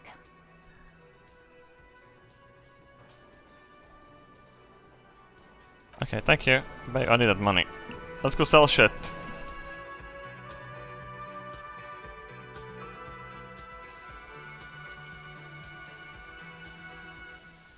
I could beat up the racist lorry driver. I have a fucking crowbar, man. Hey, dude. Looking for something? I can fucking show me the mug. You're a lorry man, right? What's your stance on drugs? Drugs? They're shit, man. I don't let anything pollute my body. It takes a long drag and a cigarette. You know where that shit comes from? Sarah Miriza, Safre, Ilmara. They take the money from our local junkies here and then use it to outcompete us in the manufacturing sector. Holy shit, is everything racist to you, man? They know they can't beat us in a fair fight, so they have to get us to weaken ourselves somehow. It's racial sabotage, racial economic sabotage. Holy fuck.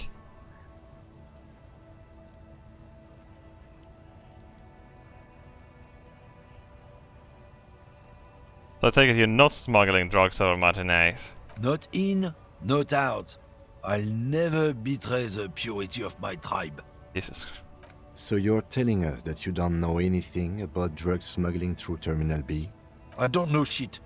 And if I did, I wouldn't tell you. What do you think? I can't leave the lorry unguarded. Stuff's been getting looted lately. It's those little kips sneaking around at night. If they touch my stuff, the bosses will be on my ass like ass cancer. Oh my god. Isn't it obvious? Fucking Sealang. That beady-eyed South Samaran. His little side business is a scam. I wouldn't be surprised if he was peddling drugs as well. Who's that? He's a Samaran guy who likes to pretend he's some kind of businessman. Really, he's just selling his employer stuff. Stuff he stole after he broke the seals. Hello message on for his recent Romano's lorry. identity. Allah will post it to chat. He's drug running. 100%. Automod, calm down. Just follow the smell. It smells like apricot and oil when you're nearby. Fucking. Yes, yes. Where is he? Looks like I offended your partner there. Too bad. Sea Lang's usually a little bit south of here, near the canal.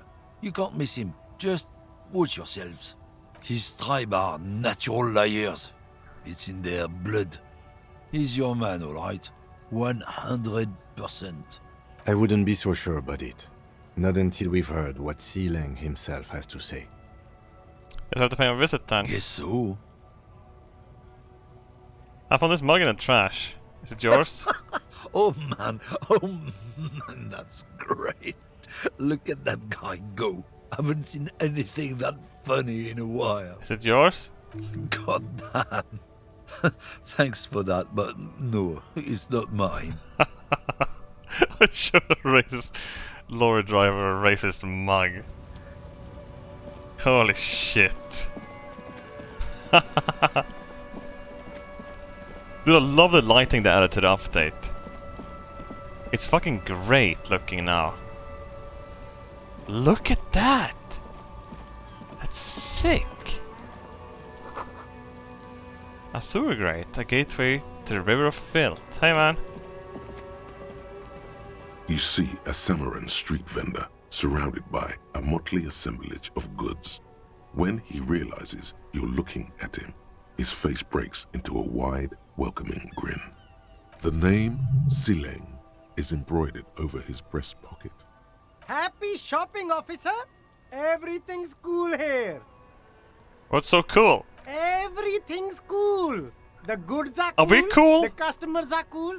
The place is cool. Shit is And one more cool. thing, Everyone is cool. Officer, From out on the bay, a cool wind gathers. Even the wind is cool. Swoops into the city, tugging at the textiles hanging around the stand. Some distance away, the sound of a tin can clattering across the street can be heard. you're very cool. Damn right. Bang, bang, bang, bang. Really think I'm cool? Oh, yes. You got style. You got personal style. You know what you like. You like premium menswear. Look around and browse. Everything looks cool on a guy like you. Take your time. Hell yeah. Don't be distracted by the flattery and funny man act. Questions. So, Sileng, what's your stance on drugs? Drugs? I don't go in for that, officer. Drugs ruin lives. Unless you're into drugs, of course. In which case, drugs are excellent. Mwah! Tasty, tasty drugs. I'm super into drugs. That's very cool. A lot of the coolest detectives do drugs. Sadly, I don't have any drugs on sale. Or at my home, or on my person. Oh. We're looking for a lorry driver who's transporting drugs out of the harbor, or he or she is in a traffic jam. That's even cooler. You investigating that and all. But, I am not a lorry driver. I'm just a street vendor. I don't know anything about that. What? A blatant lie, sire.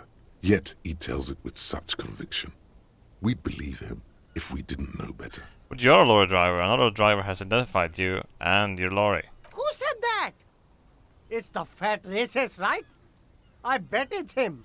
He has an agenda against me because I'm an immigrant who works harder than he does. He's a hater. It's a hater. So you admit you're a lorry driver? No, I just said I work harder and he's an asshole.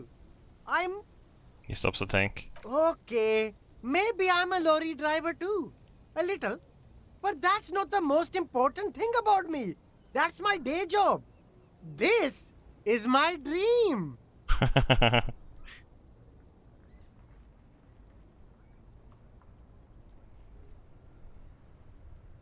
Stop squirming. What do you know about the drug operation at the harbor? Nothing. I told you. I'm not a dumb guy. I don't get involved with that crowd. And what crowd is that? Crowd. You know, the drug crowd.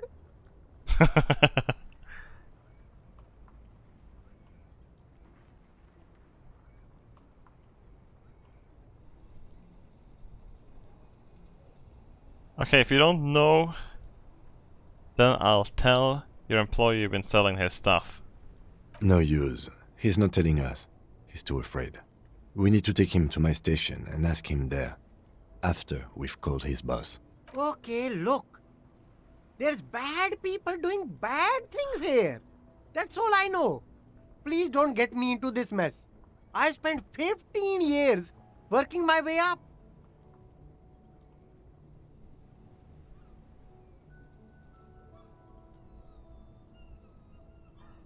We're buddies, Silang. Help us out. No one will know it was you.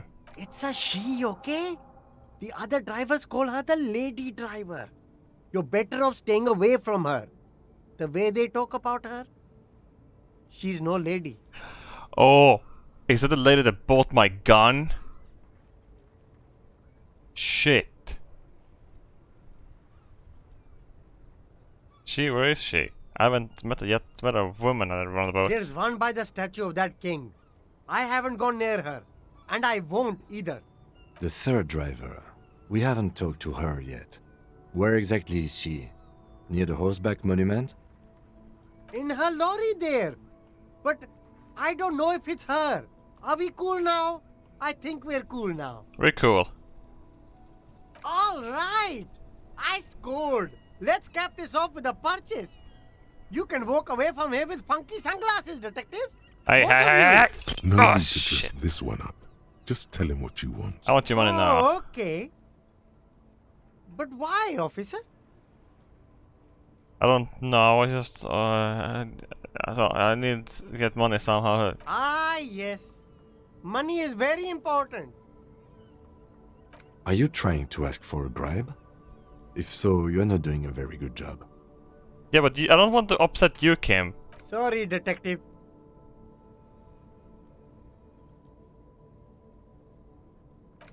Alright, dude.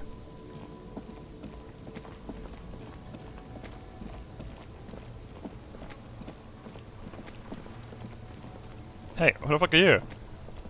I am a gander and a hunter and a gatherer.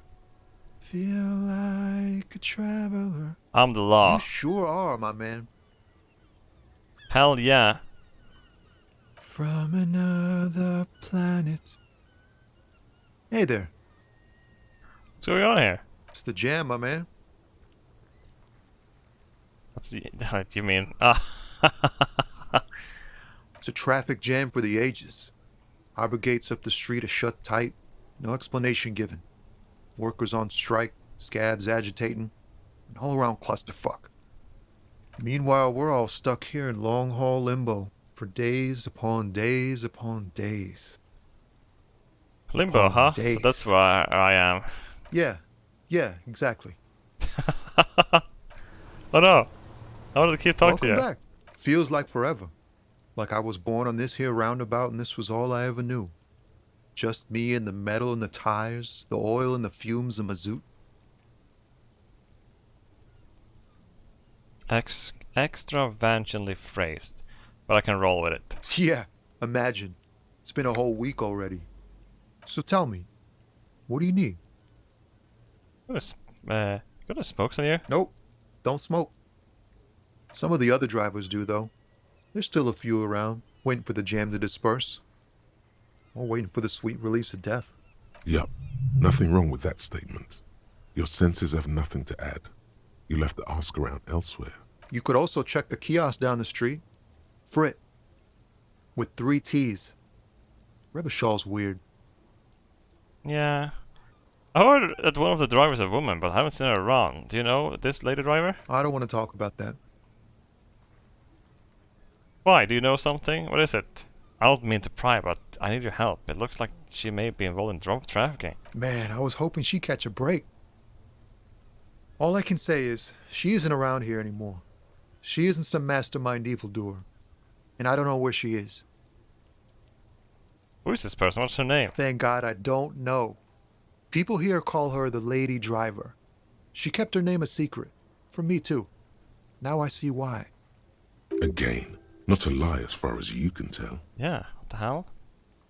Who is she to you? A friend? An acquaintance. I don't know.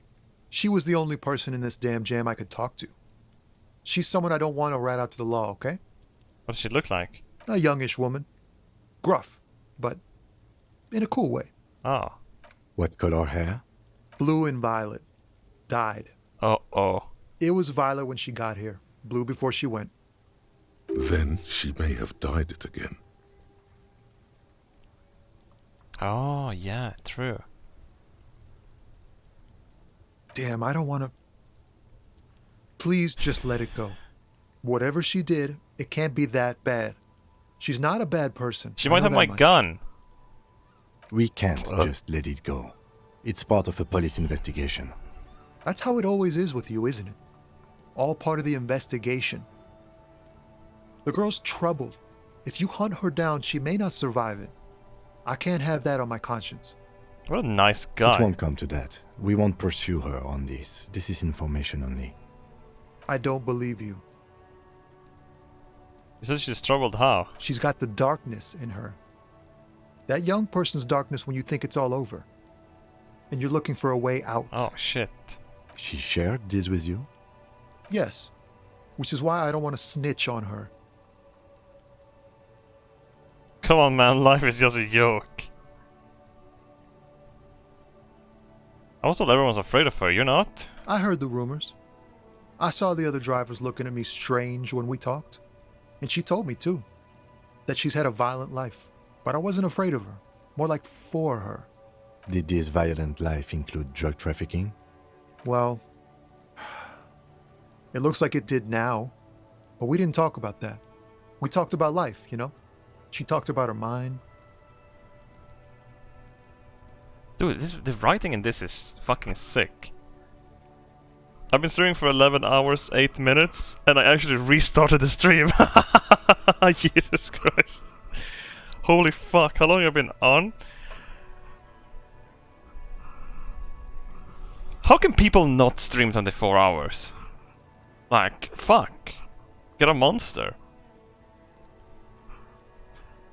When she left, did she leave her lorry behind? Fuck, man.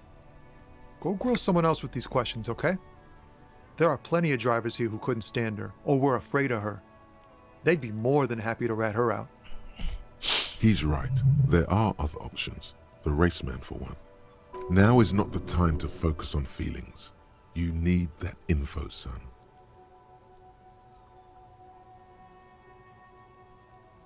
He's too nice! Thank you, friend.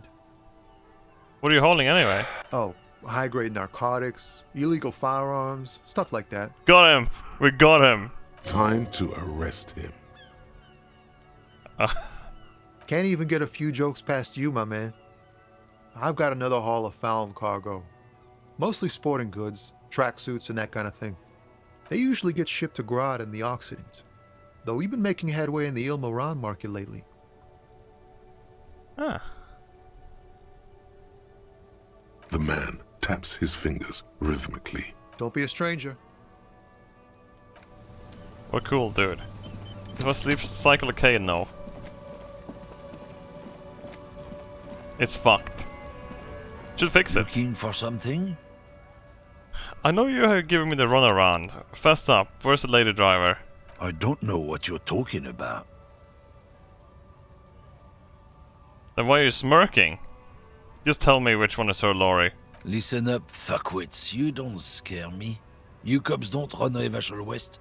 You don't run Martinez. You don't run anything. Yes, we do. No. He means La Puta Madre. The name resounds like a bell in the air.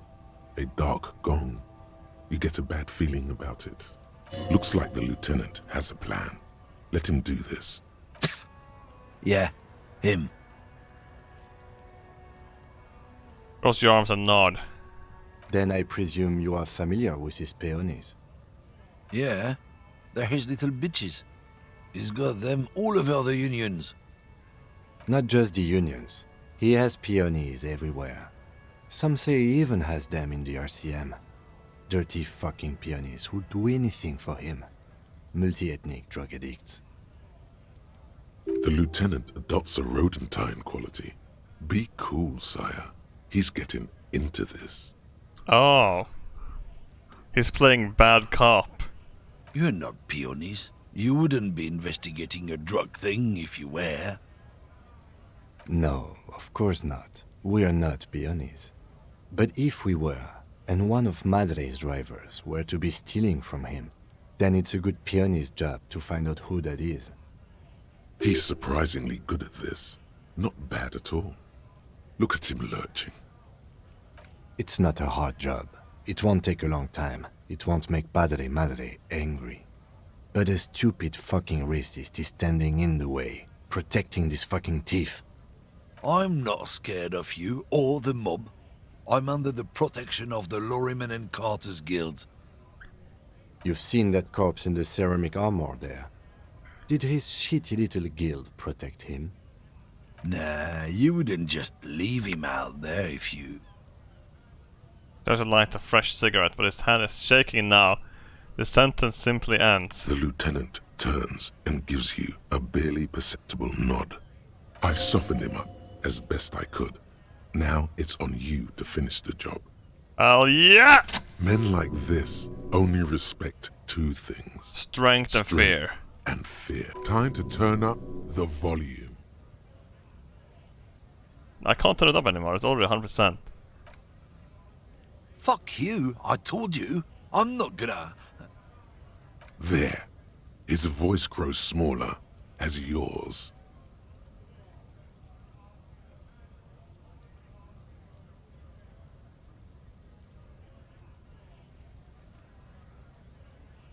What is your name, fuckhead?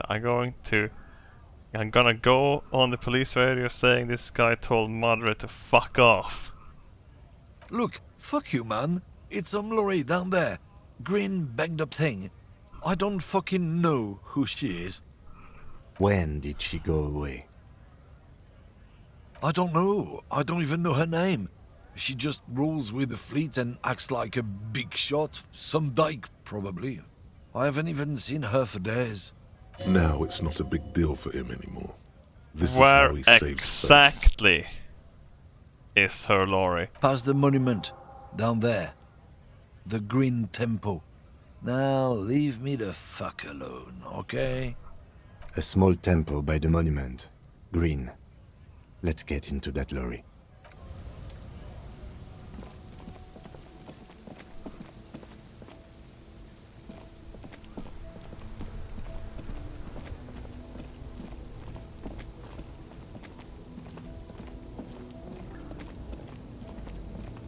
How's the monument? Wait, this is not this one. This is not the green one. Oh, it's this one. This green found, A to Z, contemporaire, is parked in the shadow of the ruins looming overhead. It's seen better days. It's fine, dude. This must be the one he told us about. Unless he was lying. There's a peek in through the window. The glass on the side windows is tinted and covered with dust. You can barely make out the shape of the seat and two steering levers. It feels like you're peeking into someone's home residence. Inside it's private, cozy, warm, dusty too. I can probably sleep in there. The door is locked. The handle looks shiny, like it's recently replaced. Use the pry bar to smash the window. Open it from the inside. Good idea.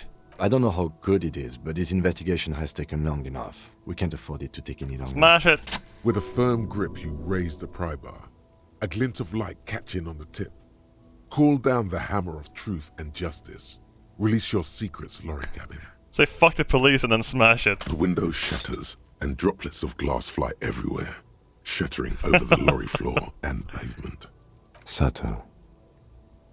Subtle, says the lieutenant, sticking his hand in the window like a common car thief, and then opens it. The smell of cigarettes and perfume welcomes you.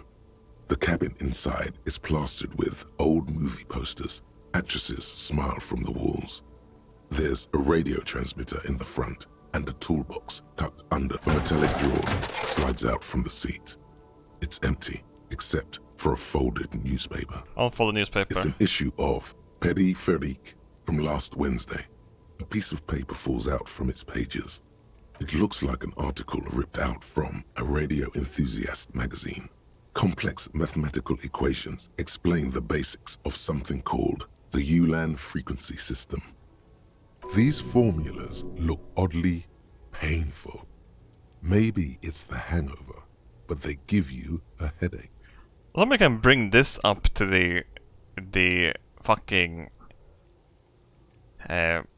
MMO roleplay place. The Ulan frequency system? I've never heard of that before. I know of FM, AM, UKV, but... Push in the pull-out. The pull-out toolbox slides back into its nest. You wedge yourself under the steering wheel to get a better look.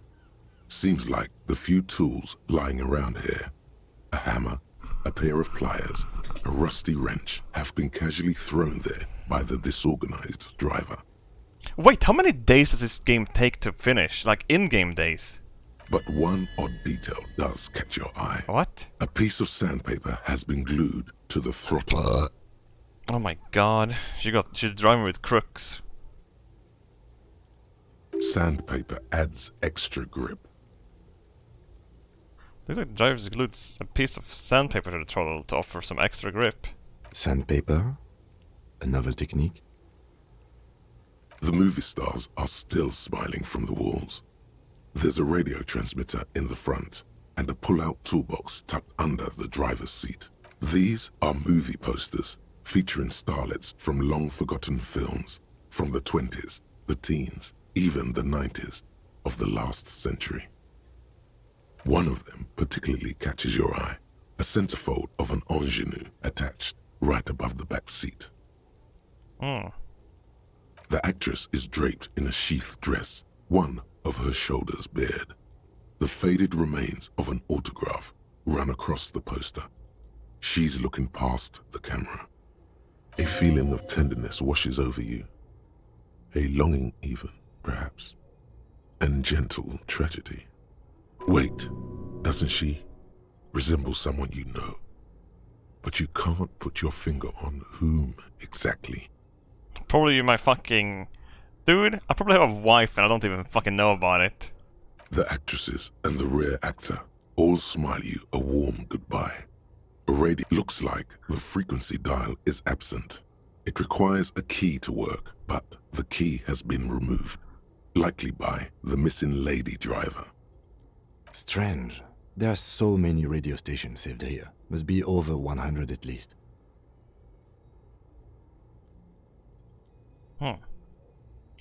Also, one needs so many radio stations because fucking talking, you know, you don't want to talk in the open, switcheroo around a bit. For contacting an entire fleet of lorrymen, for example. This is all shortwave, UW and UKV. Looks like we are dealing with an impressive organizational tool. The nerve center of a huge operation, with quite a range too. Nothing we can do with the radio? Doesn't look like it. It's completely inoperable without a dial key. The smell of 1,000 cigarettes, some dead actresses, and a rusty old toolbox under the... You close the rusty old lorry door. Great. I think we got everything. A word, detective? Before we return to Joyce? Sure. Indirect modes of taxation. Hell yeah! Turns out, those Financial Oversight Committee gangsters stuffed millions of hard-earned dividends away in the last place anyone thought to look. The hearts and minds of everyday Rivasholians. You need to spread that deregulation gospel to the people. Tell them about that foreign fair tax. Preach that 98% gross burden. Preach it, preacher man. Set the brothers free. Taxes are racist. Hell yeah! Fuck yeah!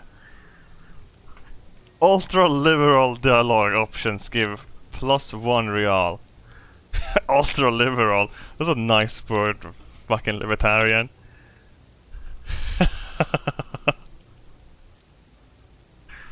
I'm a goddamn ultra-liberal marine. Taxes has been a burden on the white man for too long. This fucking game.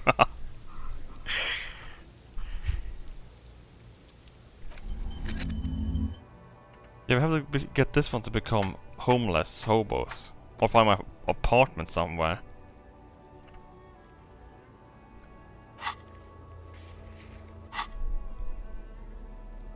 I just pick up the dice maker's dice too. So you wanted to talk to me?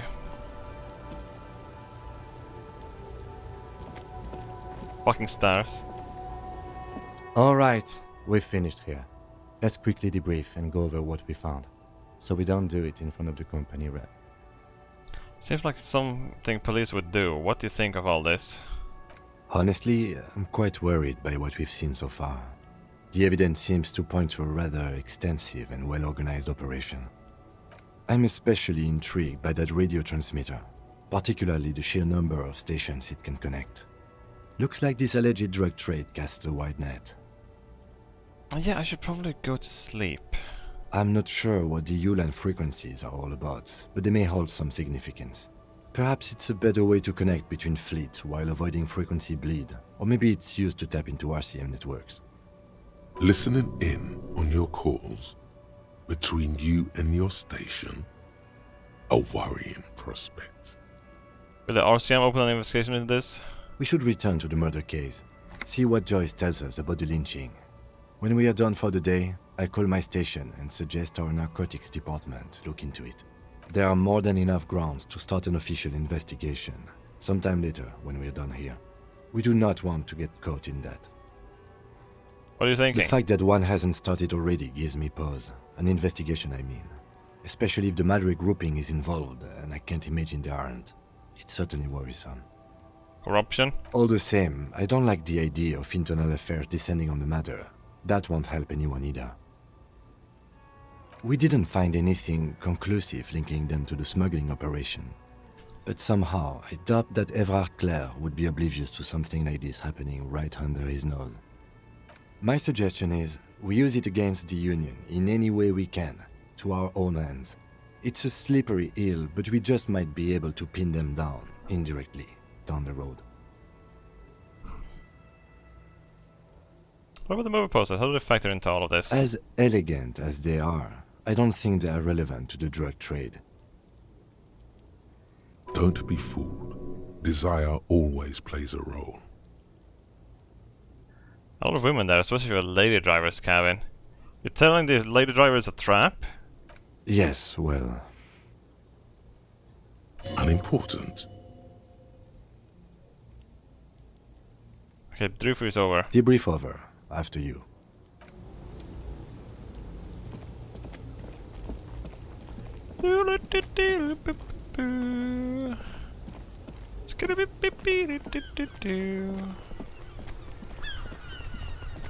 Oh, I could save here and get the boot tomorrow. Look at this fucking game, chat. This is beautiful. Can I pause?